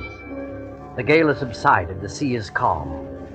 The SS Mauravania creeps blindly at barely 8 knots through a thick and strangling fog. The whole ship is dark and sealed up in sleep. There's no sound in all that mournful dimness, except when the foghorn cries out a warning overhead. Even cabin B-16 is dark. Anne Brewster, still fully dressed, lies restlessly across one of the berths, her head almost touching the inter-cabin telephone. What was... Oh, I thought I heard... Telephone. Yes? Hello? It's me, Anne. Take it easy now. Ricky! Ricky, where are you? Quiet. Keep your voice down. Where are you, Ricky? What happened to you? Are you hurt? No, I'm not hurt, but he nearly got me. Who nearly got you? Listen, dear. I can't explain over the phone, and I don't dare go down there. Can you meet me up on deck? Yes, of course. Where? Do you know the boat deck? Boat deck? Which one is that? The top deck, where all the lifeboats are slung. Oh, yes, I know it. Well, go to the starboard side. Yes? That's the right-hand side, facing forward.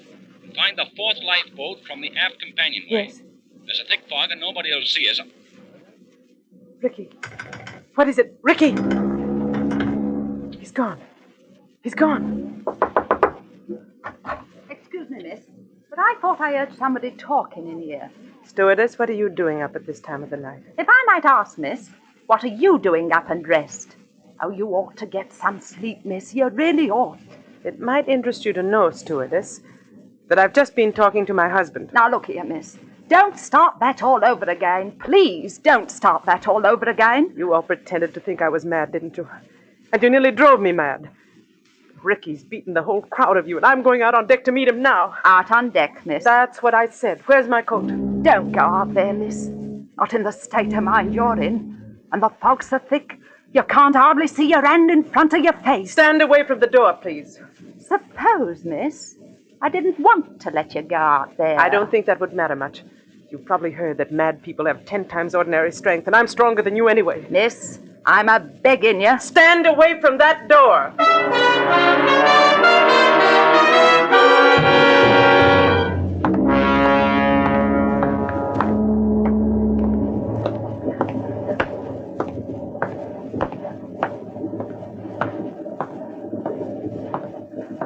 1, 2, 3rd. Anne, is that you? Yes. Ricky. Ricky, darling, where are you? Here, duck your head under the lifeboat. You take my hand. But isn't it horribly dangerous out there on the edge? There's no railing along the side of the ship. Don't worry, Anne. I won't let you fall. Look out! Oh, went overboard here. We're well aft near the propellers. The suction would carry into the propeller blades. And now listen. I can't hear anything except the foghorn. Yeah, but I can. There's somebody walking along the deck. And I can see a flashlight moving in the fog. You're quite right, my friend. You can see a flashlight moving in the fog. Dr. Heinrich, what are you doing here? At the moment, young lady, I'm covering both of you with a revolver. Please don't move. So, you were in the conspiracy, Dr. Heinrich. May I ask you what conspiracy? The whole ship's conspiracy to say Richard Brewster didn't exist. My dear young lady, you can set your mind at rest. There never was any ship's conspiracy against you. The people you spoke to were perfectly honest. Including Mr. Marshall, I suppose. Yes, including Mr. Marshall. And what is this all Stand back there. I suppose he was telling the truth when he said nobody came up the gangplank before or after me. I beg your pardon. That was not what he said. He said no passenger came up the gangplank at this time. Well, what's the difference? A great crime is arranged for tonight, young lady. No less a crime than murder. Murder? Who's going to be murdered? You are. What? That, I repeat, is a scheme. But there is no conspiracy and only one criminal. Oh. And who is the criminal? The criminal is the man standing beside you. Your so-called husband. Ricky? Oh, you don't know what you're saying. I think I do. Marshall, of course, did see someone walk up the gangplank, loitering behind you. But he never dreamt of associating that person in any way with you. He saw a ship's officer returning from shore leave in civilian clothes. A ship's officer? Yes. That man you call your husband, his name isn't Richard Brewster. His real name is Blaney. And he's the first officer of the Mauravania. Are you trying to tell me the captain that can identify him. He's actually British, though he can fake an American accent very well. He has already got a wife in England, and he's planning to join her with the $10,000 he got from you. I don't believe it. I don't. Ricky, why don't you say something? Oh, he planned it very cleverly, I must admit. He never let you know he was ship's officer, did he? He's been away for some time, naturally, so he persuaded you to marry him in a hurry. Ricky, is this true? He has the money, you see. All he did was hang a dummy number on the cabin door, remove it later, put on his uniform, and walk away with his own luggage. But Captain Wainwright told us that the first officer had come aboard tonight with... With a bad attack of flu, yes. Our friend couldn't be seen in public until after he disposed of you. The best thing was to convince everybody you were insane, as he did. Then, when you went overboard tonight... They would all believe it was suicide. Exactly. But I began to suspect this Brewster, because you quoted him as telling such an obvious lie. He said he had never traveled in the Mauravania, yet he could direct you all over the ship, and even knew where the purser's office was. So I went to his cabin, found it empty, searched, and found your $10,000. Look out, Dr. Henry! Put it down, you fool! Put it down! Oh! He's overboard! You shot him! You shot him! Your shots, my dear, never touched him. Never touched him? No. The weight of the iron carried him over backwards when he lifted it. It was the weight he was going to use to sink your body. Ricky! The propellers! The ship's propellers! Yes, they suck you under. Oh, Doctor. I Arthur, I can't stand this. It won't be easy, my dear. It won't be easy, I know, but believe me, this way is better.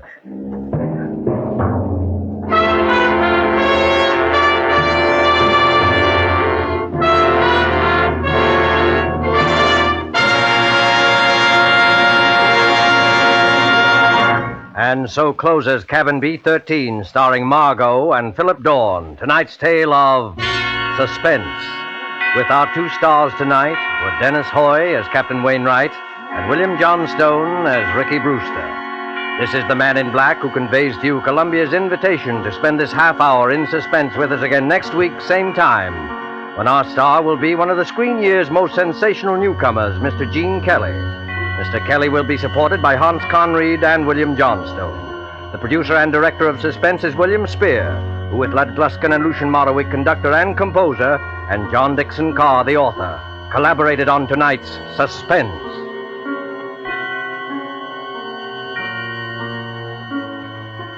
Suspense fans, please note that these programs will shortly move to different days of the week. Suspense will come to listeners in Eastern and Central time zones on Thursdays, beginning December the 2nd, and to Mountain and Pacific time zone listeners on Monday, beginning December the 6th. Remember, Thursday, beginning December the 2nd in Eastern and Central time zone, and Mondays, beginning December the 6th in the Pacific and Mountain time zones for Suspense. This is CBS, the Columbia Broadcasting System.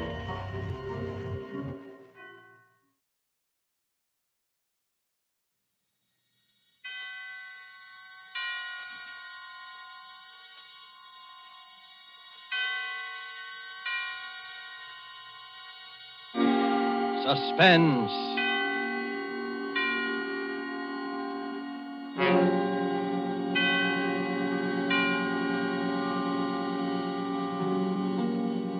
This is the Man in Black, here to introduce Columbia's program, Suspense.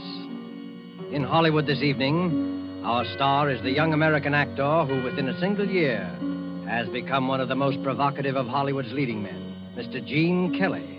Mr. Kelly appears tonight as a gentleman named Art Kramer, a gentleman of most uncertain scruples, engaged with other gentlemen of similar disrespectability in distinctly unlawful practices.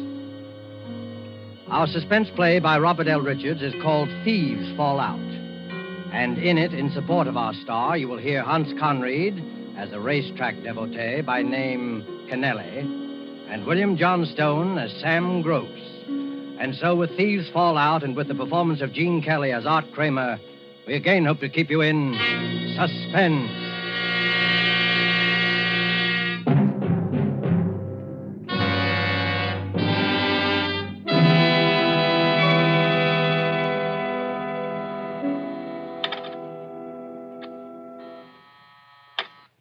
ABC Enterprises.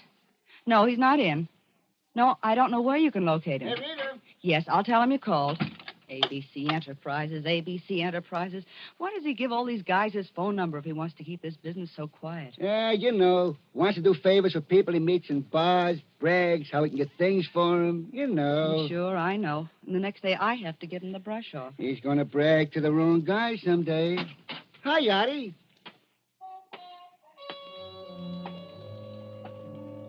Hello. Hello, Arthur. Hiya, babe. Where you been the last couple of days? Ducking all the guys I owe money to. What time is Sam getting the boys together? In about a half an hour, down at the warehouse. You better start down there pretty soon. What's the difference? I won't get enough out of it to buy a round trip to Coney Island. Any calls? Yeah, Kennelly called a little while ago. That punk. Another guy who wants dough I haven't got. Just stall him? I tried, but he said he was coming up anyway. Oh, what'd you let him do that for? You know I don't want to see that guy. I couldn't help it. He knows the way here. Okay. Anything else? No. Arthur, if you're not going down right away, can I talk to you for a minute? What about? Oh, something. Joe, watch the switchboard for me, will you, while I talk to Arthur in the next room? What's he got that I haven't got? No cracks out of you. Please, Arthur? All right, but make it snappy. Now what? Oh, Arthur, what's the matter lately? You know what's been the matter. Everything. Me too? Oh, don't start that again. Read, it's no use. Look, you're a good kid, but it's no use. You didn't used to say that. All right. So now I owe nearly 10 grand around this town. And there's some plenty tough monkeys. If I don't get it up pretty soon, it's going to be too bad. Top of that, I had a loaded truck and a trailer hijacked last week, and there goes my take for the month and more. And you want to know what's the matter. Oh, Arthur, honey, why don't you quit? Why don't you get out while you still can? Why don't I quit? What are you talking about? Oh, you used to have a decent business, Arthur. Sure, and I didn't eat. Well, what about now? It's making a wreck of you. It's dangerous. You know what's going to happen. This whole black market thing's going to crack pretty soon, and when it does, don't be silly. Yeah? Kennelly's outside to see Artie. That punk. All right, let him come in. What's one more? Okay. Better let me talk to him alone, baby. All right, but think about what I said, will you? Sure.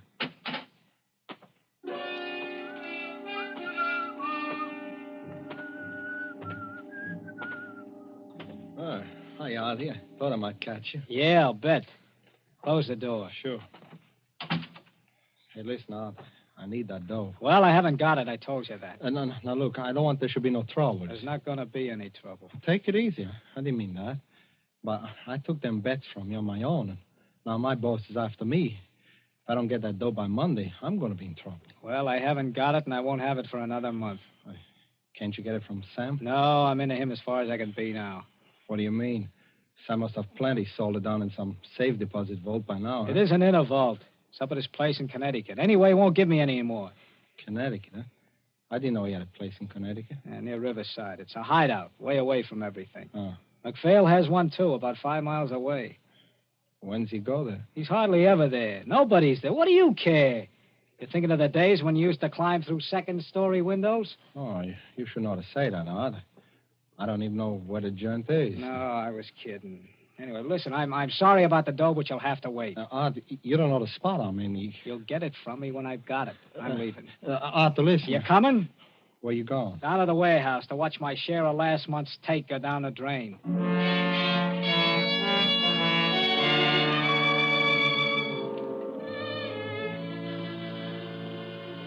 Where is it? Artie. Okay. You late? Yeah, I stopped in at the office. Hi, McPhail. Hi, Mo. You weren't waiting just for me to hand out the chips, were you? You're right. We weren't. I just wanted you to know how it worked out. It was a good month, Art. Except for you. I know. Come on, Sam. Come on. Pass around the sugar. Let's get it over with. Well, here it is. In cash. Total take was 53 grand. 17 goes to you, McPhail. I got the figures all here if you want to see. I know you wouldn't double-cross me, Sam. I wouldn't double-cross anybody. And don't forget it. Here's your dough. Oh, yours is 6. You understand you didn't bring in as much business as McPhail. I ain't complaining. I get 21. Part of that is paying expenses. The rest is my percentage. Don't I get anything? What? Your cut would have been 9 grand. But there was that truck and trailer. Those things cost dough, you know. To say nothing of a whole load of prime meat. You have to take it all out now? I already have. I'll give you 500 to keep going on. Oh, that's fine. 500. Listen, Sam, I need dough. You always need dough and never have none. Listen, He's right, Art. You got to get yourself straightened out. If I give you any more, it'll just go to the bookies and gambling joints like the rest has. Listen, Sam, I tell you, I gotta have it. There's guys after me. I think he's yellow, Sam. You keep your big mouth out of this. Yeah? I was a respectable businessman when you were running a lousy clip joint on Sand Street. Yeah, and you're starved. And you're still starving. Because you haven't the guts to keep a couple of mugs from hijacking your stuff. Why, you... Cut it out now. Cut it out. There's not going to be any trouble in this organization. There's plenty for everybody. Now listen, Art. Yeah? Why don't you go up to my place in Connecticut for a few days? Take it easy. And let me talk to these guys who are looking for you. I know who they are. They don't want any more talk. Anyway, I go nuts up there in the country. Go on. Pick up my car at the station. No, thanks. Well, I'm going. I'm going out to the country and tend them a victory garden. Your victory garden? Yeah. I see you about Tuesday. Okay. Hey, Mac. Yeah? Wait a minute. So long, Art. So long. Say, Mac, I'm sorry I made any cracks. Yeah, forget it. Mac, you going up to the country? Yeah, bet your life. Going down and get on the 520 right now. Say, I I think I'll take Mac up. Mac, I kind of need a rest. I think... Yeah, you'll need something. Do you mind if I ride up on the train with you? Why not? Why not? It's a public train. Oh, you know, Mac, I was sorry about Say, that. Artie. Yeah? Don't mind me. I talk a lot. And I don't mean it. Ah, forget it, Mac. I know. Say, you want to see my victory garden? Are you kidding? No, I got a garden. It's a beaut, too. Want to see it? Sure I would. I always like gardens. Well, in that case, you'll have to stop over at my place on your way to Sam's, huh? It'll be a pleasure.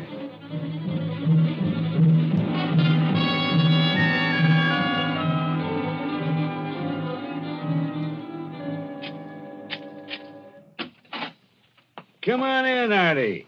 I want to put this dough in the safe, and then I'll show you around. Sure. When the war's over and I'm legitimate, I'm going to build onto it. Have a lot of lawn, gardener, real country gentleman. What's this, your office? I do a little business here once in a while. Keep my dough in the safe there until I bank it. Know anything about safes? No. That's good. That's good. Not that I don't trust you, Artie. There she is. Put him up, Mac. What? You heard me. Not a move, either. A stick-up, huh? Why, you yellow little rat. You don't think you can pull this on me and live, do you? It's not a stick-up, Mac. I just want you to do me a little favor, and I want to be sure you do it. Yeah? Yeah, get on that phone. This had better be a gag. It won't be unless you do exactly what I tell you. What? Call Rita in town. Ask her what Sam has lined up for Tuesday. Say you called me over at Sam's house just now and talked to me, but I didn't know. Go on, get going.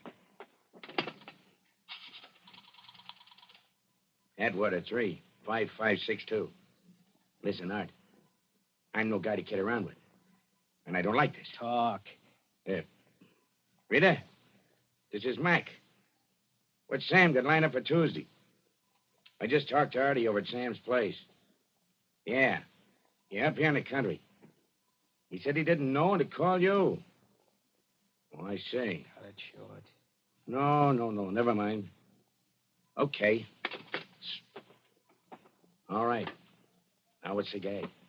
You never were very smart, were you, Mac? That's my alibi. You just told Rita you talked to me at Sam's place. You get it? Why, you...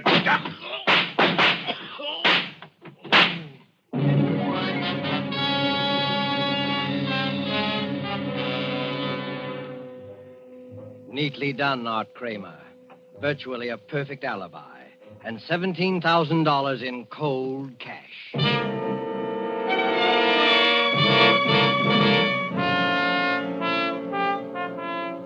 But there was someone else who thought he had a perfect setup, too. Kennelly, the little bookie, whose former occupations were even less savory.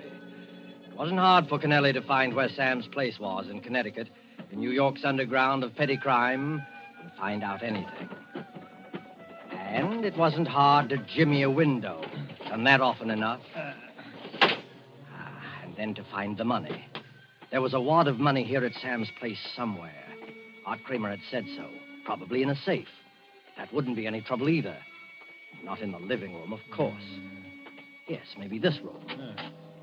An office, a desk and phone.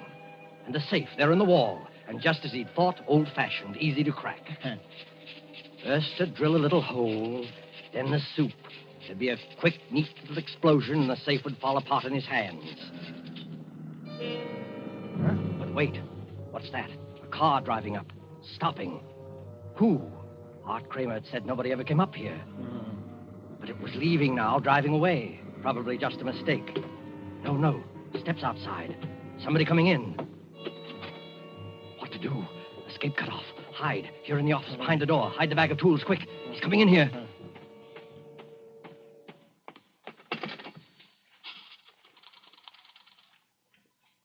Well, operator. I want New York City. Atwater 35562. Yeah, that's right. Hello, Rita? Sam. Listen, Rita, get a hold of everybody. Artie, Mac, Moore, everybody you can. I've got a tip-off there's going to be a raid. Yeah, cops. Tell the boys to duck. Lay low until they hear from me. Find out where they're going to be and call me right back as soon as you contact everybody. Got it? Yeah? Oh, okay. I'll get hold of Mac myself as long as he's up here. Artie, too? Well, I'm calling from my place now. I don't see him anywhere. Well, he must have changed his mind. I didn't look in the garage. He came by cab. He's probably around someplace, yeah. Well, I'll wait for your call, then. Okay, Rita. And make it snappy now. Hey, Connelly, what are you doing? Listen, Sam, I just... The safe. Why, you dirty...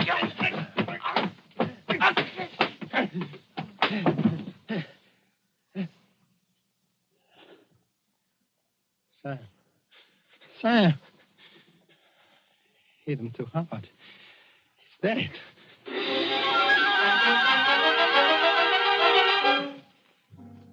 Dead. Yes, hit him too hard. Murder. That's a lot different from housebreaking. Murder. The phone. Somebody calling Sam. Fear, blind, unreasoning fear. Smash it. Rip it out of the wall. As though whoever was on the other end could actually hear, actually see what was in this room. Murder and a murderer. There.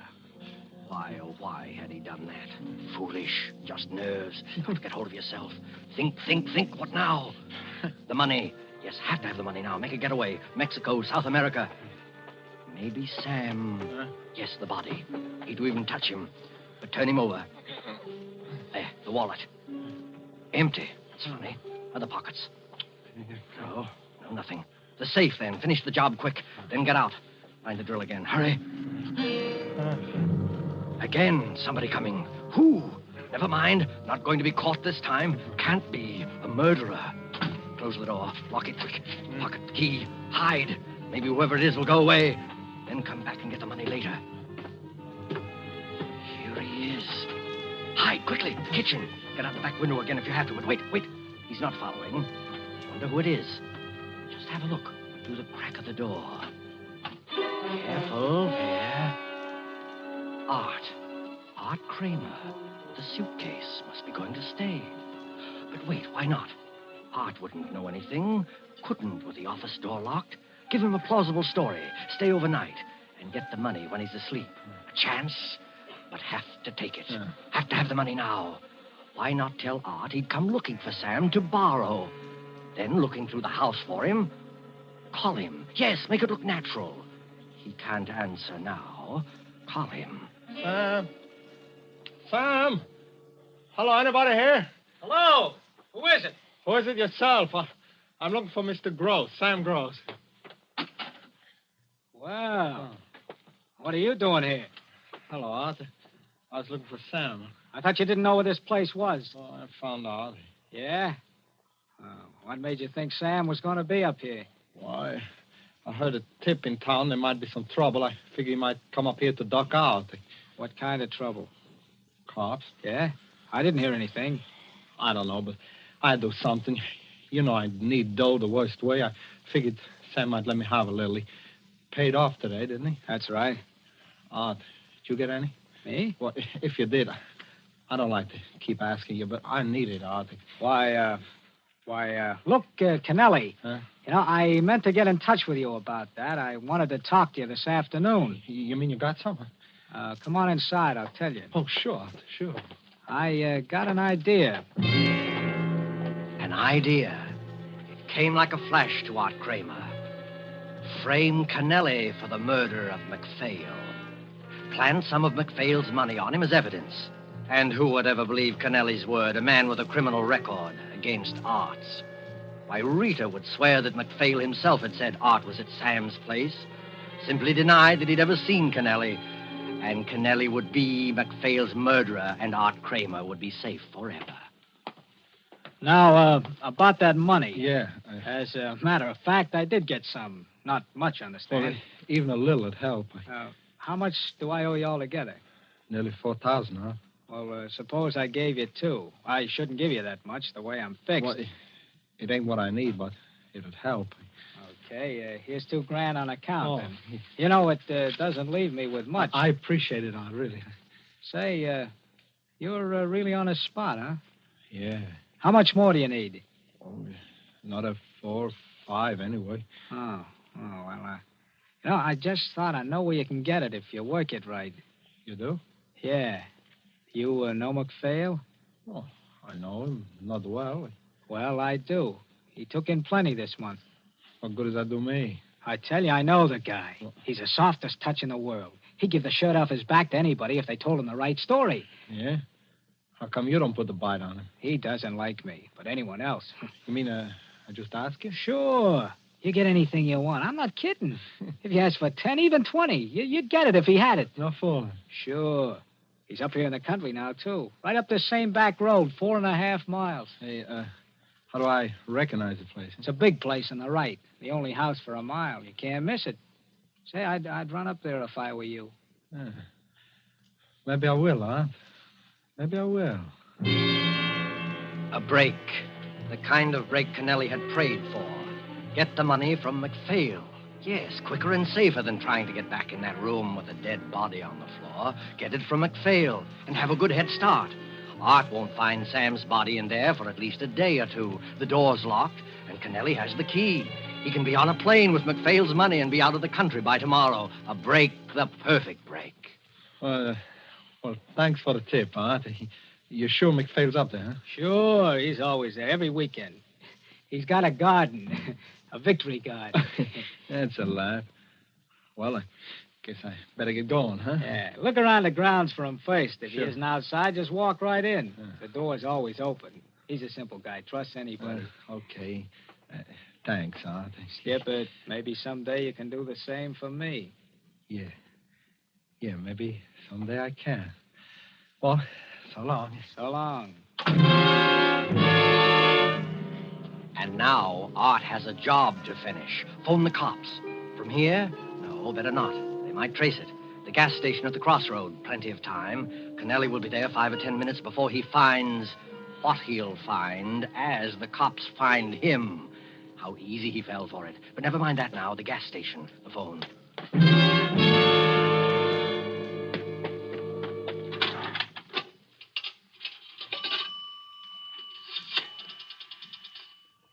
Hello.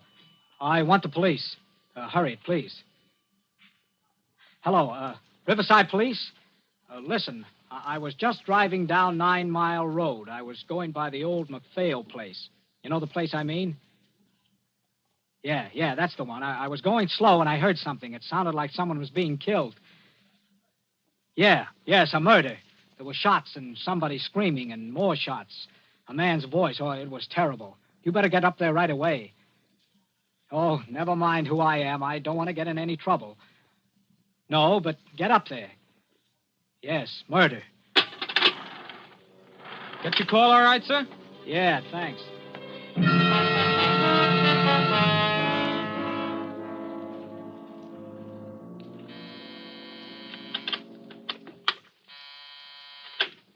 ABC Enterprises. Yes, did you locate him yet? Oh, well, keep trying and call me back. Joe, I'm worried. Don't worry about him. If you can't find Mo, neither can the cops. I'm not thinking about him. I'm worried about Sam and Arthur. Maybe they went out. Sam said he'd wait for my call. It isn't that. The phone's dead. I've got to get in touch with them somehow. Can it wait? You know it can't. Not with the cops raiding the warehouse and arresting everyone in sight. Well, how about a telegram? Oh, too slow. I hate to send anyone around to the house, but Sam will understand this time. What are you going to do? Get the telephone company to help. Hello? I want the Riverside, Connecticut traffic operator, please. Yes. You know, it's funny about that phone. It rang 2 or 3 times, and then suddenly it went dead. Hello, traffic operator? Have you a phone listed under the name of Gross? Samuel Gross. Well, there's something wrong with it, and it's very important that I get in touch with Mr. Gross right away. I'm his secretary. Will you send a man up right away? Thanks. And would you tell Mr. Gross that I've been trying to reach him? Thank you. See? When Sam finds out there's something wrong with his phone, he can phone me from outside. You're a pretty smart girl sometimes, Rita. Yeah. Don't you believe me? I just wish I was smart enough to get some sense across to that guy, Art Kramer, once in a while. You kind of like him, don't you? Cut it out. Don't worry about Artie. He'll be all right. Sure, I suppose. I suppose he'll be all right.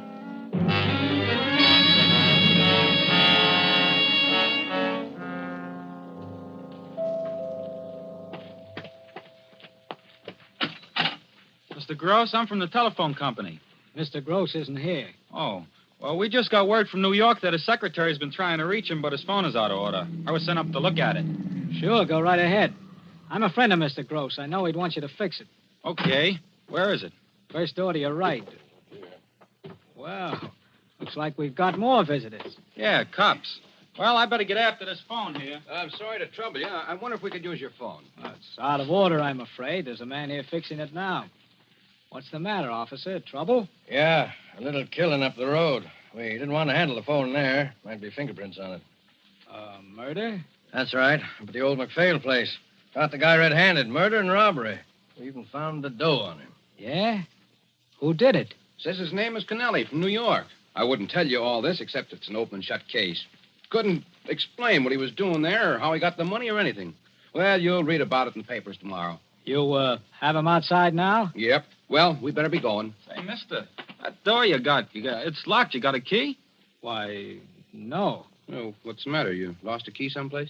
Well, I must have. The room with the phone in it. Oh, maybe I can help you out. I got a little gimmick here that might open it. Thanks. Yeah, we got to have things like that in this line of business, you know.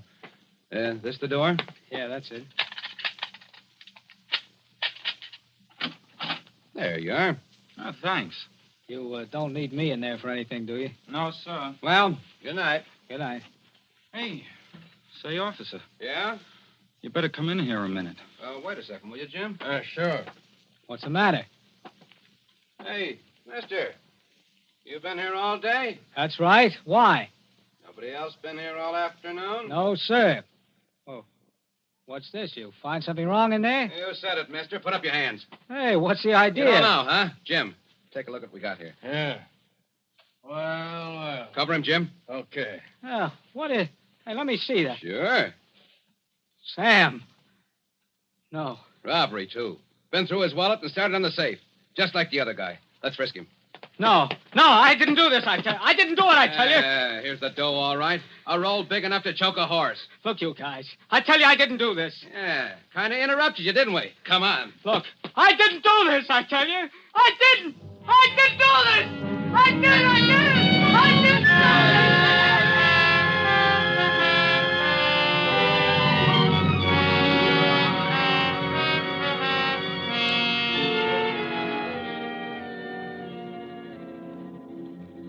And the story ends with a newspaper clipping. I'll read it to you. Bridgeport, Connecticut. Arthur Kramer and George Kennelly were executed here today within 10 minutes of each other to bring to a fitting conclusion one of the strangest series of coincidences in the criminal records of this state. Both men committed the same crime, murder and robbery, within a few miles of each other on the same day and at almost the same time. Both victims were operators in the New York black market. Kramer was convicted of the murder of Samuel Gross. Kennelly killed Edward McPhail.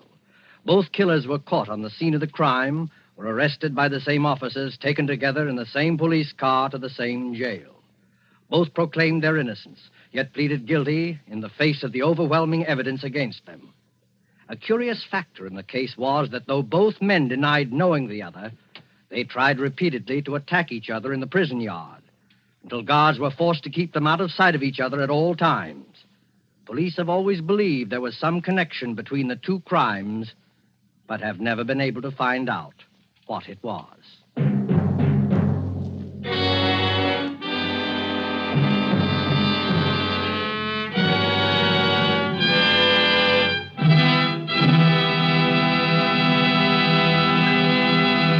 And so closes Thieves Fall Out, starring Gene Kelly.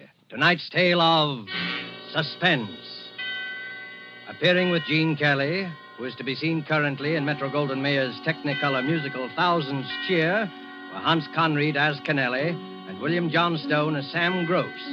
This is the Man in Black, who conveys to you Columbia's invitation to spend this half hour in suspense with us again next week, same time, when our star will be Mr. Vincent Price. Mr. Price will be heard in a suspense play by E. Jack Newman, dealing with the Gestapo and called The Strange Death of Charles Umberstein. The producer and director of Suspense is William Spear, who with Lud Gluskin and Lucian Marlowick, conductor and composer, and Robert L. Richards, the author, collaborated on tonight's Suspense. Don't miss Suspense when this series moves to a new day and time. The day, Thursdays, beginning December the 2nd. The time, 8 p.m. Eastern War Time and 7 p.m. Central War Time. In the Mountain and Pacific time zones, listeners will hear Suspense on Mondays, beginning December the 6th at 9 p.m. Pacific War Time. This is CBS, the Columbia Broadcasting System.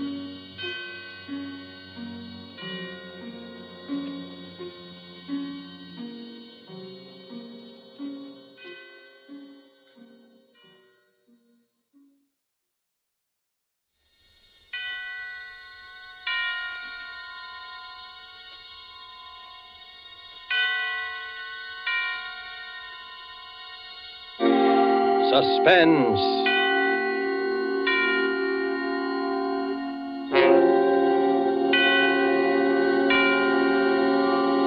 This is the Man in Black, here to introduce Columbia's program, Suspense. Heading our Hollywood cast tonight is the distinguished American actor, the star of the Broadway suspense drama Angel Street, who has recently returned to this coast to resume his film career, Mr. Vincent Price.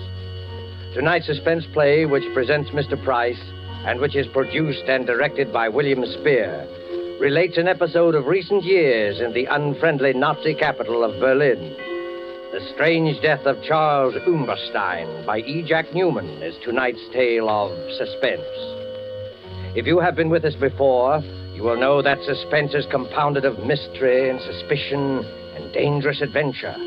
In this series are tales calculated to intrigue you, to stir your nerves, to offer you a precarious situation, and then withhold the solution until the last possible moment. And so, with the strange death of Charles Umberstein, and with the performance of Vincent Price, we again hope to keep you in suspense.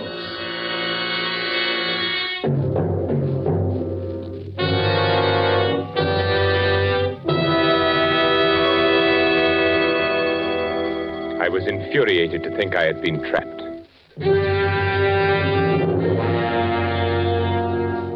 The thought that someone had discovered my intentions maddened me to the breaking point.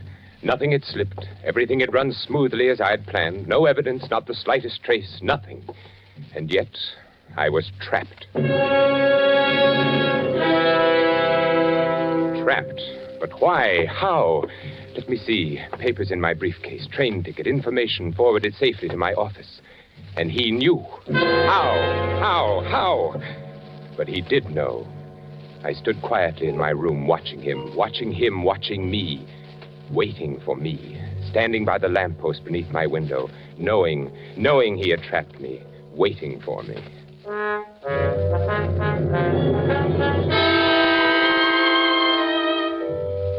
I recognized him almost immediately. Captain von Hind.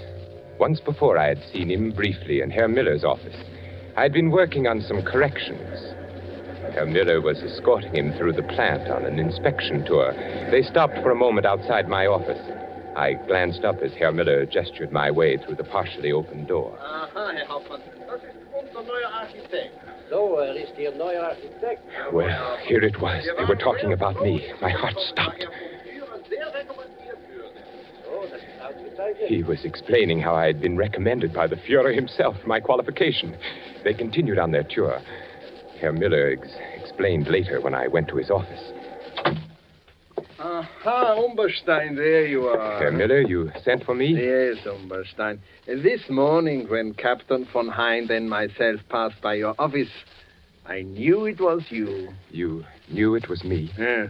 Captain von Hind is head of Gestapo intelligence in this area. He was conducting a routine inspection this morning, and it was he who suggested that Well, since your recommendations were by the Führer himself... Yes? Your work here has been excellent. I knew you were the man when I passed by today. My work? Huh? Oh, no, of course, not that. Why, you have become one of our best men. Oh, thank you, Herr Miller. No, this is it. Yes, Herr Miller. Through various posts, we are releasing more prints on munitions areas in this country, and other countries. Huh? You are to be in complete charge of their release from the wall. I understand, Herr Miller. As a citizen of the Reich, I am greatly honored that I have been given such an opportunity. An opportunity to show your loyalty. An honor. I will give you the combinations. You will see that no other person enters the wall. Of course, Herr Miller. One moment, Umberstein. Yes? I think I should tell you that a few months ago, in one of the neighboring plants, the Gestapo apprehended a spy. Yes? He was working for an enemy espionage service, found in possession of certain vital documents which he had access to in his work. And what did they learn from him? Oh, many things. He was reluctant to speak at first, but it's difficult to hold out indefinitely. Well, he finally gave them enough information to locate other agents who had filtered in. It was well he was detected. Oh, yes. The Gestapo is still on the alert for some of his co-workers, still expected to arrive. Of course, they are ignorant of his confession and his fate. So, Herr Umberstein, I must warn you to take all the necessary steps against the possibility of espionage. We cannot be too careful. I shall be careful. In you, Umberstein, is exemplified the efficiency of the Third Reich.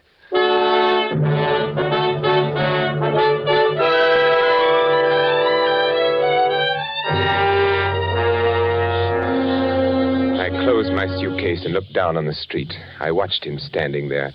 I kept asking myself, how could he know? This Captain von Hind, how could he know? The plan was perfect, the best yet, and yet I was discovered, trapped.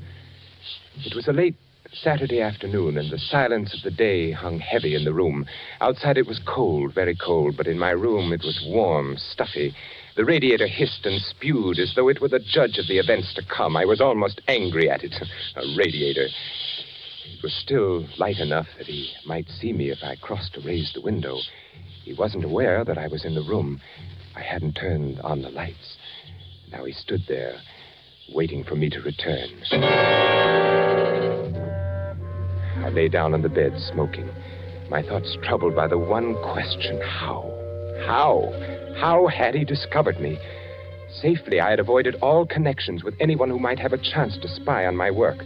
There was not the least cause for suspicion. An established citizen of the Reich, well-recommended, pure Aryan, employed as an architect in one of the country's largest munitions plants. Certainly there was no reason for him to suspect me, the Gestapo, this Captain von Hind, waiting to take me. Fräulein Keller. Absurd. Oh, of course not. Not she.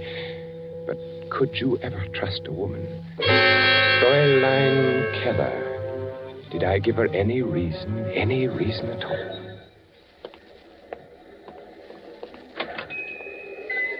Good morning, Fräulein. Oh, good morning. My name is Charles Umberstein, and I am to be at the munitions factory near here. I wish to take a room. Oh? One facing the outer street, Fräulein, if you can accommodate me. Oh, I think so. We have one. It is on the second floor, overlooks the street corner. Oh, fine. I'm glad. It looks comfortable here, small and comfortable. Oh, yes, you will like it, I'm sure. I am the owner and manager here. Fräulein. Sign here, please. Yes, of course. There you are. Thank you. Otto, would you show Herr Umberstein to his room?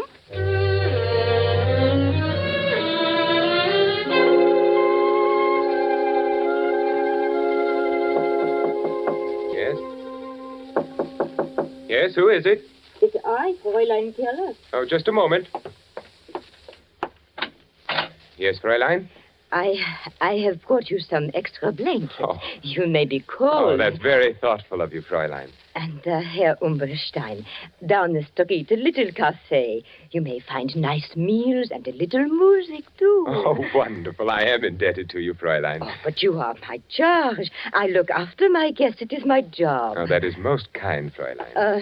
Herr Umberstein, yes? I also dine at a little cafe often. Oh. I hope I see you.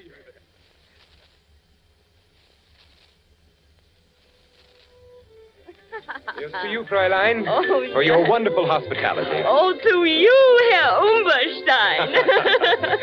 Fräulein, it's growing late. I must be off. I have a great many things to do tomorrow. Oh, and so do I. Oh, it has been a wonderful evening. Yes, Wonderful. wonderful. Here's your coat.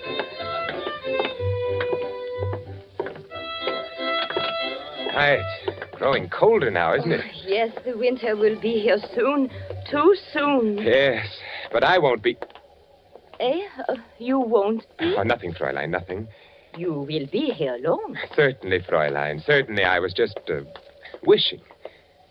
Wishing? For what? No, I had done it. I'd started to thinking perhaps she could... For what? Oh, nothing, Fräulein, nothing important. Only the hopes of every man.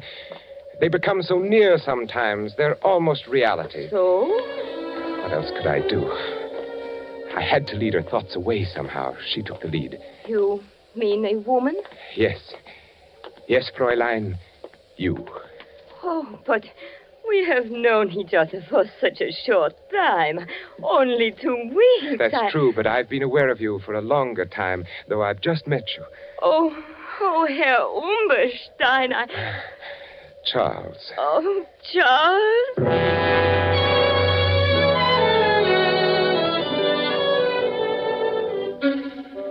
At first I was uneasy about the whole affair. Then after a while, I did grow rather fond of her. She was so accommodating, and we dined together each evening, and I played my role to the letter. Never once did she mention my work. Oh. Fräulein Keller, what are you doing in my room? Well, I was... You've been looking through my papers. Why? I was looking for something. But what right have you? What are you looking for? I was looking for a letter. A letter? What letter? One that you haven't got. I thought perhaps you might have it. Now, out with it. A letter from a woman. Very well, Charles, if you must know, I suspect you have not been filled to me. She was actually looking for a letter from some woman. Any woman. She didn't trust me. She didn't trust her Charles.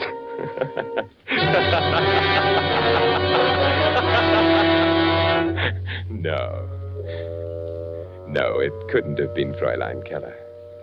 Who then could it have been? I walked over to the window and looked down at the figure who so patiently kept his vigil there. Captain von Hind, waiting. Why? If there had been something wrong with the passport, but no, that was perfect, not the passport. All passengers will report to the trainmaster for passport examination. Yeah, all in order. You can take your luggage to Berlin. Yeah, this way. Next. Next. Here you are. Name? Charles Umberstein. Residence? Berlin. Nationality? German. All in order. Picture, luggage, all in order. Thank you, trainmaster. You must be careful, you know. When may I catch my train for Berlin? It should be by any moment. Next. As I stood there in the shadows waiting for my train, I examined my passport again, as I had done 100 times before. No one would have any reason to doubt anything so genuine as that. All passengers for Berlin. All passengers for Berlin. Guard, must we stand passport inspection again? Yeah. The Army intelligence will accommodate you on the train. Jawohl.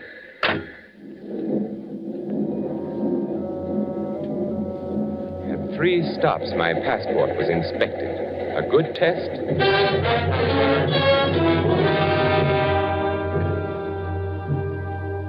If the passport had been suspected or investigated, it would only prove that I was Charles Umberstein. I had come by the passport through Hans. At the time, Hans was employed as an Austrian customs inspector. This gave him access to many such passports. According to Hans, there had been a person named Charles Umberstein who had suddenly disappeared in 1936.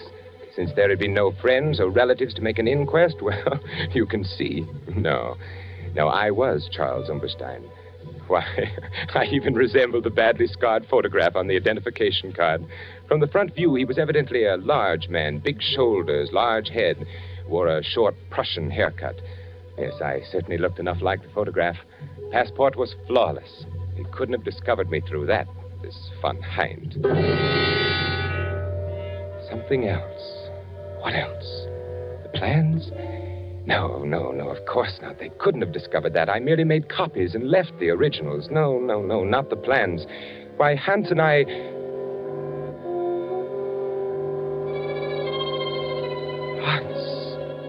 Oh, no, not Hans. Never. We'd worked so well together. Oh, no, not Hans. A strange, silent boy, perhaps, but surely.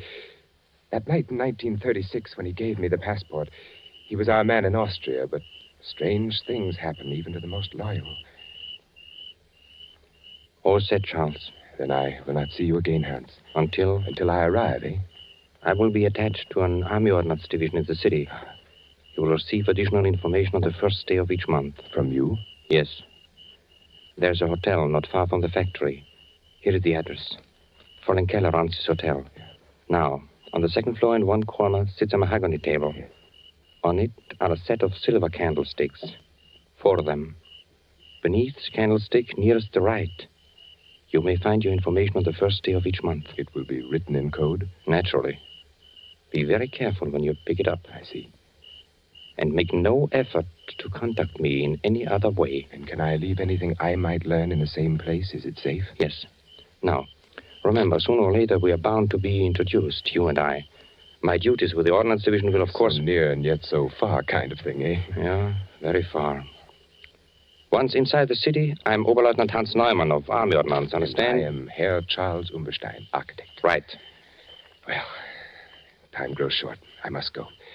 Everything checked. Your passport? Perfect. I even resemble the photograph. Look, Hans, don't you think so? Yes, not bad. Very considerate of Umberstein to have looked this way. Tickets? Right here, through to Berlin. I report to Franz Miller in the munitions factory, produce my credentials. He's been expecting me. I haggle a little about the salary, then I accept. At first opportunity, become acquainted with MB plans. And I will see that you are highly recommended from a reliable source. Just as a matter of curiosity, Hans, who will recommend me? Oh, you needn't worry, Herr Umberstein. It'll be good, I assure you. Then goodbye, Hans. Oberleutnant Neumann, if you please. Oberleutnant Hans Neumann. Well, then, my Herr Charles Umberstein, auf Wiedersehen. Wiedersehen. Heil Hitler. Heil Hitler.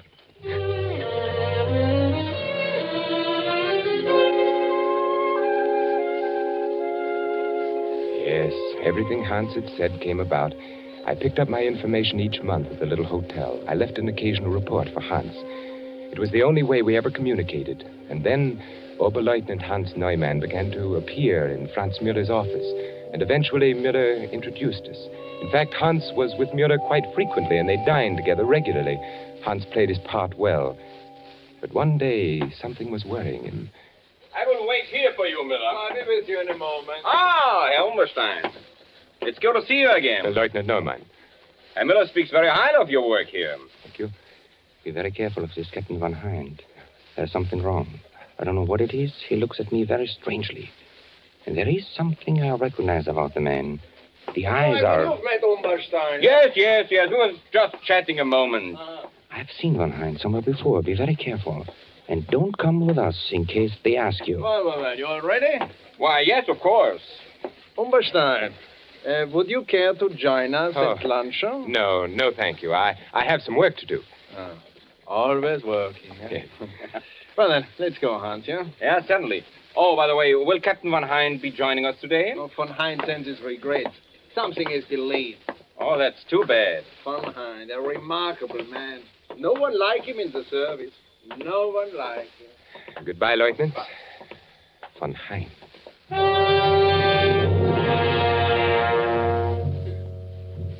Such a brief warning.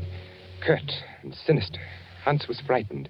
He would never have taken the chance to speak to me if he had not been frightened.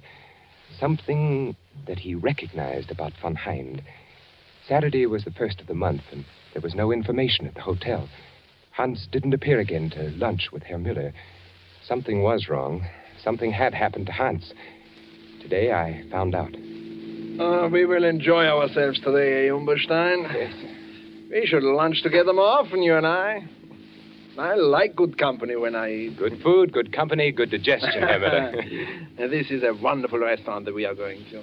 You know, they serve Norwegian smoked salmon that is exquisite. And cheap, too. Nothing like these new foods we are getting from Norway. I've heard of Norwegian salmon. And this is the best. You and Oberleutnant Neumann dine here often, don't you? Hans Neumann, yeah. We came here often, yeah. Hans Neumann will not come here for a long, long time again, I'm afraid. I don't understand. Yeah, you don't.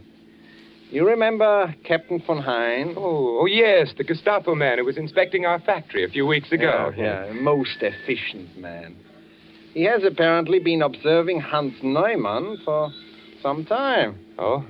Oberleutnant Neumann is being detained by Captain von Hein, no? Was he... He was a spy. Spy? How do you know? Von Hein arrests only spies. And von Hein never makes a mistake. The man is incredible. Was there something suspicious about Hans? There's something suspicious about everyone to von Hein.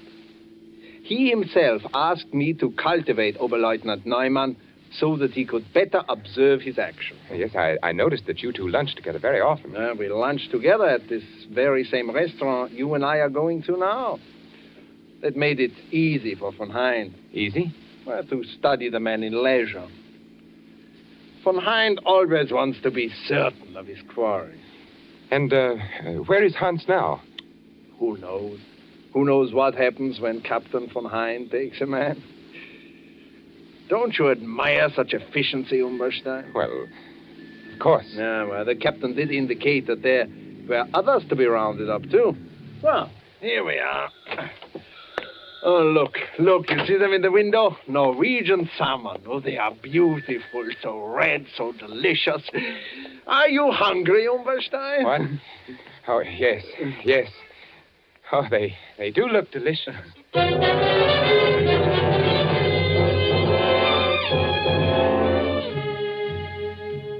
Captain von Hein. I looked at him out of the window again. I could see his breath now. It was growing very cold. He was well dressed in a neatly tailored overcoat and dark hat. It was too dark to tell the exact color. The only thing I was sure of were the hands and the gloves on the hands. Heavy, thick, powerfully mounted prongs encased in a gray, tightly fitting material. Style, lines running across the back. I noticed when he lifted them to light a cigarette. What beautiful weapons. His back was to me. I couldn't help but admire the fine breadth of his shoulders and the thick, closely barbered neck. He stood quietly by the lamppost, smoking, watching his breath and the smoke battle for existence in the icy air. Once when he turned to look up at my window, the single eyeglass he wore caught the reflection of the light. I wondered how much he weighed. Carefully, I retraced each step over again in my mind. I couldn't find the flaw that made me a marked man. The absurdly easy way I had gone through Mueller's office carrying an innocent-looking bundle of blueprints, then to the vault, the superstition of copies. No one could suspect what I had done. No one had any reason to. Why then was I trapped? Of course he was after me, waiting down there. I wondered why he didn't come up and wait in my room. Surely he didn't know I was in the room. Perhaps he had searched my room one day while I was out. But what could he find? Nothing, absolutely nothing. A passport proving I was Charles Umberstein. A monogrammed suitcase bearing the initials C.U. A few letters and old papers. Nothing at all. I had never talked. I had never known anyone else in service except Hans. Franz Mueller was too stupid to suspect anything. Fräulein Keller, no. The passport, perfect. Only one other way. Only one other way could he possibly know. For an instant, the possible answer flashed through my brain. For a full 5 minutes, I watched him very discerningly. Could it be?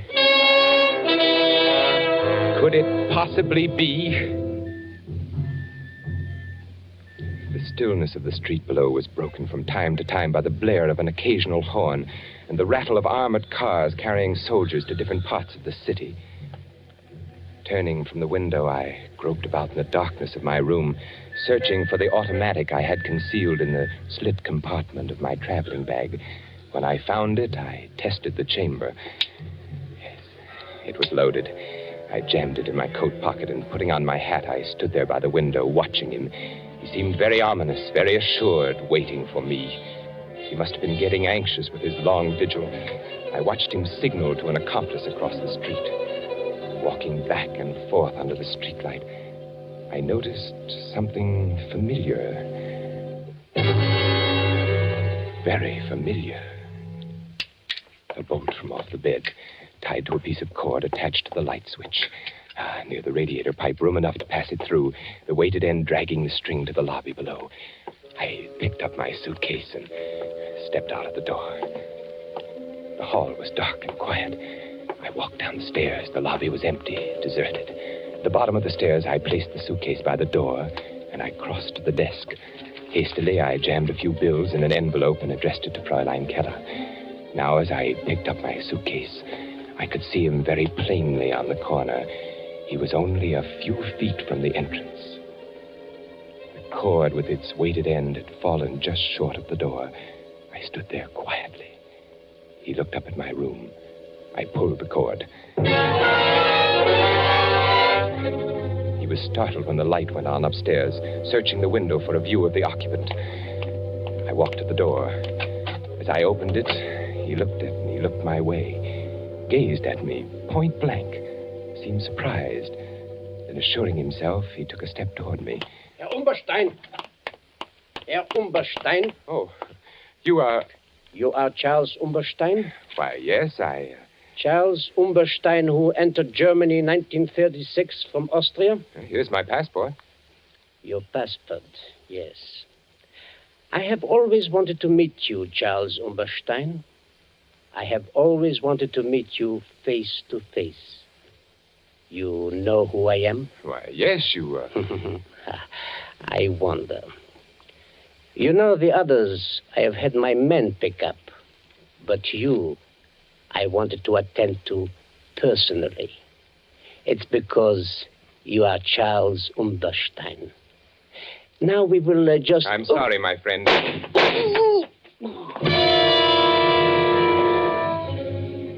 He sat down hard on the curb. He looked up at me, mumbled strangely, then fell over with his head in the gutter. His hat fell off, and I saw that his hair was closely cropped. There were other people on the streets. I ran till I was out of breath.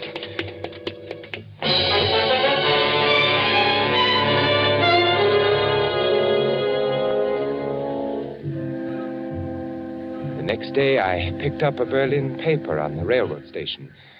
On the second page, I read the headline, Gestapo official murdered. Saturday, January 25th, Captain Charles von Hind, high-ranking official of the Gestapo Intelligence Service, was instantly killed last night by the bullets of an unknown assailant whom he was attempting to arrest on charges of espionage. Captain von Hind had been connected with the Gestapo since 1936. Prior to his affiliation with the Gestapo Intelligence, he had been known by his real name, Charles Umberstein. His entry into such dangerous work made necessary a complete retirement from all public life. The Reich will long honor the memory of Charles Umberstein. I wired flowers from Geneva with a card marked Sympathy, signed C.U.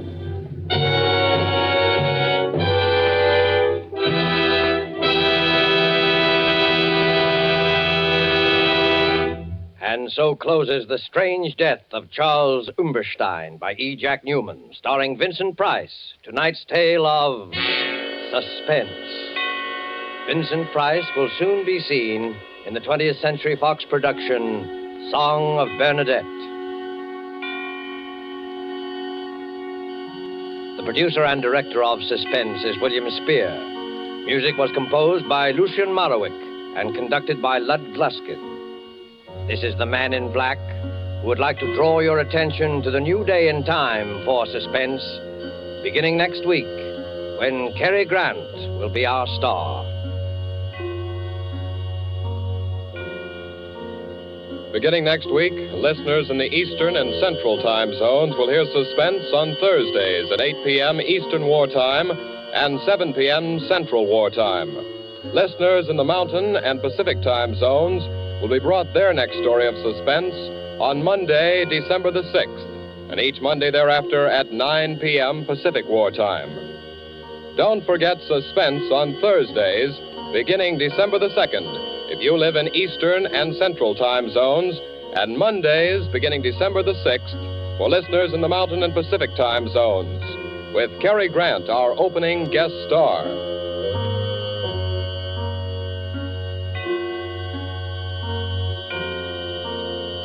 This is CBS, the Columbia Broadcasting System.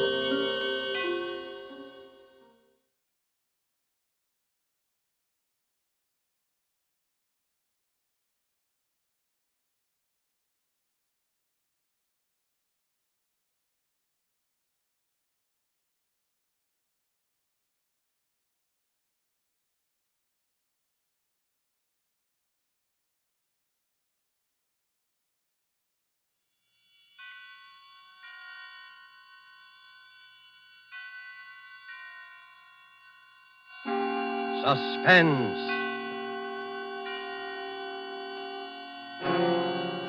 Presented by Roma Wines, made in California for enjoyment throughout the world.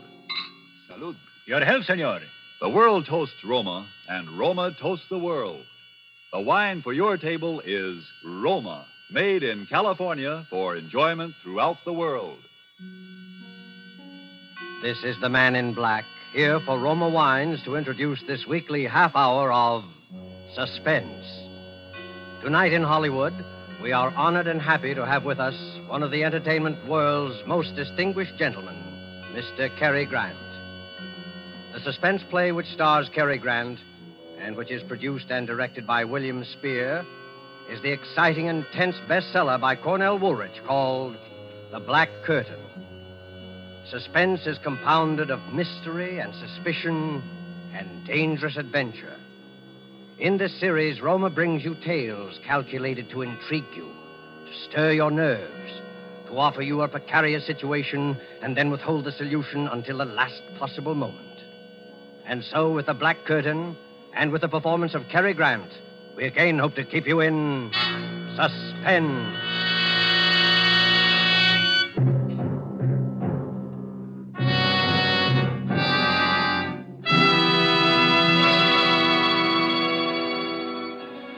It began, or rather life began again for me, I guess you'd say, that day, on that street. My head was pounding terribly. I could hear all the noise and the people milling around.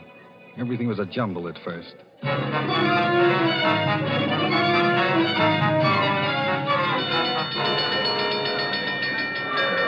right. Gangway there now. Let the dock through. I seen it happen, Mr. Policeman. He was running. Boy, he really gave himself a clunk on the bean. All right, son. Now get back there. Everybody back. Oh, my head. His wallet fell out of his pocket, and a big boy grabbed it and ran away. He All went right, now back, everybody. Let the doctor through. Give him air here. I'm okay. No, never mind, Doc. I'm okay. Seems to be nothing much the matter with you, sir. No, I'm all right. Yes, I can talk to him now, Doc? Oh, go ahead, officer. Just a bad bump on the head, I think.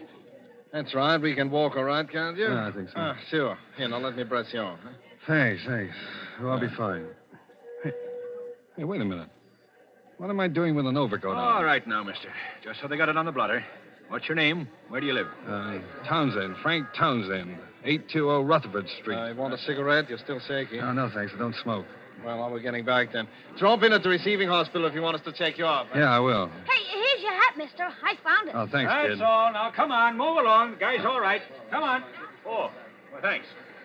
I'm sorry about the fellow that got your wallet. Anyway, here's your cigar case, Mr. Townsend. Guy found it right alongside of you. Hey, wait a minute. This isn't my hat.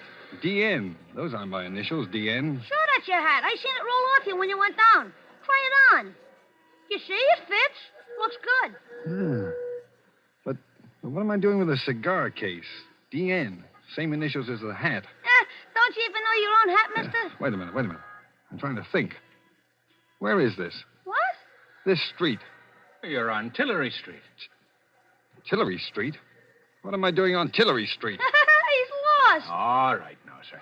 My suggestion is that you go on home and go lie down. It's cold and starting to snow. No, please, wait a minute. Don't leave me. Tell me. What happened? Why, you slipped on this icy sidewalk. Fell down and hit your head good and hard on the curb. You were out for about 20 minutes and then Wait. Ice on a sidewalk? Well, look at it. That street cleaning department ought to clear away the snow there, too. Snow and ice? Sure, why? Snow? In July? July? Oh, it's December. December 1943. 1943? You better go on home, son. Good night. 1943?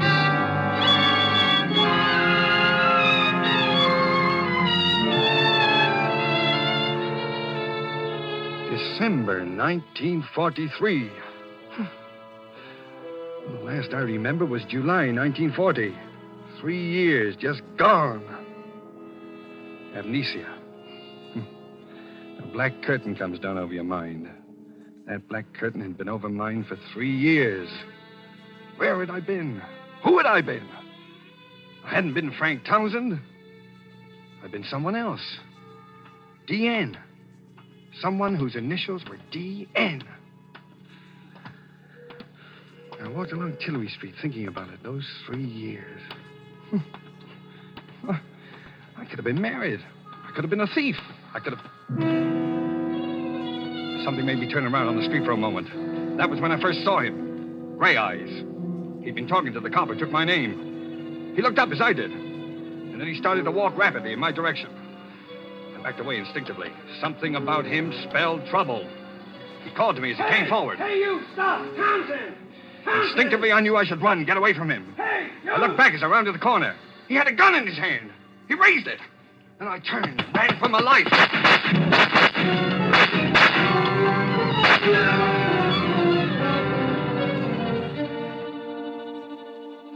What lay behind that black curtain which separated Townsend from his past?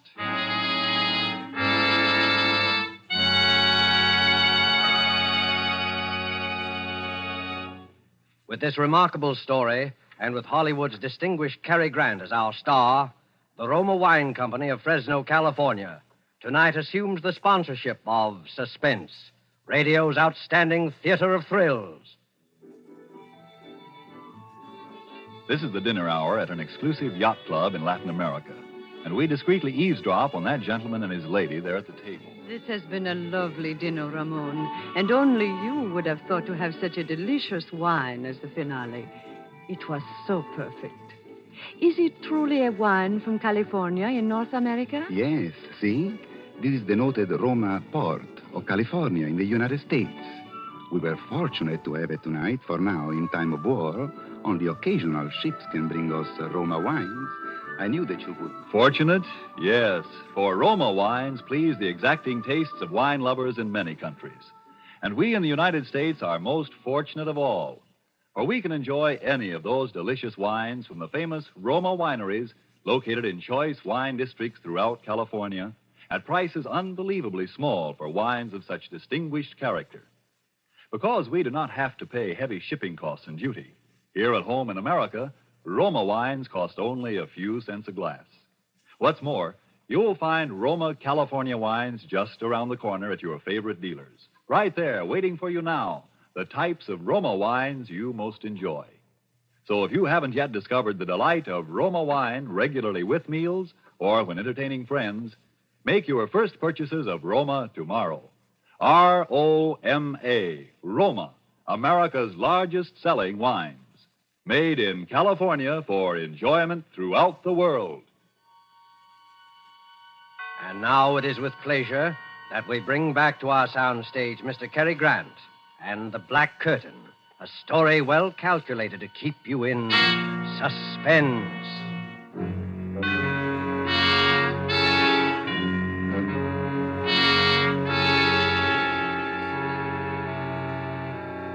Why was he following me? With a gun. What did Gray Eyes want with me? I must have done something. I beat it down the subway and hid. I had to think it all out carefully. I knew I was on the spot for something. Gray Eyes meant business. What could it be? Who had I been? During those last 3 years with that black curtain in front of them. Well, maybe I'd been a gangster, and he was one of a mob that wanted to rub me out. I didn't know.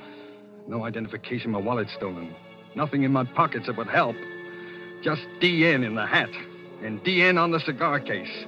D.N. My head was aching with worry. My stomach had panic in it. I had to find out who I'd been, what I'd done. But how? Where? Tillery Street. That's where I'd been when I woke up. Tillery Street. Well, maybe Gray Eyes would go back there, too, looking for me. But I had to take that chance. Tillery Street.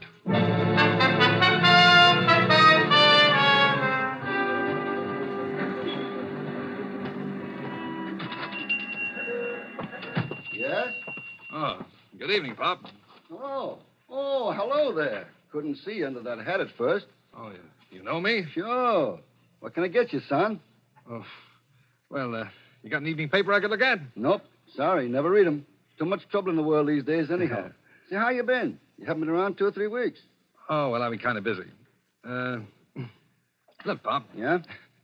I made a bet with a guy that even though you see so many customers, you'd walk right up and give me my full name. Oh. Well, I'm sorry, I don't know it.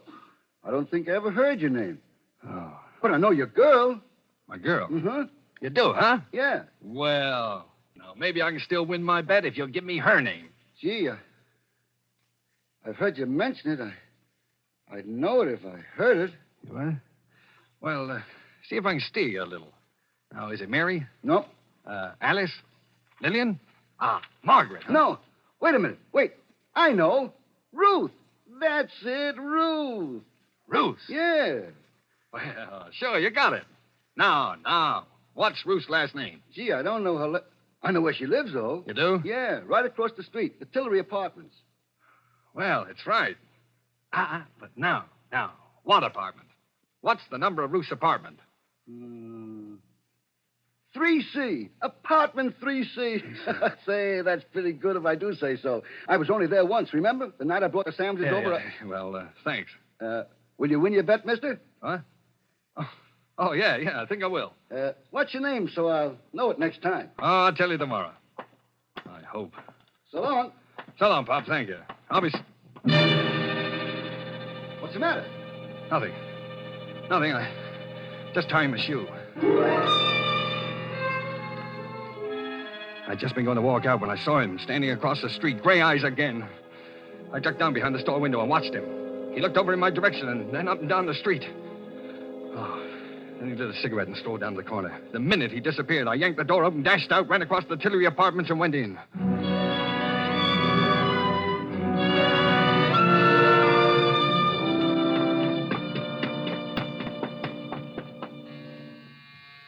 Who is it?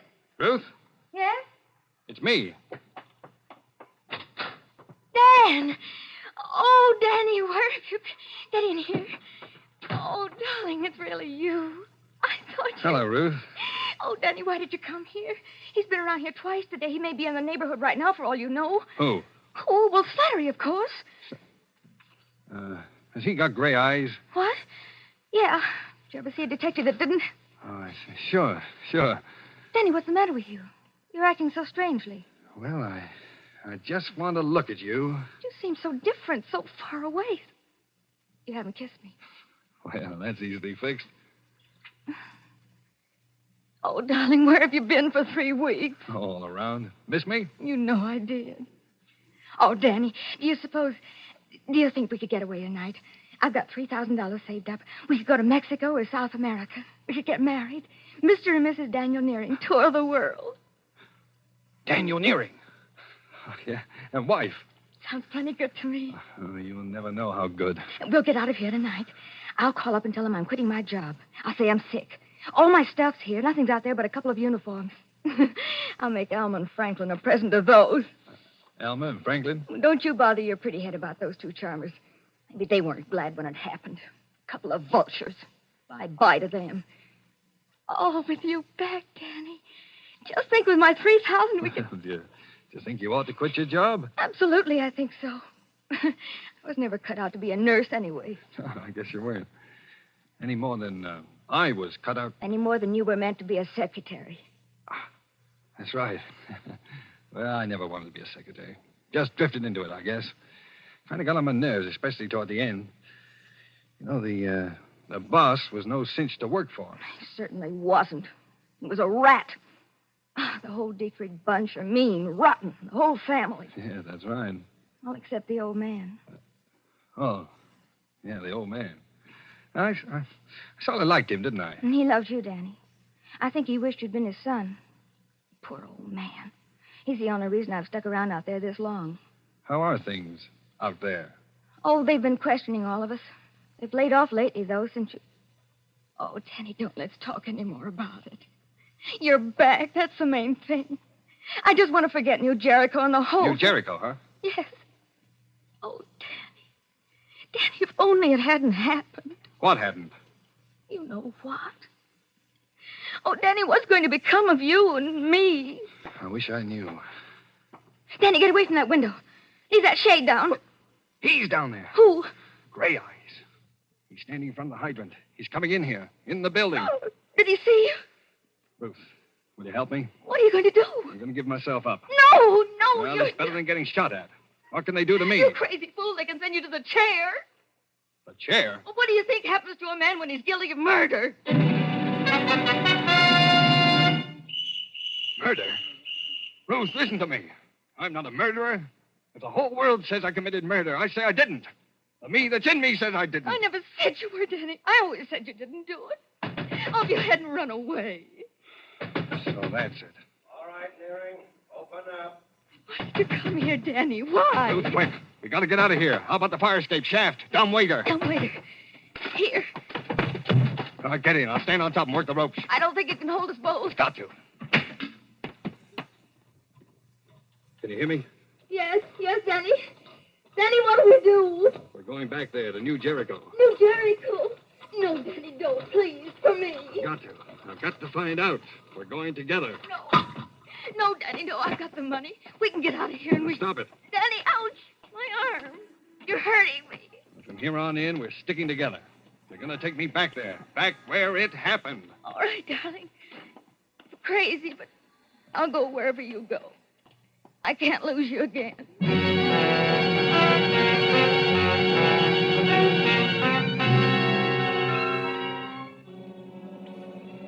On the train, Ruth and I said very little to each other. While I hid in the telephone booth at the Pennsylvania station, she'd bought us a couple of cheap overcoats. I sat hunched up in mine, thinking. Ruth had brought along the newspaper clippings. I looked at what they said for the 20th time, trying to see if there was anything there that would help me. Dietrich Slayer's sought, it said. Secretary wanted in brutal slaying at suburban estate.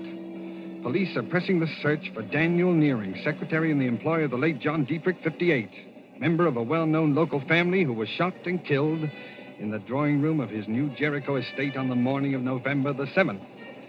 Nearing disappeared November the 7th, on the morning of which date he is known to have had a bitter quarrel with the deceased. This last was attested to at the inquest by Alma and Franklin Dietrich, widow and brother of the murdered man. Well, I had all the facts now. Wanted for murder. And yet everything that was in me told me that no matter who I'd been, however many memories I'd lost, that I was no killer, that I couldn't have. I had to get into that Dietrich house and stand again in the room in which it had all happened. Maybe something would come back to me. Maybe there would be...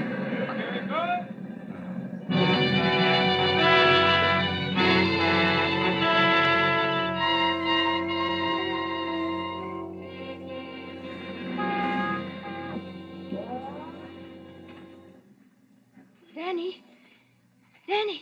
Over here, Ruth. It's dark. I couldn't see you. Alma and Franklin just left. They drove down to the village. Did they say anything about you being out here on your day off? Yeah. Alma said something, but I said I had nothing to do in town and came out to write some letters. Let's go, then. Oh, Danny, I'm scared. Please, let's not stay out You here. said you loved me.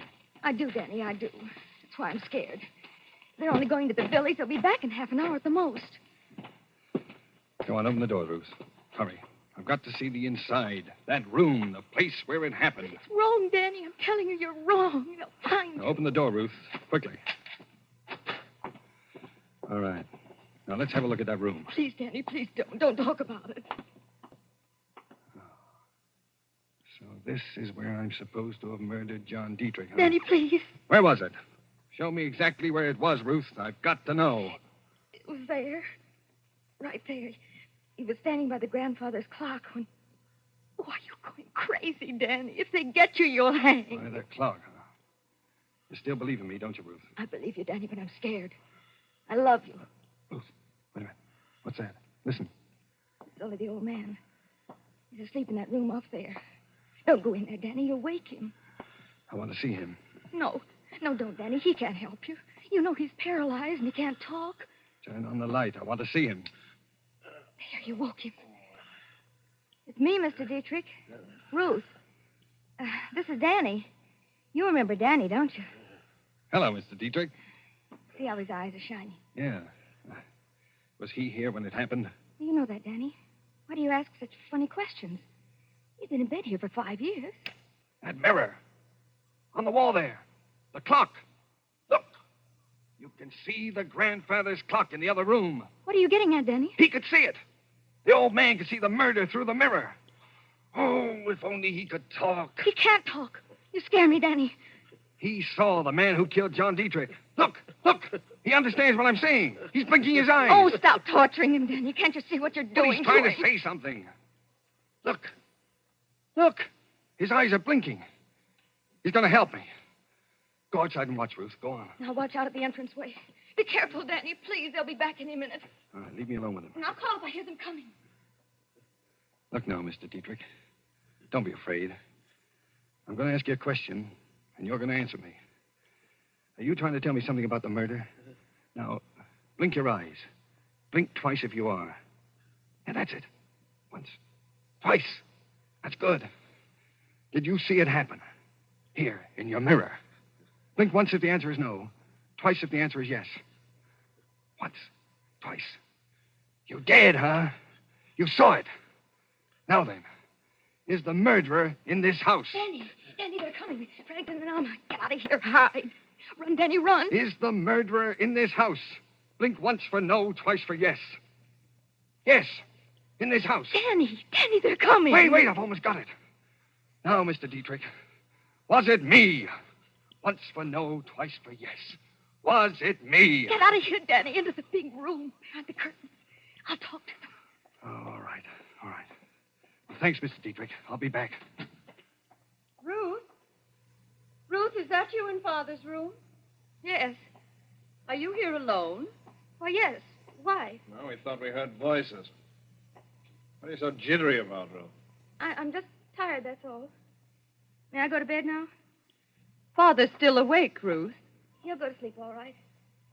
I'm going upstairs, Mrs. Dietrich, now. Good night, Ruth. And take your flashlight with you.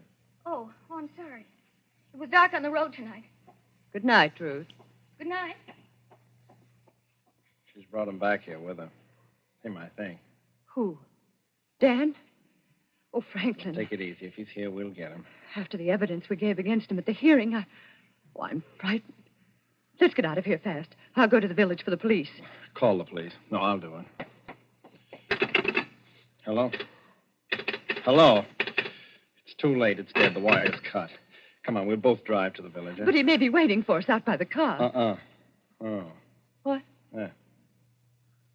What are you doing there, Franklin? I think I just might need my gun. Come along.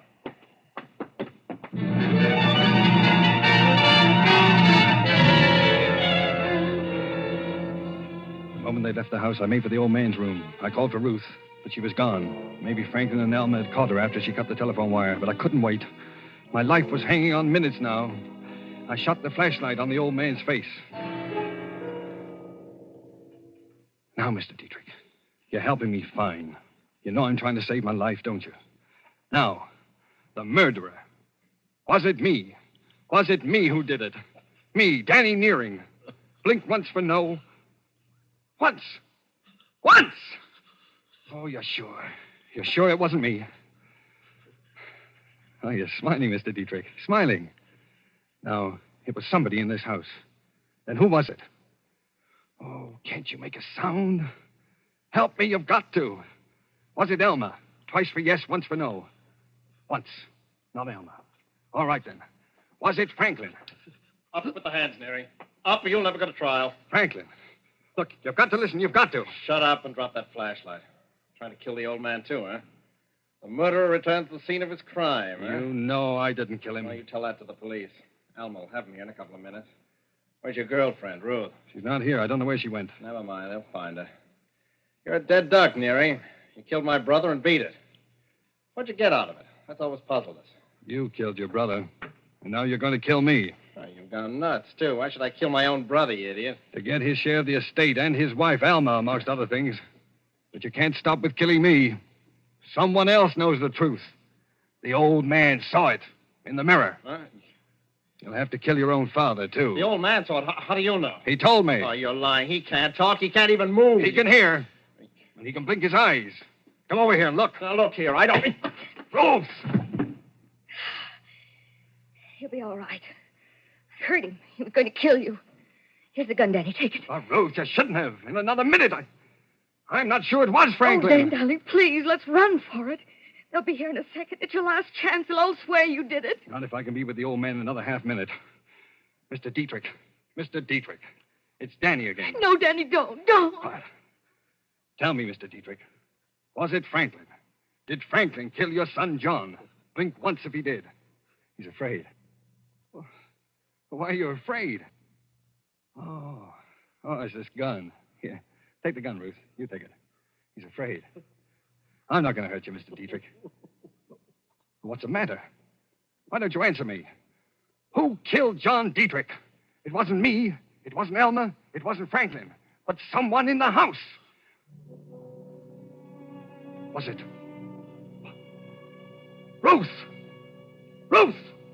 You! I told you. I told you not to come. Oh, I love you, Danny. I wanted you. I wouldn't have let them get you. Why? Why, Ruth? Why did you kill him? He was always after me. Wouldn't leave me alone. I hated him. Then that night he came at me, threatened me, said he'd kill me. If he couldn't have me, nobody could. He had a gun, and I got it away from him. We hit the clock. He leaned against it. I thought he'd never fall down and die.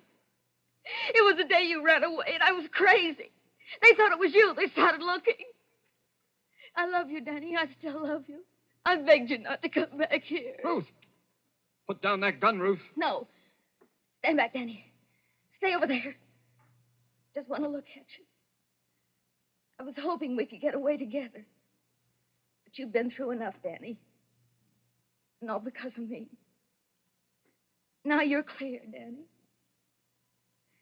And this is going to clear me. Darling. Ruth! Ruth!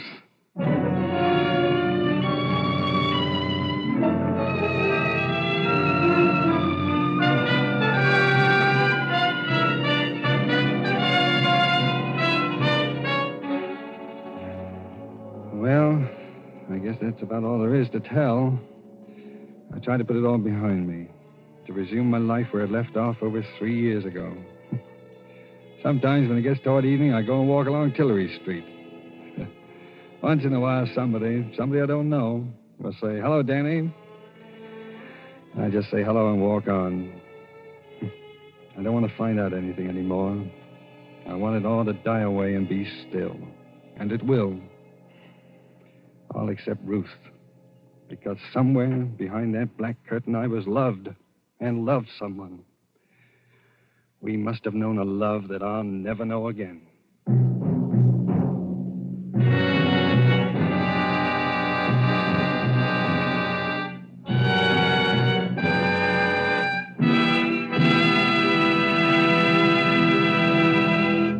And so closes The Black Curtain, starring Mr. Cary Grant. Tonight's tale of Suspense. Since the beginnings of history, people have enjoyed wine. Ages ago, our ancestors found that wine made any food taste better. Wine is a simple pleasure that anyone can enjoy. That is why Roma has devoted all its wine-making skill to producing wines of fine quality at a price that means you can enjoy them often, just a few cents a glass. Don't feel that you need fine crystal or a special occasion to serve Roma wines. Next time you have a quick supper, serve Roma wine in plain tumblers with your spaghetti or cold meats. And notice how much more enjoyment and zest it adds to the meal. Serve Roma wine often, cool or chilled. You'll quickly discover why Roma, R-O-M-A, Roma wines are America's largest selling wines. Yes, Roma wines are true to type. Roma wines are faithful in flavor. Roma wines are sound of character. Roma wines are reasonable in cost. Made in California for enjoyment throughout the world. Our thanks to Cary Grant for his suspenseful performance here tonight. And Mr. Grant wants us to say that he will be listening with you next week at the same hour to Mr. Robert Young in the story called The Night Reveals. Don't forget then, next week, same time, for Robert Young in Suspense. Presented by Roma Wines, R-O-M-A, made in California for enjoyment throughout the world. This is the Columbia Broadcasting System.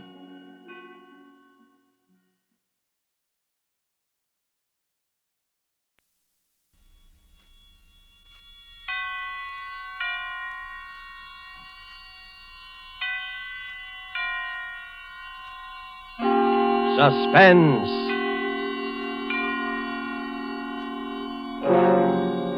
Presented by Roma Wines, made in California for enjoyment throughout the world. Salud. Your health, senor. The world toasts Roma, and Roma toasts the world. The wine for your table is Roma, made in California for enjoyment throughout the world. This is the man in black here for Roma Wines to introduce this weekly half hour of Suspense. Tonight in Hollywood, our stars are Mr. Robert Young and Margot. The suspense play which stars Robert Young and Margot, and which is produced and directed by William Spear, is A Tale of Ordeal by Fire by Cornell Woolrich. And so, with The Night Reveals and with the performances of Robert Young and Margot, Roma again hopes to keep you in suspense.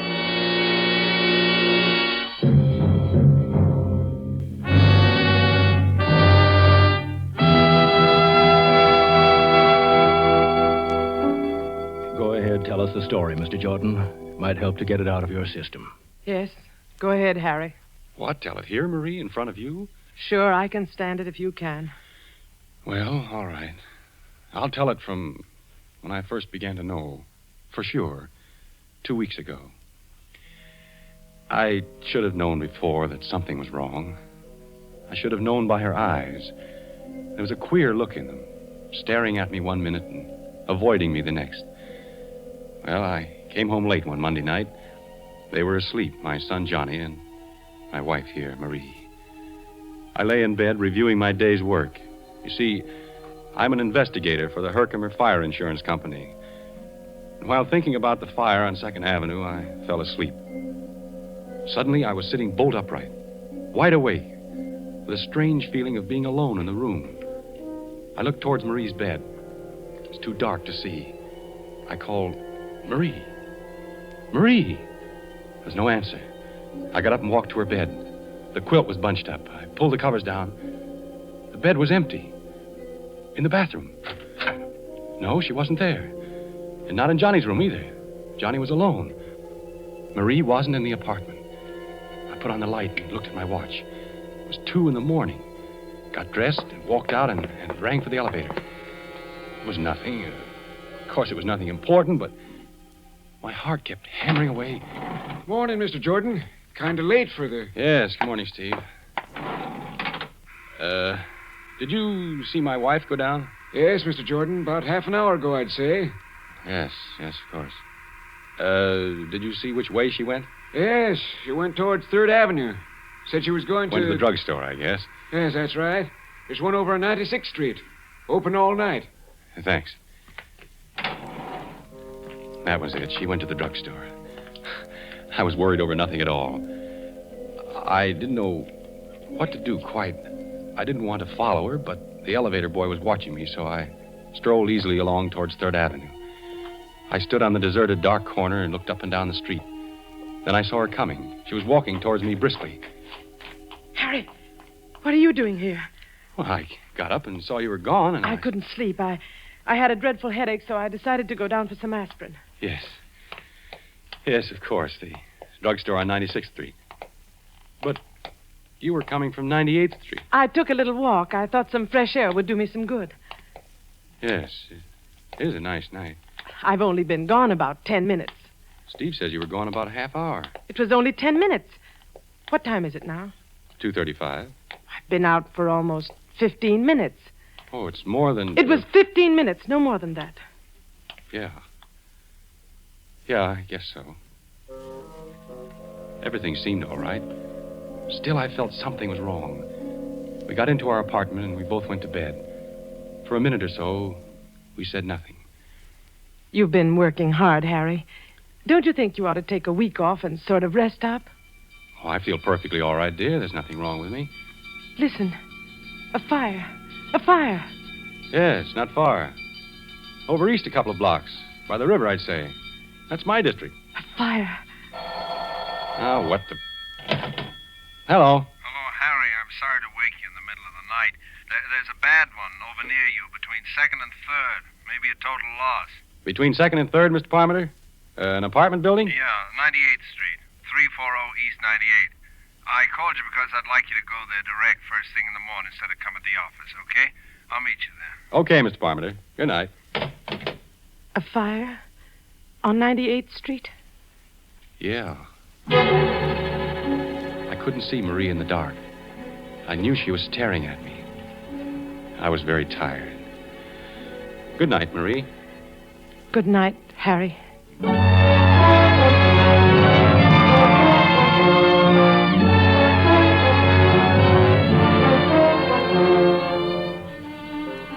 This is a story of a husband and a wife. In a moment, as the story continues, we shall learn how they came to know that death was living with them.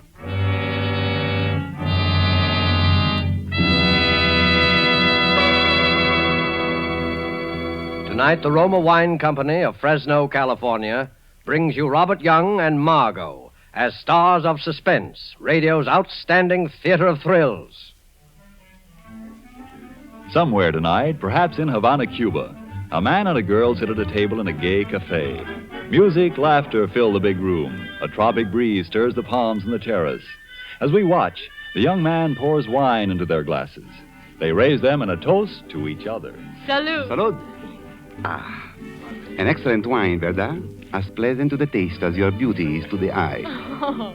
Do you know where this fine wine comes from? It comes from our good neighbor to the north, Los Estados Unidos, from America. His name is Roma. Yes, Roma from our own America, from our own sunny California come Roma wines. Made in California for the enjoyment of the world. Doesn't that tell you all you need to know to make you want to choose Roma wines for your own use? Whether your particular preference is for a nut brown sherry, a delicious red claret, a full-bodied burgundy, when you choose Roma, you know you are getting the world's best wine value. For Roma wines are America's largest selling wines. Only through such tremendous popularity can Roma afford to sell so reasonably wines into which have gone all the care and wine knowledge that produce wine masterpieces. There is a Roma wine for every taste. Simply choose the one you like best. Roma wine, made in California for enjoyment throughout the world. And now it is with pleasure that we bring back to our soundstage Mr. Robert Young as Harry Jordan and Margot as Marie, his wife, in The Night Reveals, a story well calculated to keep you in suspense.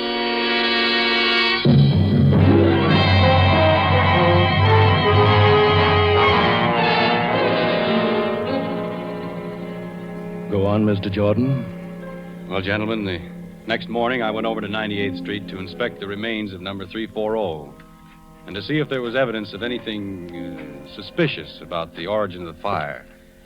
Mr. Parmenter was there. Well, there it is. Gutted. I guess we'll be paying off on this one, all right. Yeah, completely burned out. Anyone hurt? Well, a few, but no one dead. Lucky they just installed the new fire escapes. Just the walls left. That fire must have been quite a sight in the height of its glory. Yeah, quite a sight. Hey, those walls look pretty bad. They might collapse almost any time. Yeah, the building will have to be raised. That fire did a good job. Oh, here's the commissioner. Hello, Parmenter. Jordan. How are you, Mr. Morale? You know anything about the fire, Commissioner? No, not a thing. Well, we'll take a look. I wouldn't go in there, Jordan. Those walls are pretty bad. I can take care of myself. Maybe you better not go inside, Harry. Don't worry about me. I know fires as well as anyone. You stay outside, Mr. Parmenter. I'm going in. walked gingerly into the blackened, ruined hallway, in ashes up to my ankles, until I reached the remains of the stairway. Underneath were several baby carriages, just twisted pieces of metal. A burned fragment of something fell nearby. Come on back, Jordan. I'm all right. I poked around the carriages, sifting through the clean, fine ashes. Something caught my eye. A glob of yellow metal. I picked it up. Then I worked my way out. Going through, isn't she? Yep. Clean through. Nothing left of her. Did you find anything, Harry? Nothing much. The fire started in the hallway, all right. Cellar's untouched. Fire works its way up. What's that in your hand? Well, that is just a piece of metal I found. Here. I just picked it up for my kid. He likes shiny things. What do you think, Commissioner? Probably one of those gadgets they have on baby carriages.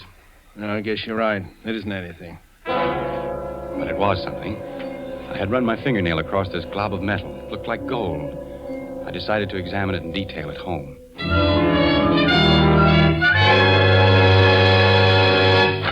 Hello, Daddy. Hiya, Johnny. Mama says I was bad today. Harry, you're home early. Yes, I got through sooner than I expected, and What is it, Harry? Your locket. You're not wearing it. You never had it off before. My locket? Well, don't you remember? Daddy, can I go over to see Davy Taylor for a minute? Yeah, go ahead, Johnny. All right. Gee, thanks, Daddy. You shouldn't have done that. I didn't want him to go. He hasn't had his dinner. Never mind, Johnny. What did you say happened to the locket? Well, I gave it to you. To me? Yes, I put it in your pocket to have it fixed. The catch was loose. I don't remember. You've been very forgetful lately. Very forgetful. Maybe you thought you gave it to me. No, I put it in your pocket, Harry. I forgot to mention it to you. I wanted you to take it to the jeweler's and get the catch fixed. I just put it in your coat pocket while you were shaving. When? Yesterday? Yes. Yesterday morning. Then it should be in my pocket now. I wore this suit yesterday, too. Nothing in my pockets, Marie. Well? Marie. Yes, Harry? Is anything wrong with you? Don't you feel... With me? No, of course not. I'm all right. I'm perfectly all right. There's not a thing wrong with me. You look worried, as if you've got something on your mind. Oh, it's nothing. I've just been having a headache. Maybe you ought to see a doctor. Oh, no, it really doesn't amount to much. Well, I think I'll take another look for the locket. Which suit did you say you put it in? Your blue suit, I think. Or maybe it was the gray, though. I don't quite... I couldn't make it out. What had she done with the locket? Had she pawned it? Had she given it away? Then I remembered something. I went into the bathroom and locked the door. I looked at this shapeless little glob of yellow metal. I rubbed the blackened spots away, all of it, until it was gleaming. I studied it, turning it over and over. I noticed a thin crack. It was small, so I took a nail file out of the medicine chest and began to file it. I kept filing until I had enlarged the crack to the full length of a piece of gold. Then I slipped the nail file inside and pried it open. Tiny fragments of glass, and then I saw a piece of scorched paper. It was a photograph. Picture of my son, Johnny. This glob of metal was my wife's locket. I put the locket and the picture in my pocket and walked out.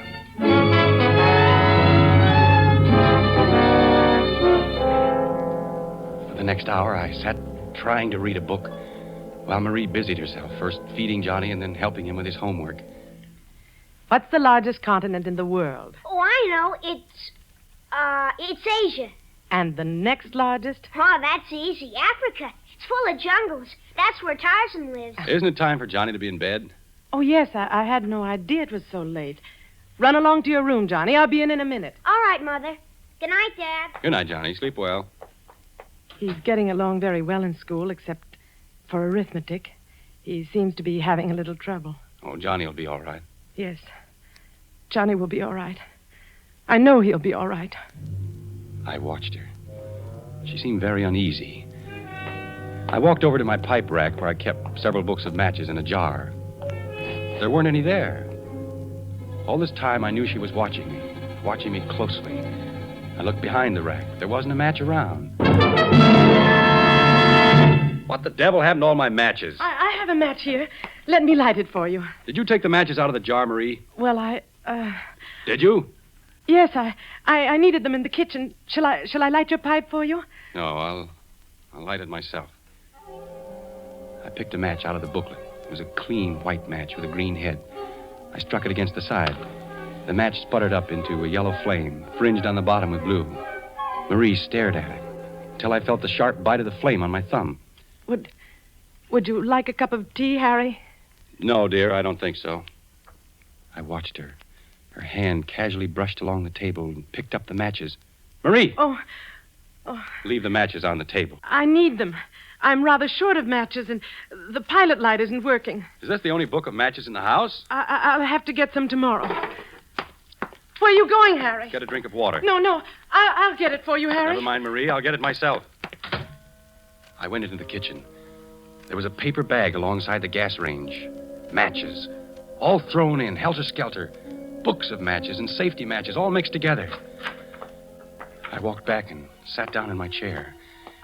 She sat a few feet away, torturing a handkerchief. She looked so helpless and terrified that my anger passed away. Marie, you've been having headaches lately. Perhaps you ought to see a doctor. You haven't been looking too well. I'm just tired. It's nothing serious. Look, how would you like to go away for a few days? Take a vacation. I'll get a maid to take care of Johnny and me. It'll do you a lot of good. No, I don't need a vacation. There's nothing wrong with me, but, Harry, there is... Yes? There's nothing the matter with... You were about to say something else. I've got to go into Johnny's room and see that he's covered. He always throws the covers off. I sat there looking at the door. Then I glanced about the room. There was the pack of matches lying open on the table. I closed the cover, and my eye caught her purse lying nearby. It was bulging. Harry! Well, what's the matter? My purse! Yes, your purse. Here, look. See, the handle's loose. And it's full of matches. A dozen books of them. And these newspaper clippings. Give it back to me. Why are you saving these clippings? Why do you carry matches with you? I bought the matches in a store. They were a dozen for 5 cents. And these clippings, look here. Fire on 112th Street causes severe damage. And these others. Why are you saving these clippings, Marie? There's nothing wrong in that. I'm interested in your work. I intend to keep a file on fires. It'll help you in your work. Well, that's very considerate, Marie. Oh, Harry, you're so good. Why should this have to happen to us?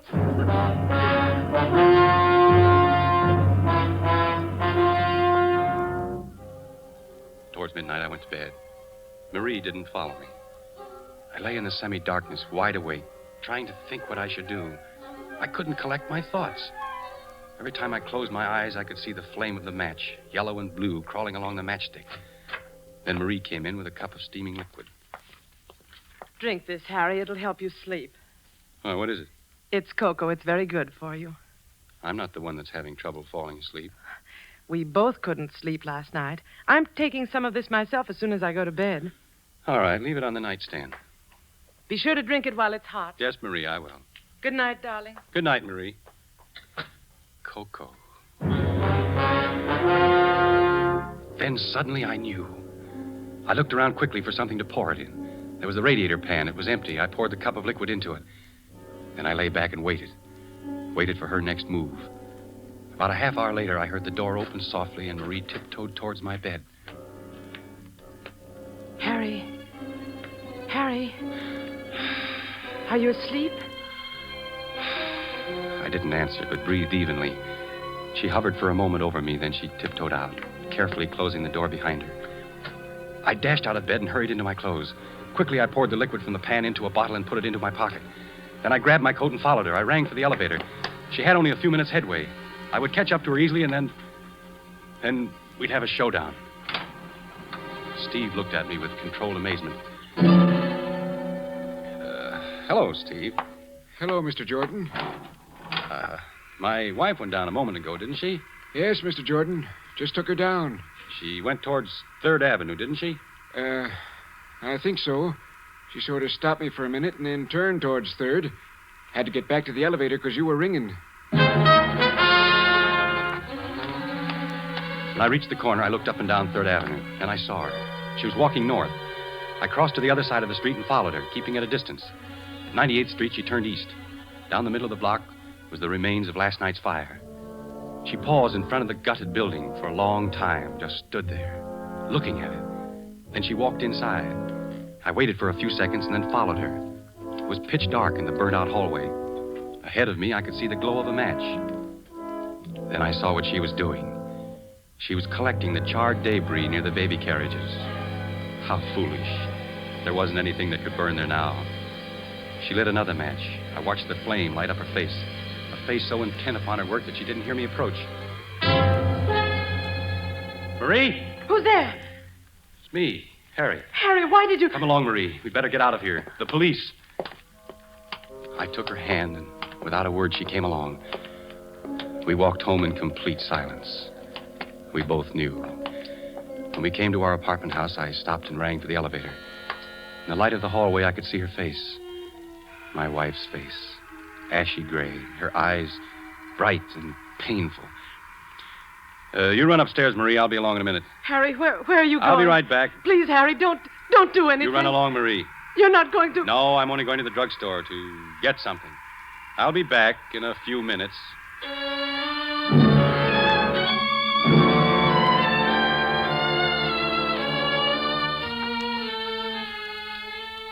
I came home a half hour later. She was waiting for me. Did you do it, Harry? Harry, please tell me. I've got to know. I had the cocoa you gave me analyzed. I'm sorry. I had to do it. Don't you see? I couldn't help it. It was very easy for the druggist, especially when I told him what I thought was in it. Sodium amytal. That's the stuff that makes you sleep through an earthquake. Please try to understand, Harry. You must understand. Is the kid asleep? Yes, Johnny's all right. I was sorry for Marie.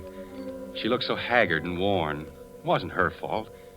I was sorry for myself. My head was roaring. I wasn't feeling too well. Kept seeing sparks in front of my eyes. I closed my eyes for a moment. Let's go to bed, Harry. Marie, we can do something. Let's burn up every match. Every match in the house. We'll never bring another match in here. No, Harry, we can't do that. You don't want to? No, Harry, not now. See, this is the first book. It's turning black. We'll do it with every book of matches. It's no use. It's no use, Harry. Strange, isn't it, that this should happen to me? Me, a fire inspector. That's funny. Give me the matches, Marie. All the matches. No, I can't do it. I won't. Give them to me. Please don't take them. I'll do anything you want, anything. Where did you hide them? Tell me, where are they? Inside the range, behind the paper bag. I dropped her hand and she sank to the floor in a huddle, weeping. Then I went into the kitchen and got all the matches. By now, my anger was cooling off. Look, Marie, look up. See? I'll light each book of matches, one at a time, until they're all gone up in smoke. Yellow flame licked its way down the matches. The cover caught fire and blackened. I watched her look at the flame with dazed eyes. Listen, Harry, do you hear? Just someone in the hall. Oh, it's more than someone. Something's happened. Something has happened. I'll take a look. Hey, Mr. Jordan, the house is on fire. The house is on fire. Yes, Marie, wake up Johnny. Johnny! We'll have to hurry. The flames are coming up the stairs. There's an upward draft. What's the matter, Mother? The house is on fire. We've got to get out, Johnny. Come on. It's too late to go down. We'll have to go up through the roof. Oh, I've hurt my leg. Come along, Johnny. Mother, wait for Mother. She'll come along. No, I want to wait for Mother. It's all right, Johnny. Go along with Daddy. I'll follow you. No, I won't go. I won't go without you, Mother. Hold on to my arm, Marie. Come on. Give me your hand, Johnny. Don't be scared. The fire won't hurt you. It won't hurt you at all. You're safe with me.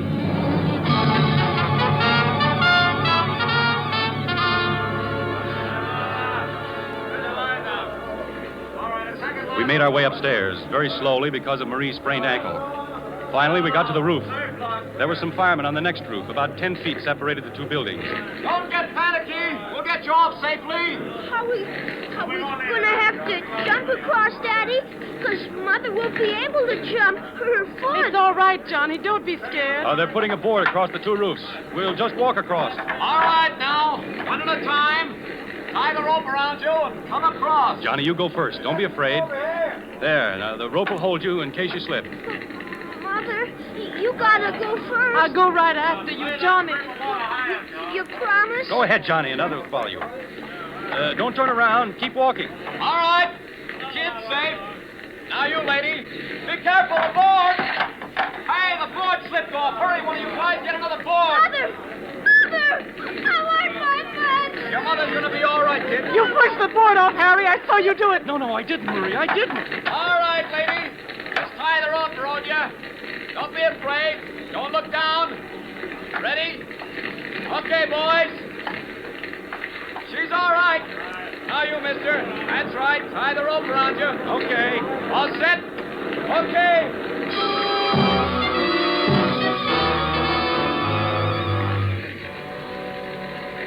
On the ground, we stood there, the three of us, watching the fire.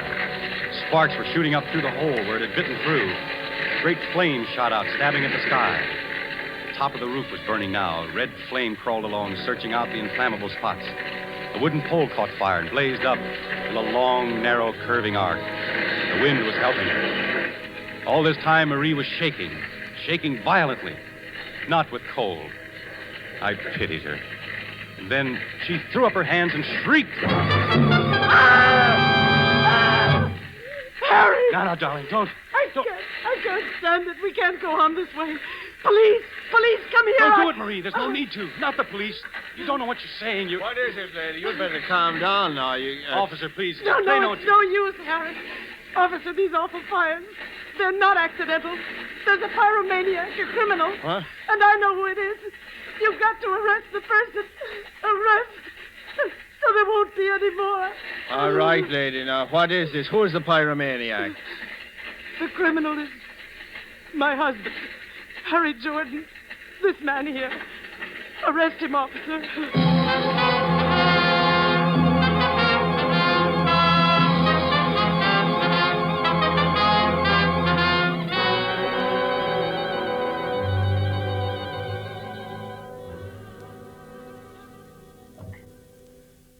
Well, that's about all there is to the story, gentlemen. Then I was brought here. Must have sounded kind of, painful for you to hear it all over again, Marie. No, it was all right, Harry. I wonder, I got a cigarette. Could I... No, I'll light it for you, Harry. You don't have to worry. I won't try and keep the matches here. She's been awfully good to me, gentlemen. You'll take good care of her, won't you? She tried everything to help. She hid the matches so as to keep them from me. She even tried to give me sleeping pills so I wouldn't... It's all right, Harry. I'm sorry about the locket, dear. Must have fallen out of my coat when I was in that building at 98th Street. It's all right, Harry. You can buy me another one sometime. You can't blame anybody for liking fires. It's not their fault. Fires are beautiful to watch. So bright and clean. They burn up all the filth and dirt. And they're magnificent to watch. Especially the big ones. The way the flames roar and crackle, lighting up everything around you. The beautiful fire. The beautiful fire.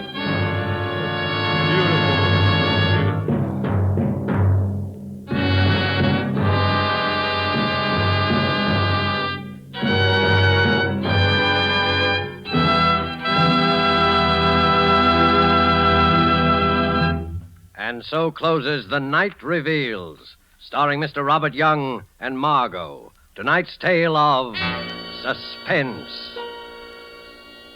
I want you to know that the distinguished Roma California wines include the most enjoyable types for every possible occasion. Dry table wines, red and white, appetizer and dessert wines, and also champagne and sparkling Burgundy. Nothing can add more downright pleasure to your meals or to your entertainment of friends. And no enjoyment could be more economical. For not only are they supremely delicious, Roma wines are America's largest selling wines, and they cost only a few cents a glass. The vast quantities regularly purchased and enjoyed by wine lovers, the advantageous locations of the great Roma wineries in the favored wine districts throughout California, these things permit truly modest prices that make Roma wines the world's outstanding wine values. Roma, R-O-M-A. Roma wines are true to type. Roma wines are faithful in flavor. Roma wines are sound of character. Roma wines are reasonable in cost. Made in California for enjoyment throughout the world.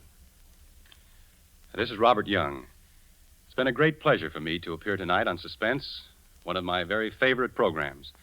And I know you'll want to be listening next Thursday when my friend and colleague at Metro-Goldwyn-Mayer, Mr. Charles Lawton, will be your star. Don't forget then, next Thursday, same time, for Charles Lawton in Suspense. Presented by Roma Wines, R-O-M-A, made in California for enjoyment throughout the world. This is the Columbia Broadcasting System.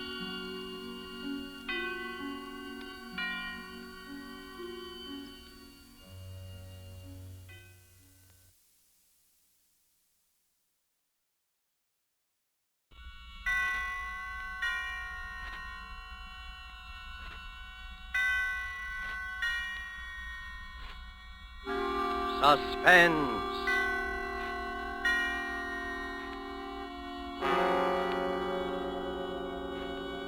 Presented by Roma Wines, made in California for enjoyment throughout the world. Salute. Your health, senor. Roma toasts the world. The wine for your table is Roma, made in California for enjoyment throughout the world. This is the Man in Black, here for the Roma Wine Company of Fresno, California, to introduce this weekly half hour of Suspense. Tonight in Hollywood, Roma brings you as star Mr. Peter Lorre. The suspense play which stars Mr. Lorre and which is produced and directed by William Spear is called Back for Christmas. In this series, Roma brings you tales calculated to intrigue you, to stir your nerves, to offer you a precarious situation and then withhold the solution until the last possible moment. And so, with Back for Christmas and with the performance of Peter Lorre, we again hope to keep you in suspense.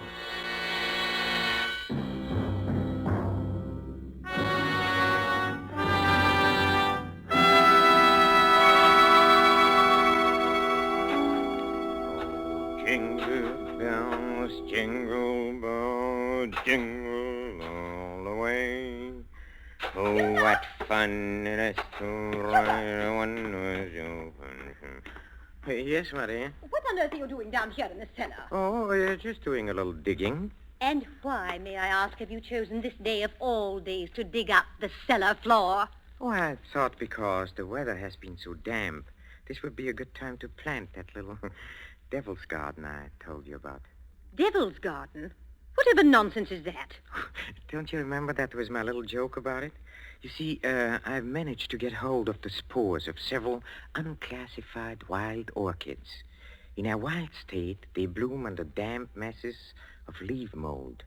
The South American Indians call them devil flowers because they appear to bloom under the ground. Well, I'm sure the South American Indians will be very interested if you succeed in growing these ridiculous flowers under the cellar floor. Whom else it will interest, I can't imagine. Oh, what's that terrible smell? Oh, that's the leaf mold, chemically identical with the earth blanket they grow under in our wild state. And I want to get these started before we close the house. Do you realize that we're sailing for America a week from today, and you've made no arrangements whatever? Unless you call digging a hole in the cellar making arrangements. I certainly don't. Devil's garden, indeed. Sometimes I think you're going soft in the head, Hubert. Oh, I suppose it is inconsiderate of me. You see, and I've been wanting to try this experiment for a long time, but with all those lectures and seminars at the university, there never seemed to be enough time. Well, there certainly isn't any time for it now. I suppose you've forgotten I made an appointment for you at the barber's this afternoon. Oh, must I shave my beard off, Hermione? I thought we'd been through all that. Of course you must. They don't wear beards in America. Bad enough you're speaking with that accent. They'll probably think we're Germans as it is. Oh, I should think it would be quite easy just to explain that I'm Swiss. Now, Hubert, don't be argumentative. Go and get your jacket on and do as I tell you. Yes, Hermione. And don't forget to take your umbrella. It looks like rain. Yes, Hermione. And don't look so put upon, Hubert. Someone has to plan things in this house. Never even get to the university in time for your lectures, much less make arrangements for a trip to America. I know, but what about my specimens? There'll be plenty of time to plant your precious devil's garden when we get home from America. We're not going to be gone forever, you know. We'll be back here for Christmas. Yes, of course. Back for Christmas. I'd forgotten. Well, try to remember it. And if you can't do that, just do as I tell you. I've been making the plans in this house for 20 years. And if there's any digging to be done, I'll manage that as well. You understand, Hubert? Yes, Hermione. Good.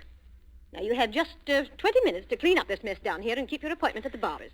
And when you finish there, I want you to come straight home. All right. I wanted to stop at Miss Markham's and pick up some books I ordered. Well, all right. But don't loiter there the whole afternoon mulling over those old books the way you usually do. Now hurry and clear up this rubbish. Get rid of that smelly stuff. And no more digging, mind you. No more digging. I'll show her.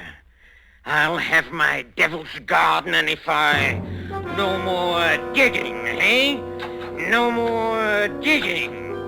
Oh, 15 men on a dead man's chest. Yoo-hoo, and a bottle of rum.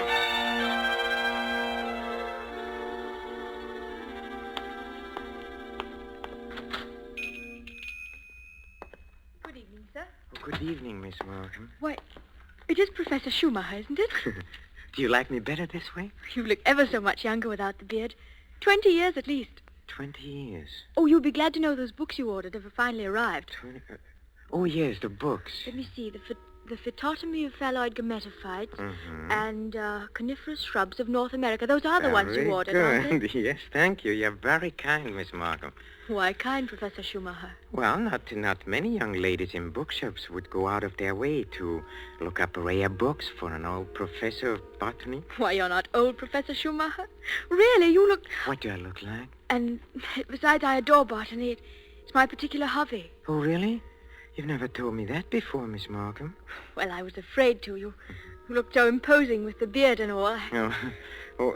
Miss Markham, forgive me if this sounds foolish, but since talking with you today, I feel that shaving off my beard is the most important thing I've done for 20 years. Oh, yes. It is? I'm sure it is. For 20. I'm so sorry that I've been so distant with you all this time. Oh, there were times when I almost spoke up. Oh, really? Times when you came in here tired after a day with your students at the university. You seemed so alone. The way I'm alone in the world. Alone? I'd like to have asked you to stay a while and talk with me, but some way or other I always wound up giving you your change and letting you go on your way. Say you're alone in the world? Since my father died. Oh, Miss Markham, did you never think of marrying? My father was a very remarkable man. I never found anyone who seemed to measure up to what he led me to expect of men. Miss Markham... Oh, it's been so long since anyone called me by my first name. I'd like you to, if you want to. It's Marion. Marion? Oh, how nice. And yours? Well, Hubertus. but in English, Hubert sounds better, huh? How long have you been alone, Hubert? Alone? I knew you were a widower, of course. The first time I saw you. A widower? I can always tell. There's a certain sadness in a man's eyes. A sweet sadness, I think, when he's been married and then lost... A widower. I never thought of it in quite that way. Oh, I'm sorry. I shouldn't have been talking like this, I suppose, but I've often wondered what she must have been like. Your wife, I mean. Hermione? Not an easy woman to forget. Very strong. Always managing things. The house, my wardrobe, my friends. Even when we dined at a restaurant, she even then ordered my food. She was always managing things. Her whole life. Managed herself to death. Poor woman. She must have loved you very much. But she needn't have put herself out so. It's plain to see you don't need things managed for you. No. You need companionship, I think. Someone sympathetic with your work. But the last thing on earth you need is a manager. How well you put it. The last thing on earth.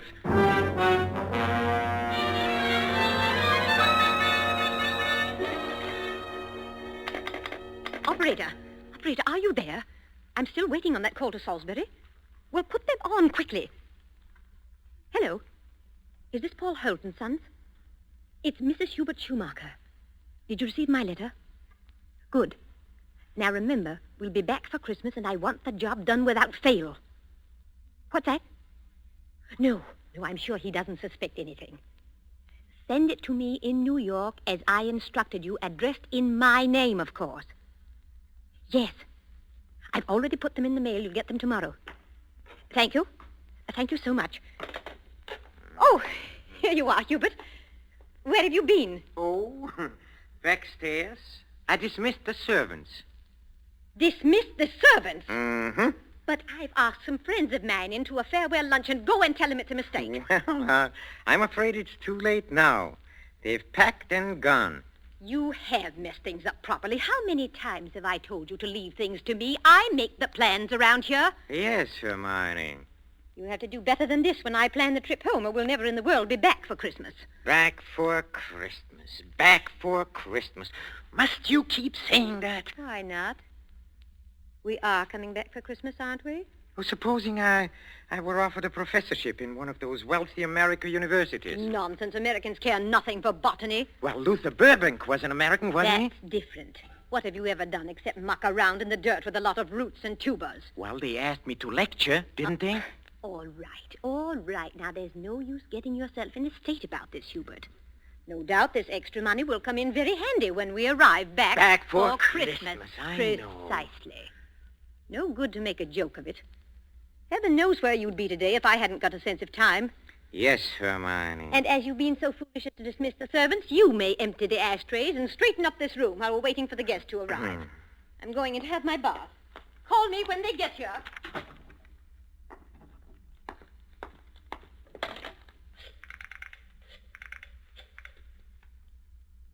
Marion? It's Hubert. No, darling, no, nothing is wrong. Oh, my plans are the same, unless you have changed. No?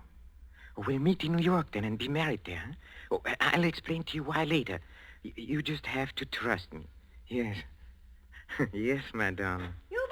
Oh, I'm so sorry I can't talk any longer. Yes, I'll meet you in New York, without fail. Auf Wiedersehen, mein Liebchen. Hubert, were you talking on the phone just now? Yes, Hermione. Whoever was it? Oh, Freddie Sinclair. But didn't I hear you say something about meeting somebody in New York? Why, yes. Freddie said he might possibly get over there before we even leave. And I said, of course, we'd meet him there if he decided to go. That seems very peculiar. But then all of your friends are peculiar. Yes, Hermione. And just look at your jacket. Have you been digging in that cellar again? Yes, Hermione. Well, there's no need for it. You can't possibly get that Devil's Garden thing finished before we sail for America. Go and change your clothes before the guests arrive.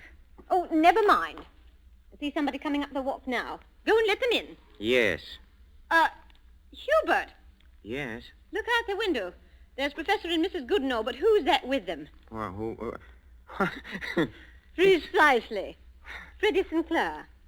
Peculiar you should have been talking to him on the phone not 3 minutes ago, and now here he is. Yes, isn't it? But then, as you say, Hermione, all of my friends are peculiar. Not half so peculiar as you.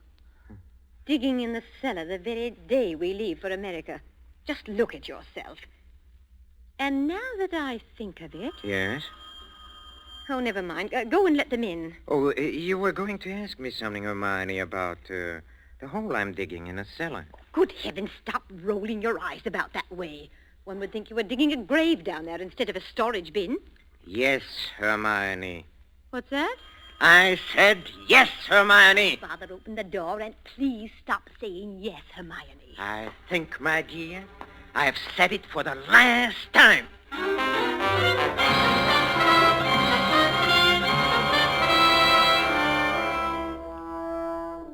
A professor of botany, his loving wife, and an oblong pit in the cellar.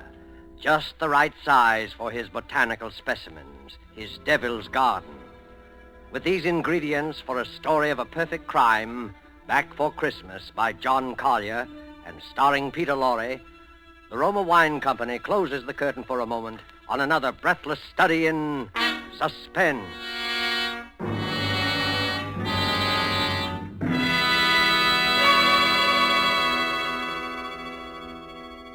In this brief intermission in the play, it's pleasant to think about the holidays. Not everyone celebrates the holidays against a background of snow and pine trees. Somewhere south of the Gulf and the Caribbean, in a gracious home surrounded by palm trees in the warm sun, you might find holiday dinners ending this way. One moment, please. Our North American guest wishes to propose a toast. Yes, mis amigos. I drink a toast in gratitude to you for your gracious hospitality and the enjoyment you've given me, an American so far from home. It is only a fair exchange, my friend. This wine in which you drink your toast, it brings enjoyment to us from your country, from America. It is Roma wine, made in your own California. Yes, and when you choose the wine for your holiday table, remember this. Only a few wines are so fine that many countries of the world import them. And among these greatly enjoyable wines are the wines of Roma, R-O-M-A, made in California for enjoyment throughout the world. Yet here in America, we are truly fortunate, for we may buy Roma wines at a very low cost, since we don't have to pay import duty or costly shipping charges. So serve Roma wine with pride on any and all holiday occasions. Serve Roma, too, for everyday dinners you can afford to. Ask your dealer tomorrow for your favorite Roma wine, America's largest selling wine. But before you buy wine, buy war bonds. And now it is with pleasure that we bring back to our sound stage Mr. Peter Lorre in Act 2 of Back for Christmas. A tale well calculated to keep you in suspense.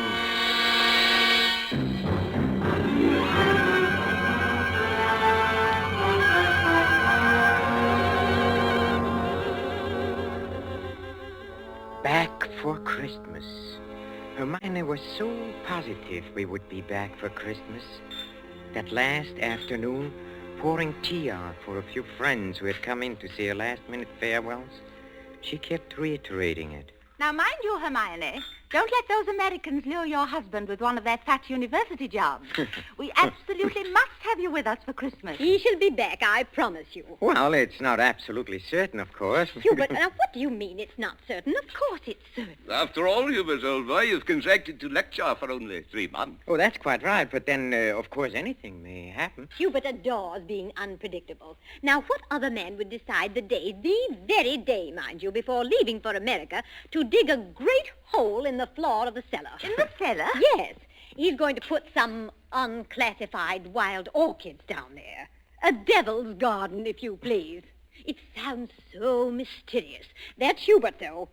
It's really quite simple, however, once you find out what he's up to. Now, take that telephone call he put through to you a few minutes ago, Freddie. To me? Of course. Now, Hubert wanted to surprise me about your plan to meet us in New York next month. Wasn't that why he called? To ask you not to mention it? My dear Hermione, Hubert couldn't possibly have telephoned me within the past hour. I've been walking in the park since 3. He didn't telephone you? Well, how could he? As for my going to America... No. Come, Freddie, come. You may as well confess. Hermione has just found me out again. But, Hubert, old chap, I really don't... You see what a poor liar Hubert makes. He's red as a beetroot. Aren't you ashamed of yourself, Professor? Stringing poor Hermione along like that.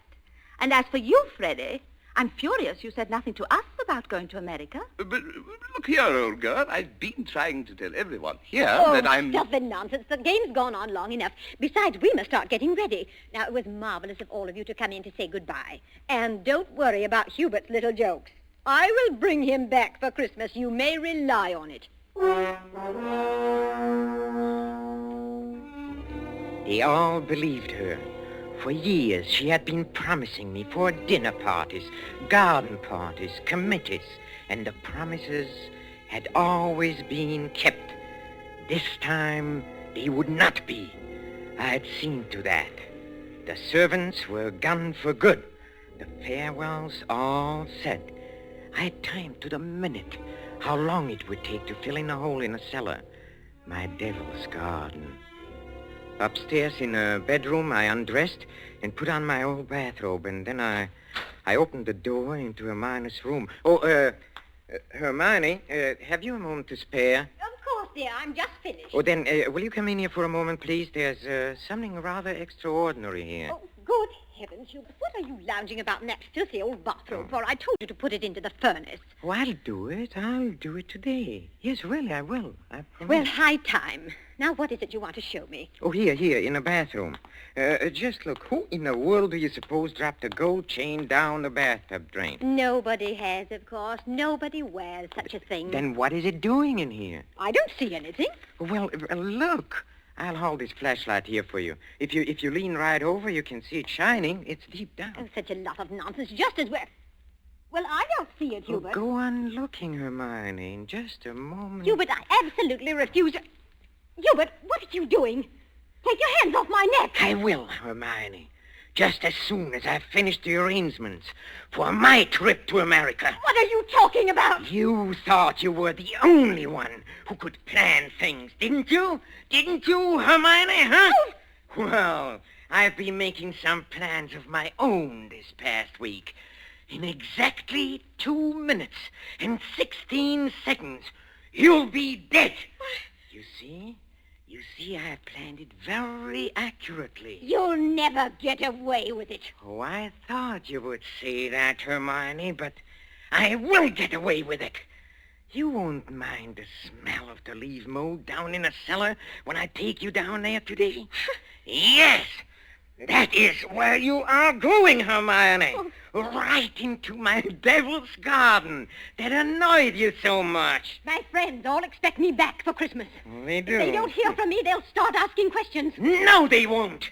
Because you'll write them letters, Hermione, on a typewriter, as you always do.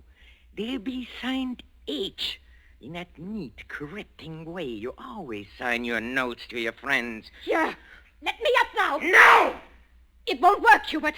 You were never any good at planning. Oh, but I have changed. I've learned from watching you all these years. The lecture people in America. They'll expect you to be traveling with your wife. I will be traveling with my wife, but not my present wife, Hermione. Hubert! It won't work, I tell you. That pit you dug in the cellar? Oh, it will work. It'll serve its purpose well. Hubert! No, I'm sorry, dear.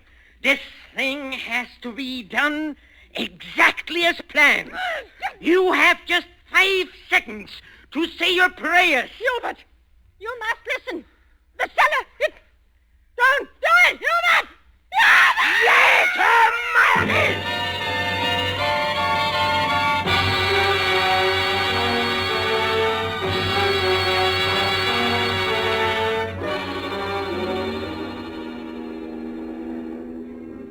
Oh, Steward?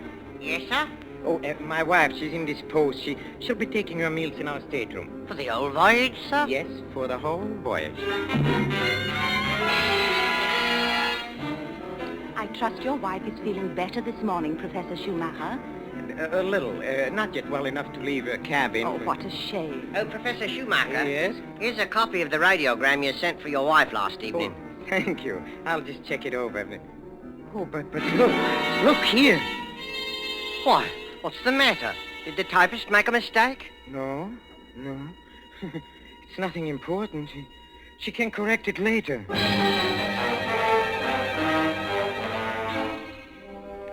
For a moment, I had a feeling that Hermione had been leaning over my shoulder again, correcting what I had written as she always did. I had written a radiogram to Professor Goodenough and his wife. Haven't been out of my cabin the whole beastly trip, Hubert. Well, no doubt we'll be back for Christmas. But the operator had left out the W, and it read, "No doubt we'll be back for Christmas." Exactly what Hermione would have written. Well, the rest of the trip was uneventful. Marion and I met in New York just as we had planned. Just as we had planned.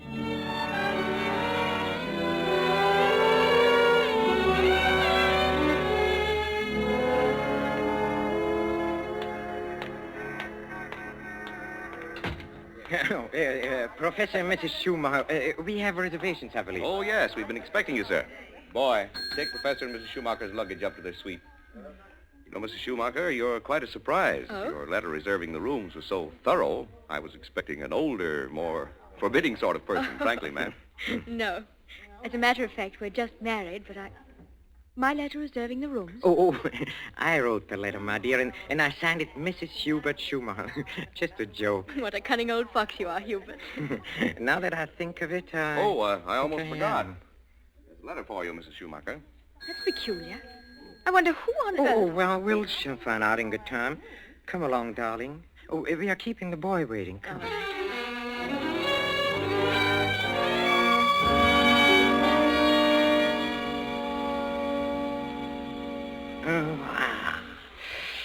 Nothing like a cold, brisk shower to put a man to rights. Hubert, this letter. Oh, yes, the letter. Oh, dry my hair, will you, darling? Please. It seems to be a bill of some sort from a building contractor in Salisbury. Oh, really? Oh, bother, dry your own hair. Thank you, darling. Let's see this bill, or whatever it is. It's very puzzling. Hubert, you were a widower, weren't you? I mean, Hermione isn't still alive. Good heavens, no. Well, let me read that.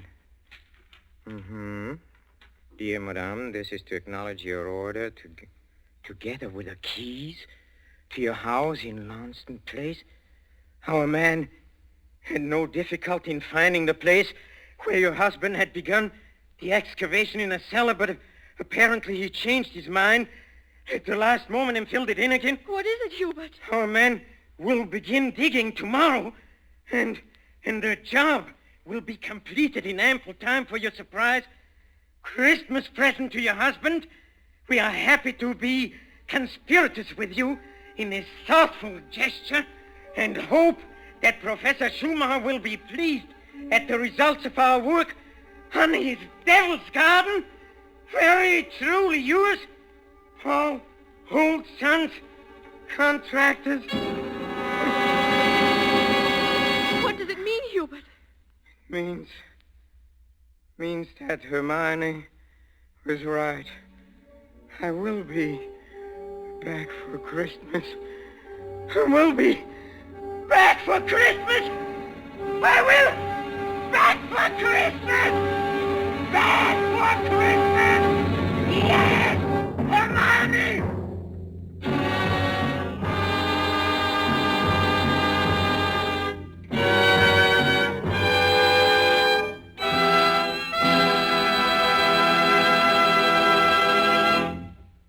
And so closes Back for Christmas, starring Mr. Peter Lorre, tonight's tale of Suspense. In just a moment, we shall hear again from Mr. Lorre. But first, just a word that seems appropriate. One of the world's oldest customs is the Christmas toast, and traditionally, down through centuries of war and peace, the Christmas toast has been drunk in wine. This year, when the glasses are filled and raised once again, we know that in every home the toast will be to a speedy victory and a speedy return of those we love. And before we set the wine glasses down, let us all resolve to do everything within our power to help make that toast come true. Let us resolve to help supply the weapons of war by buying even more and more war bonds. Let us resolve to face our own inconveniences without complaining.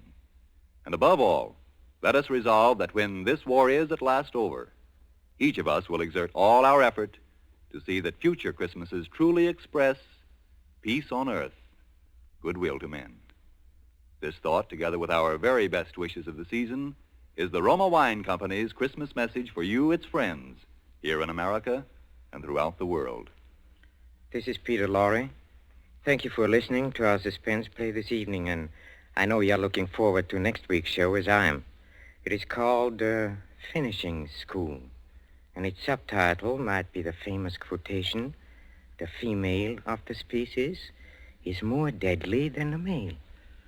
Don't forget, then, next Thursday, same time, for Margot, Elsa Lanchester, Janet Beecher, and a distinguished all-feminine cast in Suspense. Presented by Roma Wines, R-O-M-A. Made in California for enjoyment throughout the world.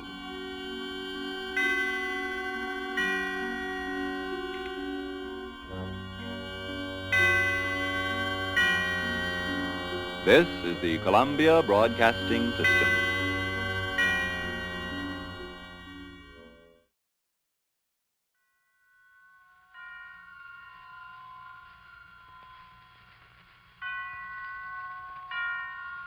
Roma Wines present Suspense.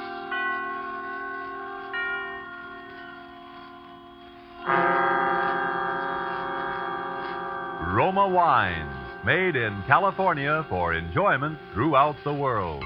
Salud. Your health, senor. Roma Wines toast the world. The wine for your table is Roma Wine, made in California for enjoyment throughout the world. This is the man in black, here for the Roma Wine Company of Fresno, California, to introduce this weekly half hour of Suspense. Tonight in Hollywood, Roma Wines bring you a distinguished all-feminine cast of stars headed by Margot, Miss Elsa Lanchester, and Miss Janet Beecher. The suspense play which stars these ladies, and which is produced and directed by William Spear, is called Finishing School. Despite the absence of male participants in Ethel Lena White's story, we can promise you there is nothing dainty about the proceedings. And so, with Finishing School, and with the performances, in the order of their appearance, of Margot as Caroline Watts, of Janet Beecher as Melody, and of Elsa Lanchester as Dean Sterling, Roma Wines again hope to keep you in suspense.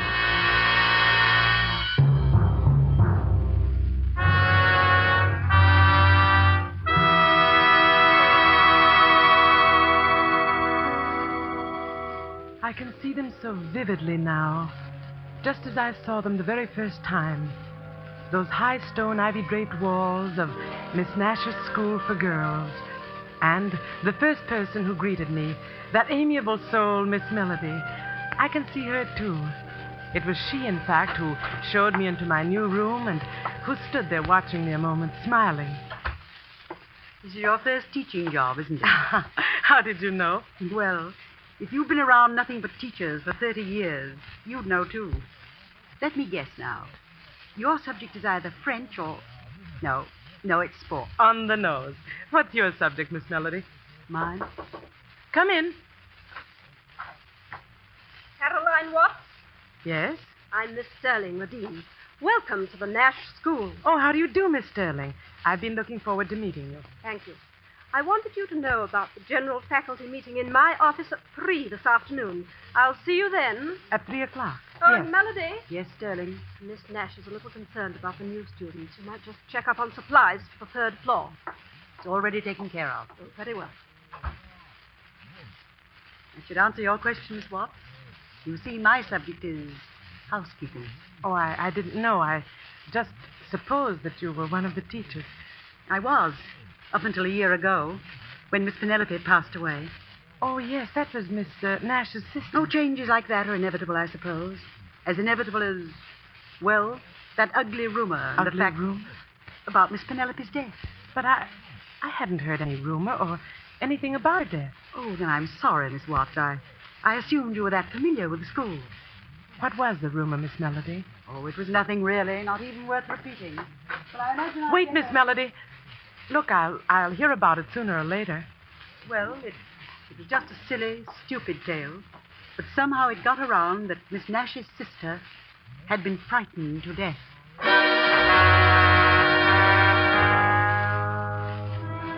This, then, was Caroline Watts' introduction to the Nash Institution, a place which future events proved to be, with a vengeance, a finishing school.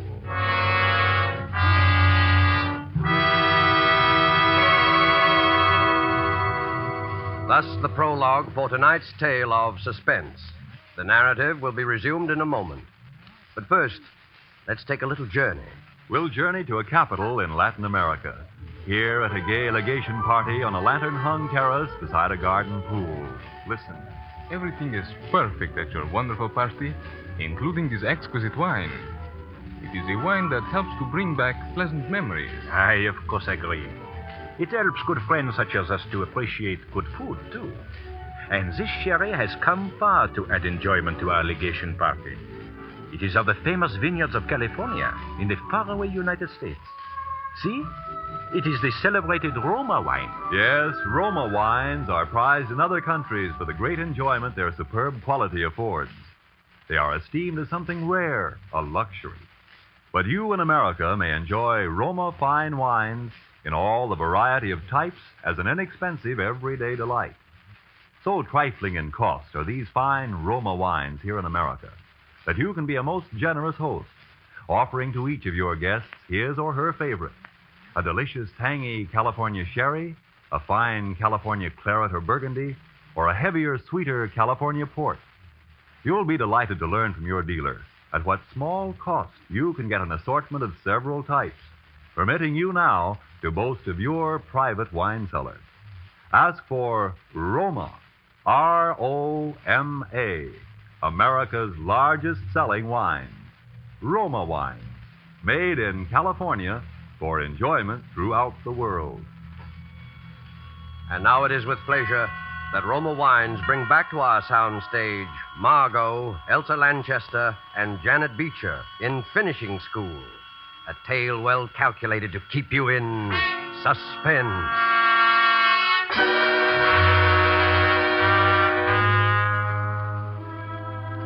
Frightened to death. Miss Nash's sister. Well, if I had known then what I know now, I would have been able to judge with real accuracy the importance of Miss Melody's remark. But the excitement of my first classes left little room for other thoughts. A week or so later, out on the athletic field, one of my students, Flora Nash, the niece of the owner, became quite ill. I sent her to the infirmary, but within 10 minutes she had returned. Miss Sterling, she said, had ordered her back. I was furious, and, well, I told her I was going to have it out with that woman. Miss Watts, wait. I know it isn't my place to say this, but please, for your own sake, don't antagonize Sterling. Oh, now, really? I tell you, I know what I'm talking about. Listen, you know Miss Melody, don't you? Of course. Miss Watts, she practically started this school with my two aunts. When Miss Penelope died, everybody thought she'd move up to take her place. But she didn't. Somehow or other, Sterling saw to it she was left with the job of housekeeper. Miss Watts, don't have any trouble with that woman. Please. Oh, all right, Flora. I'll go see Miss Nash. Oh, no. Why, Flora, Miss Nash is your own aunt. But Sterling would find out. Please, you mustn't. Oh, I never heard such nonsense in all my life. Hurry straight to bed.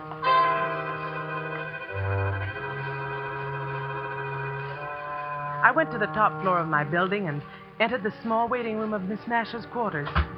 It was empty, but just opposite was the door to the private apartment, almost halfway open, and I walked over to it, ready to announce myself. Then I stopped, dead still. Penelope. For it was then that I heard... Are you there, Miss Sterling's Penelope? voice. We're almost in touch. Yes, I hear her now. Very faint, but nearer. Nearer. It was an incredible sight. Penelope. Seated at a table wholly unlike the elderly but austere white-haired lady I'd seen before was Miss Nash. Her eyes were closed, and swaying gently, she seemed utterly transfixed as she listened to Dean Sterling's low murmur. We're here, Miss Penelope. We're waiting. Yes. Speak to her, Miss Nash. Speak to her now. Oh, all right. Can you hear us, Penelope? Miss Sterling says you have predicted some tragic accident for another of our loved ones. And then Sterling turned toward me. What are you doing here? I'm sorry. I wanted to speak This with is not Miss the Nash. time or the place for that. What is it? Miss what? Miss Nash, it's about your niece. I'm familiar with this matter about Flora, Miss Nash, and at the moment I don't want you to be disturbed by anything so trivial. Trivial? But I don't see how you can call it trivial, Miss Sterling. Flora was ill today. Why did you send her back to the field? Because she was no more ill than you are. She was simply up to her old trick, playing on the sympathy of a new teacher. Come, we'll talk about this outside. No, Miss Nash, your niece really... Miss Sterling, she'll handle it. Miss Sterling knows best. Yes, Miss Nash. Good night. Good night. If you'll just step out here. Now. Miss Sterling, you evidently don't realize that Flora Nash suffers from a slight heart condition. It's entered on her card. I'm sure it is, because I entered it. I'm a fairly competent judge of her state of health, Miss Watts, for the simple reason that I happen to be a registered nurse. Can you say the same? Well, no, After this, please be assured that I don't make a practice of deliberately murdering my students, especially the niece of my employer. I'm very sorry, Miss Sterling. Very well, Miss Watts. That will be all. But it wasn't all. I was bewildered, even alarmed, I suppose, at the recollection of that voice calling out, Miss Penelope. And I went to the one person that I felt must be told. For quite a while, the housekeeper said nothing, then she motioned me to a chair. You might as well know this, Miss Watts. Sterling, you see, has deluded Miss Nash into believing she can actually hear Miss Nash's sister. She then reports, relays, messages, which are supposed to come from Miss Penelope. But, Melody, I'm afraid I don't understand. My dear, these messages direct Miss Nash to delegate more and more power to Sterling. That's her grip on Miss Nash. That's the instrument she's using to get the whole school away from her. Why, I can't understand. Miss Melody, how could she ever delude Miss Nash that way? The head of a school, an intelligent... Also an old, grief-stricken woman, Miss Watts. More important, she's a woman who's been thoroughly sold on Sterling's clairvoyant power. You see, Sterling's made quite a number of predictions, and always they've come true. They've come true? Because she makes them come true. Miss Watts, there's a reason why I've told you this. I have the feeling that rather soon there'll be another prediction, and somehow, some way, it mustn't be allowed to come true. I want your help. Miss Melody, what could we do? Yes. Sterling. What? I'm perfectly aware that you regard me as a very ominous creature, a sort of Lady Macbeth. No doubt your special charge, Flora Nash, shares the same view. So, bring her along when you come to my cottage tonight. Your cottage? Yes, there'll be some other girls. I'm having a little party. Well, I hadn't... What's the matter? Don't you want to? What? Oh, yes. Yes, of course I do, Miss Sterling. I'd love to come, thank you. Good. And you can come too, Melody. 8 o'clock sharp.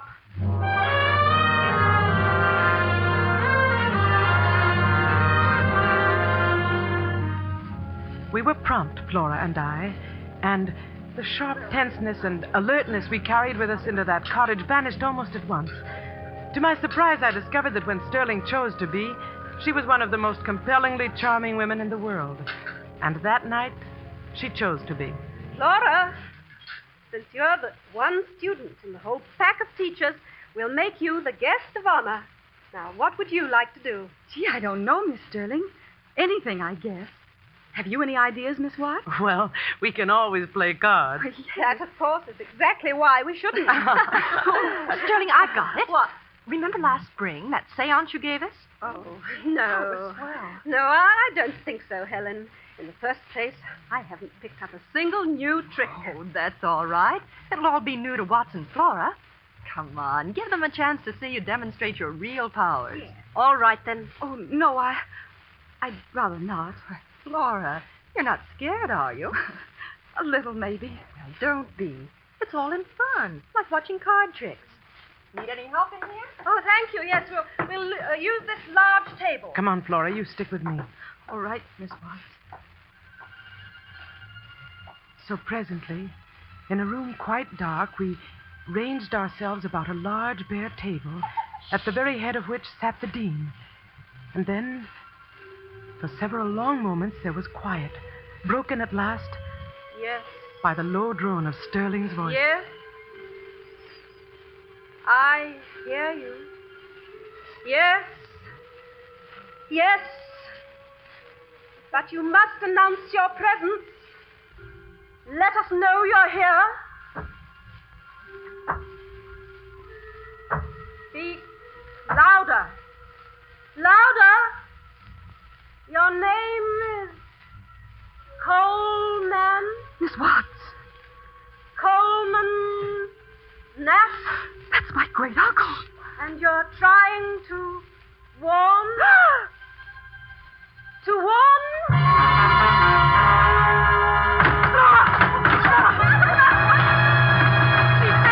She's faded. Turn on the lights quickly. It's her heart. Get the doctor quick. Call him somebody. The phone's in the bedroom. And Helen. Yes? I'll want some digitalis. You'll find it in the medicine chest in the infirmary. Here are the keys and hurry. I'll be Hurry back, Sterling. Here, Watts. Here, let's pick her up. We'll put her on the sofa. That's it. Must have been frightened. Yes. Frightened nearly to death. There. Miss Sterling, you did this deliberately. Deliberately? You knew that girl's heart condition. Why, Watts, you can't anticipate a thing like that. I was simply going to tease her, warn her not to fake any more illnesses. Yes, well, you see how she's faking this one. You planned this, Miss Sterling. The party, having her here, finding out her uncle's name. I happen to know her uncle's name. It was a joke, a game. Everybody knows that. A game? She's coming to. You tell these women it was a game, but will you tell that to Miss Nash? Don't know what you're saying. Oh, yes, she does. You'll show Miss Nash the proof of another successful prediction. Melody. You'll have her completely at your mercy. Flora's the only remaining heir to the school. The only person who stands in your way. Caroline, don't leave. Oh, it's all right, Flora. I'm only going to get my coat. We'll be right back. Please, don't worry about a thing. Come along, Miss Melody.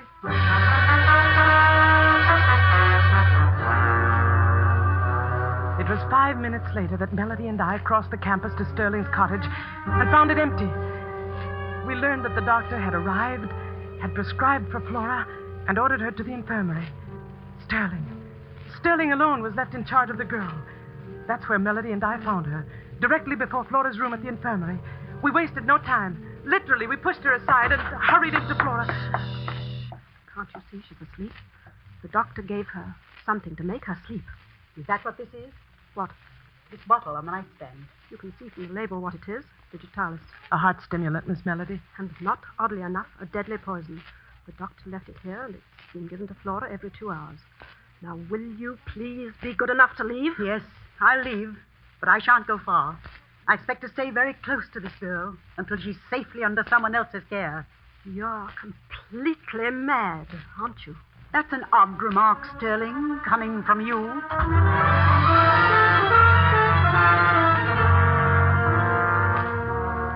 We maintained a watching post not far from the room. And from there, first Melody, then I made regular trips to the bedside. Flora was better, there was no doubt of that.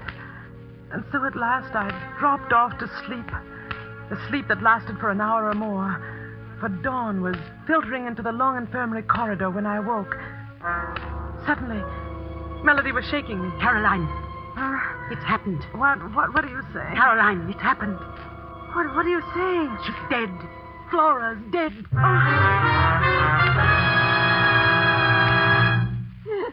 Oh, Sterling, just tell us what happened. It was only a few minutes ago. It was time for her medicine, and I went over to wake her up for it. Her heart, it had just stopped beating. The medicine?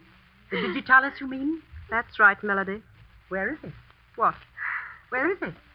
Where's the bottle of medicine? Why, it's... It used to be on that nightstand there. But it isn't now. Where is it, Sterling? What have you done with it? I don't know. Let's see. Under the bed. It might have rolled under... But it didn't. Nor under the chest of drawers, either. Perhaps we should look out of the window. Maybe Sterling decided not to give her any medicine at all. Miss Melody, this medicine chest, it's locked. Locked? Yes, do you happen to know where the key is? One of a housekeeper's major duties. See if this will work, Caroline. Being keeper of the keys. It works. Melody! Miss Nash, look! What is it? It's Sterling's bottle of medicine. Unopened. Unopened? And unused. I was right, Sterling. You just sat there and watched her die. That's not true.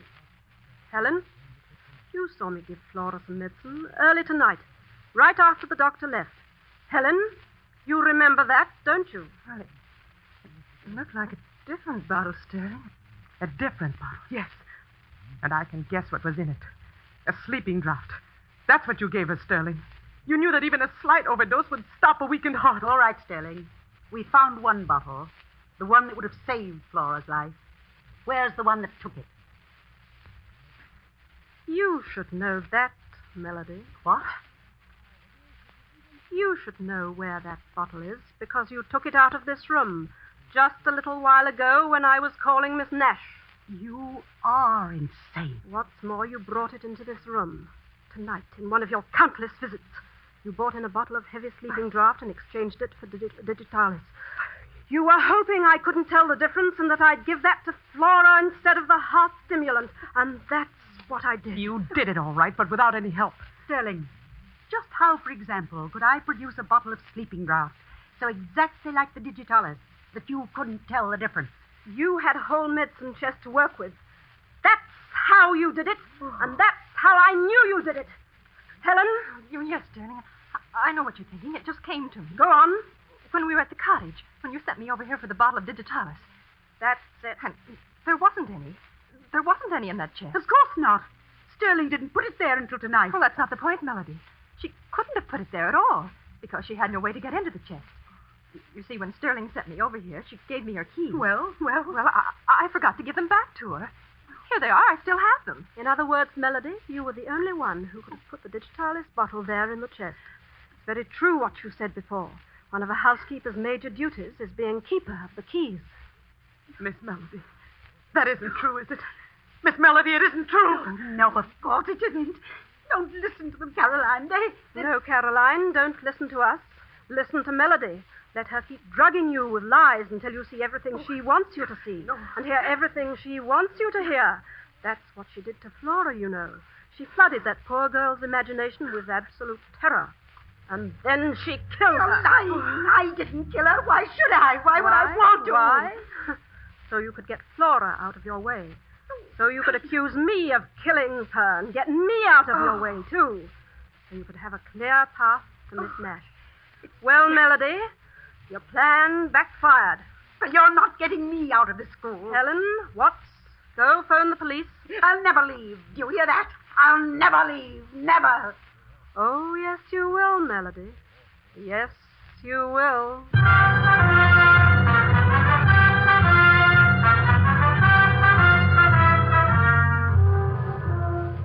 And Sterling was right, too.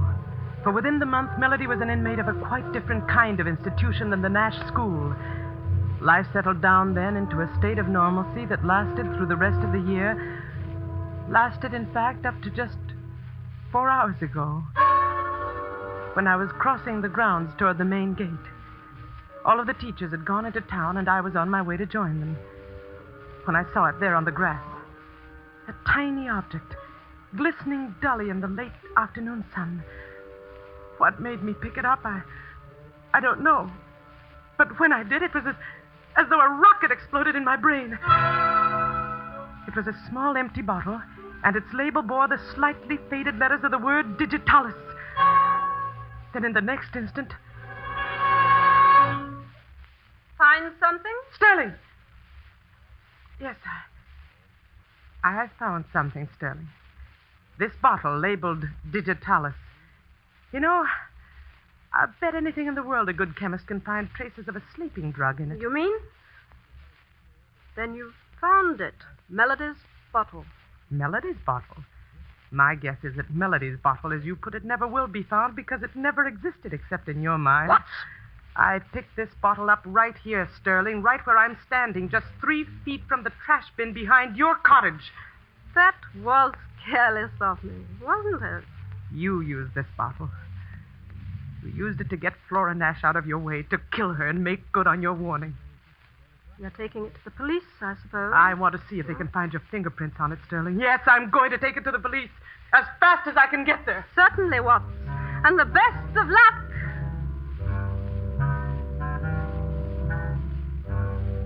She went on inside her cottage, and I struck out across the grounds for the main gate and the road into town.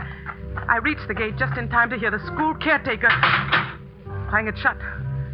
Miss Sterling, he explained, had just telephoned the order. An early closing hour. I remembered the service driveway then, the other passageway through those high stone walls which encompass the grounds, and I found that it, too, was locked. I was a prisoner. And then it was right then that the solution came to me. I should have thought of it before. Miss Nash herself was in those grounds right on the top floor of my own building. I would take the bottle to her. I would show her the proof. I flew up the stairs, down the corridor, entered her small waiting room, and then stopped. Just beyond me, through the open doorway of the darkened suite was Sterling and Miss Nash. Tragedy. Before this school year ends. That's the warning I hear. A warning? From Flora, did you say? From my niece? From your niece. Oh. She says there will be more tragedy. Oh, no. Before this school year ends. Tragedy. Oh. For one more woman here.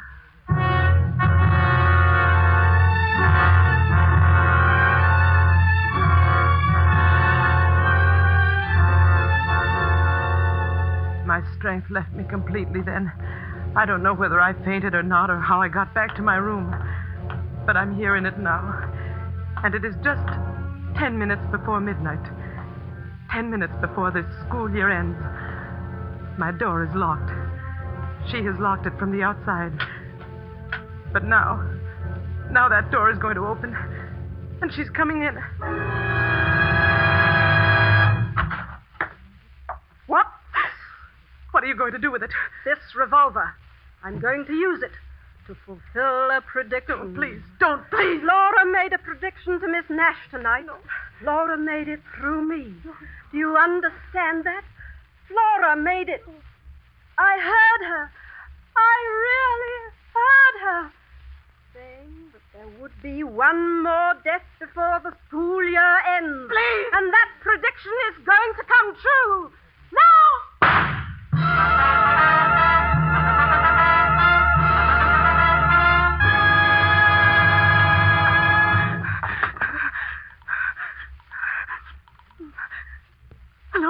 Hello, the police station. You'd better send someone over to the Nash school right away.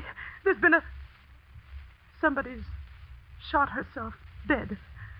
And please tell Miss Melody that she'll be out soon.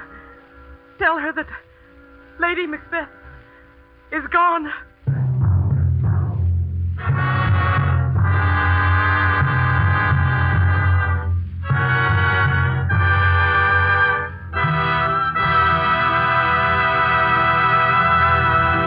And so closes Finishing School, starring Margot, Elsa Lanchester, and Janet Beecher. Tonight's tale of Suspense. Before we tell you about our star and story for next week, a word about an American anniversary of 173 years this week. Still standing in California is a little winery founded in 1771. Settlers from foreign countries discovered early that California vineyards were among the world's finest. That in the rare combination of climate and soil which produces perfect wine grapes, California surpasses some of the most famous Old World vineyards. Take Roma California Sherry or Port. They are magnificent wines, truly delightful.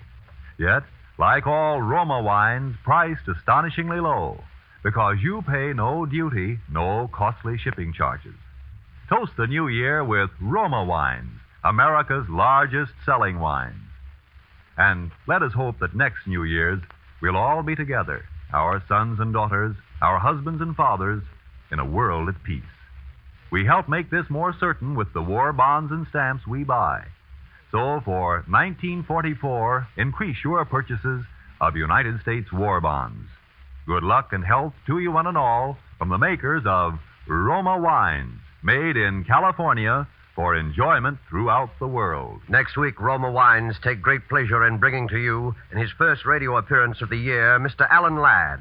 Mr. Ladd will be heard in a swift-moving action drama played against the colorful background of the Midway in an amusement park and called The One-Way Ride to Nowhere. Don't forget then, next Thursday, same time, for Alan Ladd in Suspense. Presented by Roma Wines, R-O-M-A, made in California for enjoyment throughout the world. This is the Columbia Broadcasting System.